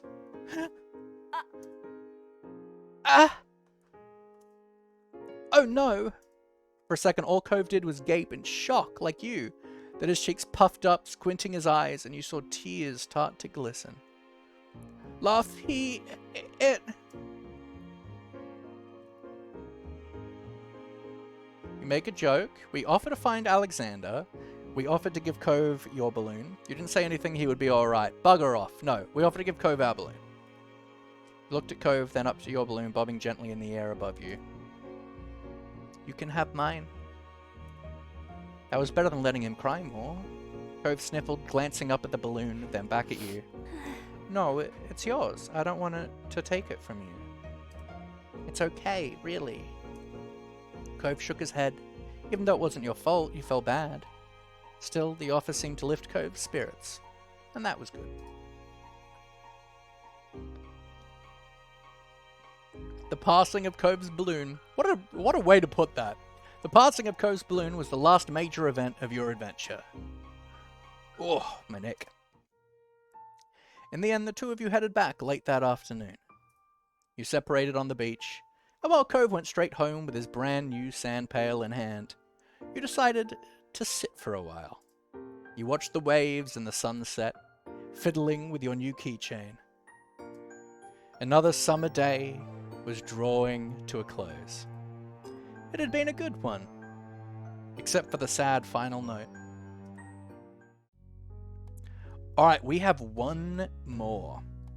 What I'm going to do, folks, we are going to take another couple-minute break. I'm going to run some ads so that we can get the rest of stream to be pre-roll ad-free.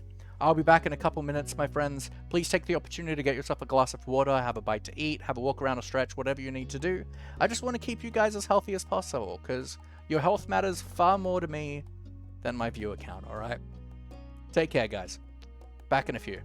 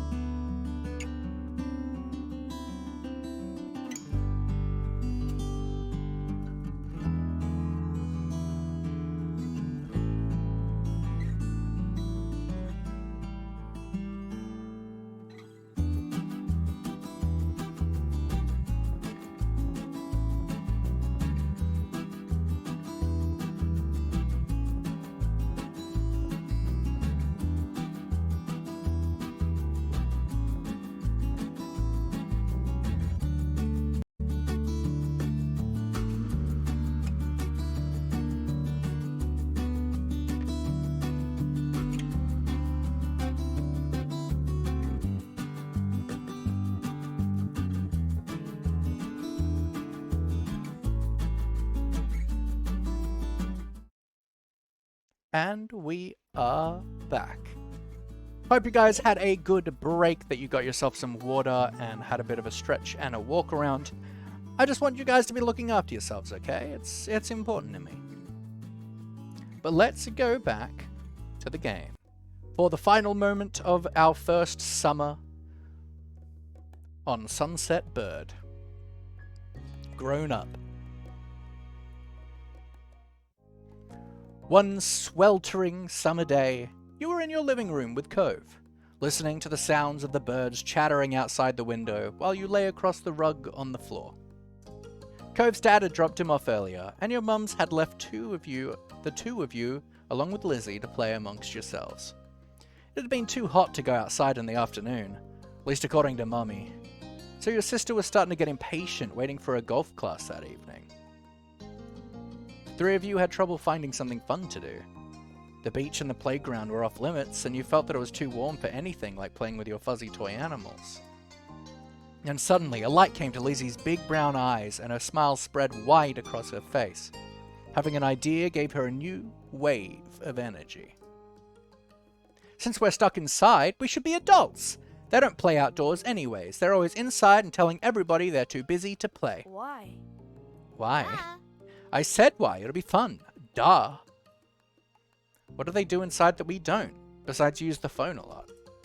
Excluding a small huff, Lizzie decides to ignore Cove. What do you think? Laughy, what do you think? Do you want to?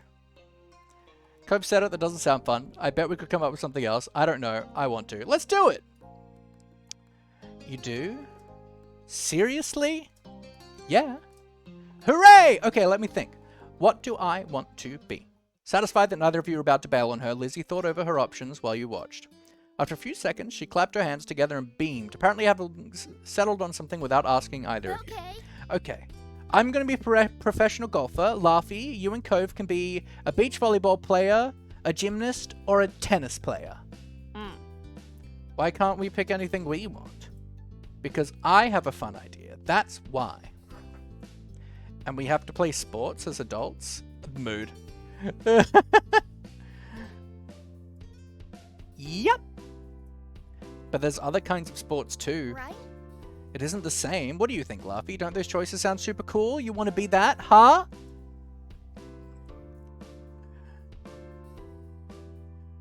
Is there anything else we could be? It really doesn't. Lizzie pouted, resting her hands on her hips and tapping her foot impatiently. Well, too bad. I make the plan and you are a part of it, so choose one already. Cove was not impressed with Lizzie's attitude, though he didn't bother talking more about it for now. You thought over the list of possibilities: beach volleyball, gymnastics, or tennis. Out of all of them, you'd prefer to play... What do we think?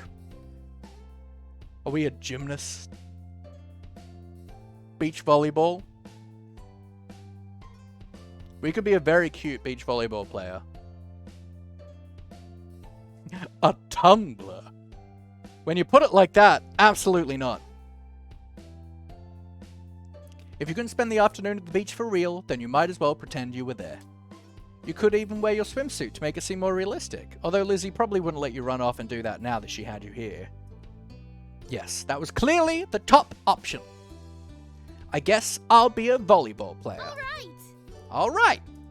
How about you, Cove? I'll have a volleyball team too. Lizzie threw her hands in the air, making an annoyed sound. You guys can't be the same thing. That's not how it works. You didn't say that. The rule was picking from the list. You can't keep adding more. Lizzie looked at the two of you, then shook her head, resigned to losing this battle, but not the war. Fine, you're both volleyball players, but you're on the same team because there's only one. Lizzie's ponytail bobbed, and there was one volleyball team. Lizzie's ponytail bobbed when she proudly stretched her arms wide. The Olympic team. What? We're Olympic athletes who just competed in the Olympics. I don't think this is playing grown-up. I think this is playing athlete. Cove didn't seem all that impressed with the announcement. He made a face and adjusted the glasses on his nose. That's really specific. Rude. That's what makes it fun. Anyway, Lizzie marched back and forth in front of the both of you, getting lost in her own imagination.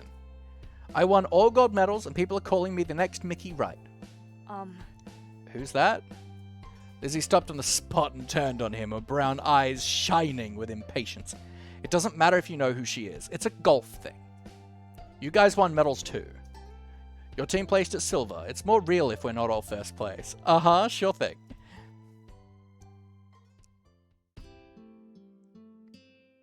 Silver's not bad. Nice. It may not be first place, but you knew the silver medals were still really good to get at the Olympics. But it isn't gold. Sorry. Lots of people lose at the Olympics. Them's the breaks. Then you're the one who did, not me. Lizzie looked taken aback by Cove's declaration, as though the thought of her losing was completely absurd. No way, it wouldn't make sense. I'm already practicing my golf game. She took a golfing stance to make her point, pretending to swing her club to hit an invisible ball. So what kind of house do you want to live in? Cove hadn't changed his mind about winning, but thinking about where he'd live as an adult appealed to him. Apparently, because he looked back at Lizzie with some of the anger fading. I'm going to live on the beach. Lizzie made a face at him, poking out her tongue. That's kind of boring. We already have that. No, not like the normal houses here with a street. On it, right on the sand, by the water. Just like that, all the tension was back. You hadn't even had a chance to choose where you want to live. That's not very fun or smart, Cove. You can't live on a bunch of sand and shells. But I want to, and I will. Cove narrowed his eyes at Lizzie, even though she stood half a head taller than him. You didn't give out a list of things to pick from this time, so I'm picking that. Why are we even playing pretend if we can't imagine anything? Jeez, well, I'm going to live in a mansion far away from here and far away from you. One with an indoor pool and a place to practice my award-winning golfing. It's not fair. How come you were yelling about mine when your idea is even more impossible? Lizzie's face flushed red, her hands balling into fists at her sides. It is not impossible, and it's better than yours. Disagreements always seemed to crop up when the two of them were together. You always felt like you were stuck in the middle with you. When it came to this topic at hand, this time you thought, for a mansion, being on the beach was cooler. You would agree with Lizzie. Cove was right. You were tired of deciding between either of them.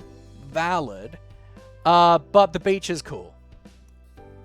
You wouldn't want to live on the beach? It'd be really great. You could have windows made from driftwood and seashell wind chimes. He smiled slightly over the agreement, then turned to Lizzie with bolstered confidence. Ah! You can swim whenever you want if you live on the beach. We can still swim anytime we want from where we live now. Being a little closer doesn't mean anything. Says you! The two of them scowled at each other. You're being so unreasonable. You... I don't get what you want. This game doesn't make sense. It does. You have to be realistic. I said that. But you're not. You had no idea what to do to make them stop at this point. It seemed like the two of them would just keep working each other up as long as they could. Nothing you'd said so far had kept them from being mad. Thankfully, like a greeting card angel, Mum walked into the room.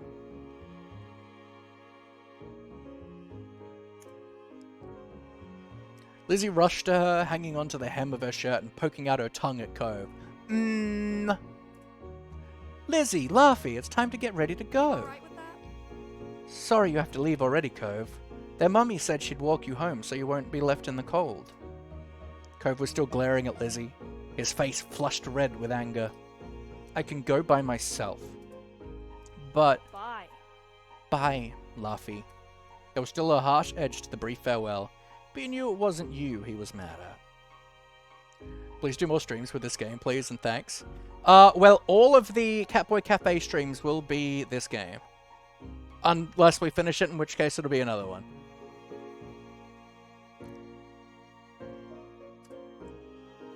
Without giving Mum a chance to stop him, Cove stood up and stalked out of the room, shoulders drawn tight. Huh?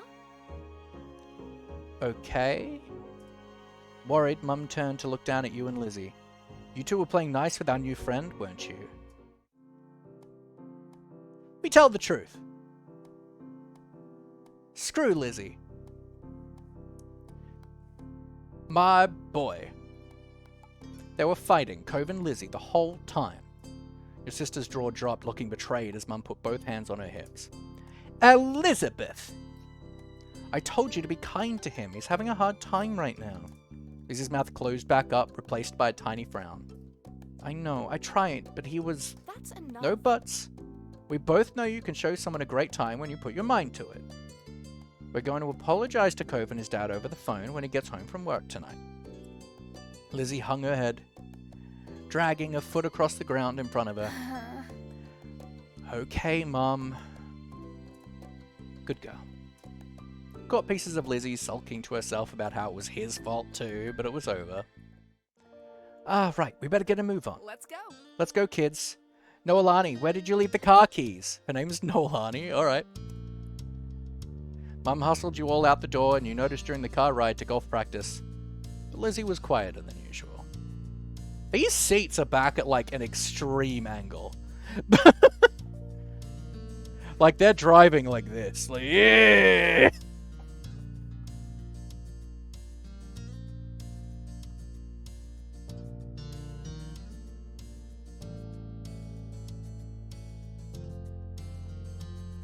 She was usually the first one to request which music to listen to in the car, but she didn't say a thing.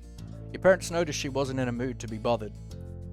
They gave her space, and Mommy just asked you what you'd like to listen to.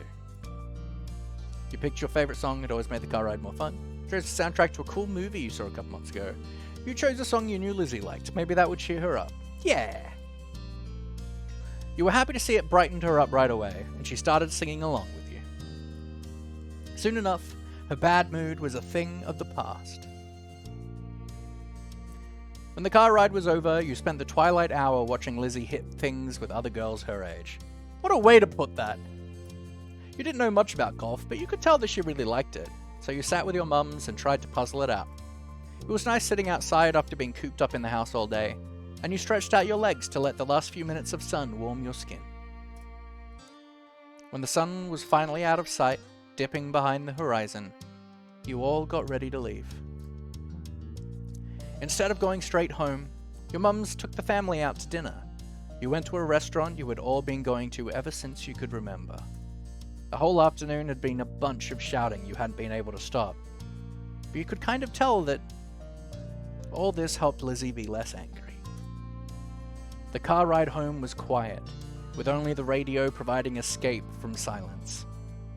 Lizzie had been in better spirits now, but the closer you got to your neighborhood, the more she wiggled in her seat and frowned out the window.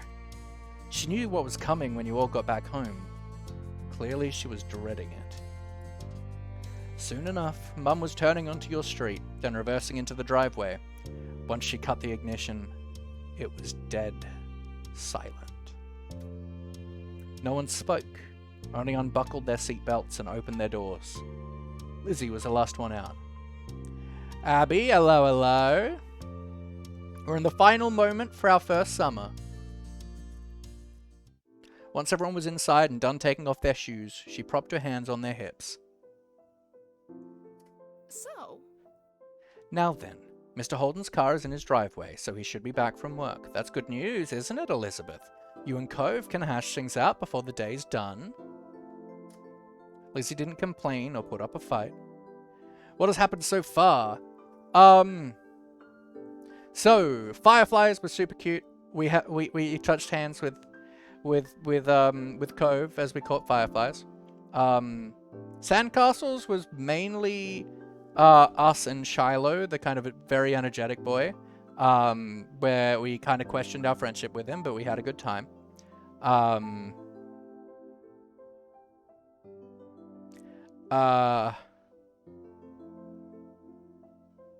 We told Cove that his dad tried to bribe us to be friends with him.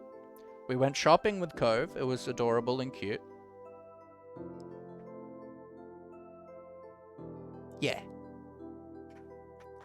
Lizzie didn't complain or put up a fight. In this case, Lizzie and Cole got into like a fight while they were playing like grown up.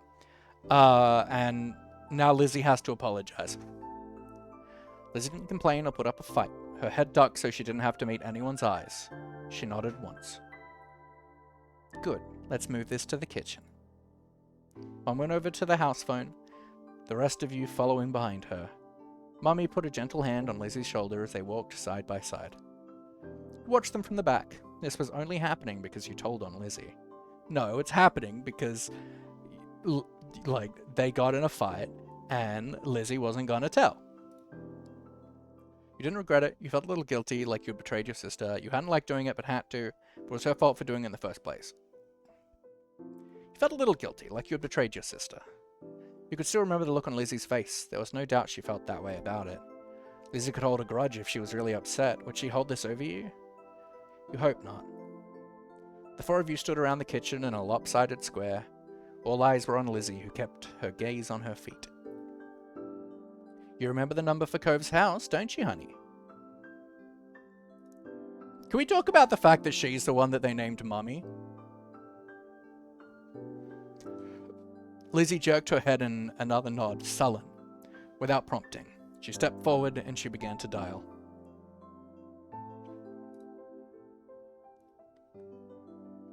Mum reached over and pressed a button on the base. Suddenly, you could hear the phone ringing. She turned on the speaker. The phone rang a couple of times and stopped. Mr. Holden's warm voice came through the other end.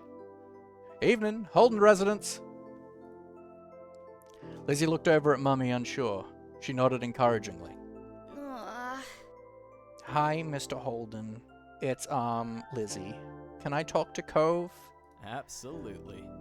Lizzie soft paws? What a surprise, but of course you can say hey to the boy. He sounded cheery as usual, though definitely meant it when he said it was a surprise. You thought hard, you were sure that your sister had never called Cove's house before. Mum spoke up before Mr. Holden or Lizzie could say anything more. Her arms were crossed over her chest, her lips pursed.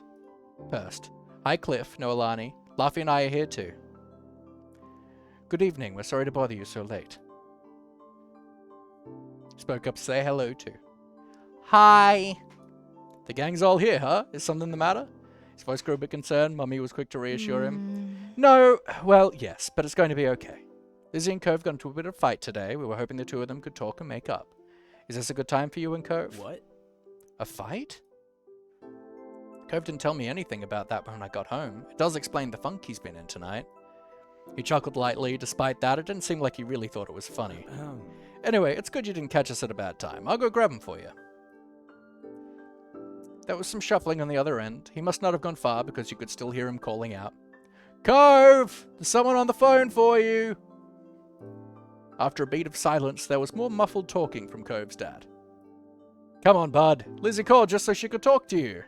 Laughy's on the other end listening too. Don't you want to say hi?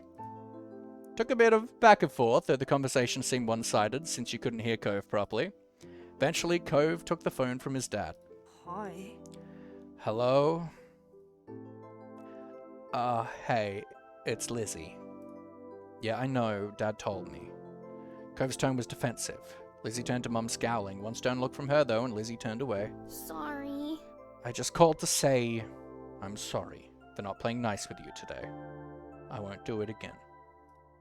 Lizzie's eyes were downcast, her voice low. You could tell she felt uncomfortable apologizing to Cove in front of everyone. This is, like, really messed up, to be honest. Don't do this. Like, this is humiliating.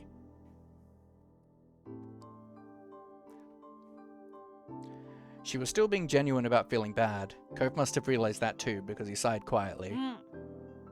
I want gold. And I think Laughy should win too.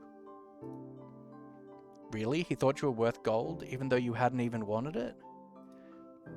Lizzie was momentarily stunned, silent by the demand. She probably forgot that that had even happened already. All right, we all win the gold. Okay. I guess I'm sorry too.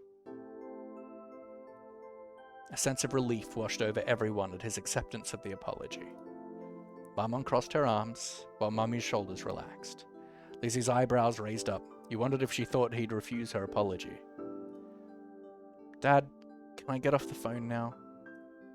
You couldn't see him, but it was obvious that Cove felt awkward about the situation. He'd come off uncomfortable the entire time, really. Yeah. Yeah, you can go back to your room if you want. Be sure to say goodbye first, though. Bye, Lizzie. Bye. Bye. Bye, Laughy. You perked up at the mention of your name. You smiled, even if he couldn't see it. Bye, Cove. With that, Cove must have handed the phone to his dad and left since Mr. Holden spoke up. That's a relief. All's well that ends well, as they say. Thanks for arranging this. I'm sure he appreciates it. As Mum replied, Lizzie tugged on Mummy's hand to catch her attention. Can I go now too? Good job. Sure, sweetie. Thank you very much for apologizing to Cove. Mum flashed a brief smile at Lizzie and nodded her agreement. Given permission to leave, Lizzie scurried off towards the stairs. She seemed to be feeling much better with the incident behind her. Mum and Mummy returned to the phone, taking it off the speaker. They continued talking to Mr. Holden. You couldn't tell what about. You were glad that was the end of it all. Lizzie and Cove might not get along, and probably still won't. But they weren't mad at each other anymore. Mum and Mummy weren't upset either. Everything was finally back to normal. With that thought, you retreated to your own room with a spring in your step. And that is the end of the summer. So what we're going to do, we're going to save.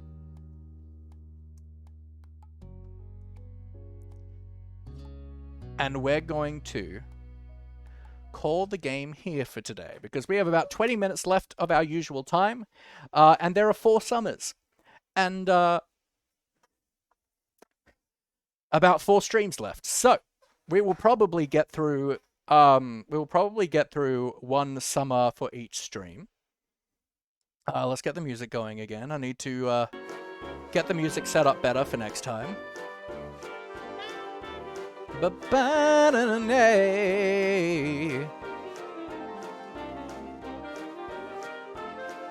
Goodbye, Goodbye, good friends, goodbye. 'Cause now it's time to go. Alrighty, take care, Silver. It's been so great having you in, my friend. Thank you so much for your generosity. And I appreciate you a lot. I will get that custom sound redeem, that custom voice message recorded for you sometime in the next couple days. I appreciate you so much. But yes, it's been a fun stream. We've hit 19% today, which is awesome. That does mean we haven't hit the 25, which means the next stream will not be another one of these. The new tiers will be these ones, 25, 50, 75%, and 100%. When we hit the 25%, I will figure out a good date for us to do the date for that. And we'll do something special for the 100%. Undecided on that. But yes, it's been really, really fun. I hope you guys have had a really good time. I appreciate you guys so much for the donations towards the gaming computer. It really does mean a lot. Yeah. But it's been very, very fun. Thank you everyone for getting on the board. I'm going to leave this board here like this. And then all of the Catboy streams, we will be continuing to fill up this board.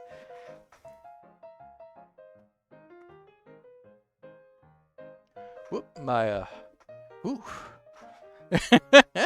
But no, this has been very, very fun. I hope you guys appreciate. Tomorrow we'll be back with more modded Minecraft, in which I'm going to regret everything I did today, because for some reason I didn't make duplicates of my scenes and just changed and modified my current scene, so I'm going to have to try and put all of it back to the way it was. I'm a smart one. You're a smart one, Mr. Grinch. Now, reminder, so next week is a big week of public holidays and things like that, so make sure to have a look at my stream schedule in the Discord for December. But I will only be streaming next week on Wednesday and Friday. So that's the 27th and the 29th. So reminder on that. But I will see you guys tomorrow for some more modded Minecraft. It's been a really, really fun stream. I love every single one of you so much. Let us find someone to raid, shall we? Ba-ba-da-ba-da-na-na.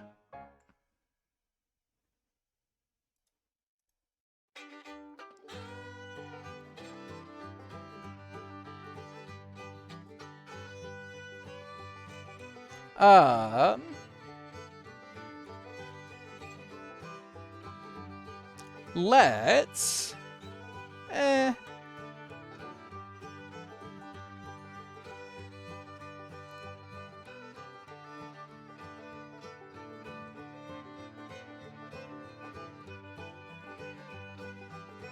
Let's raid.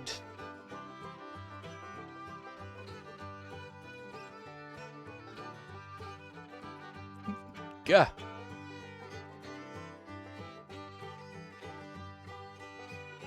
Alright, let's give Dez a raid. He's playing 4 guys today. I can probably presume with his community. Des is a super awesome Aussie streamer. Just one of the most lovely guys ever. He's one of the big people behind Stream Perth as well. And just a super, super awesome human being. So, bippity boppity boo. So, when we get over to Dez's channel, please, please, please give him a follow. He super deserves it. And hang around and chat as long as you can. It really is always awesome when a raid happens and the raiders hang around, they chat, and they engage with the stream. It really does feel amazing, so please do try and do that. Here is our raid call, everybody. So if you are a follower... Oh, we should probably make that... No, I'm not going to change it. Here is our raid calls. So if you are a follower, please copy the first one. If you are a subscriber, please copy the second one. I'll see you guys tomorrow for some modded Minecraft. And I love you all. Good night.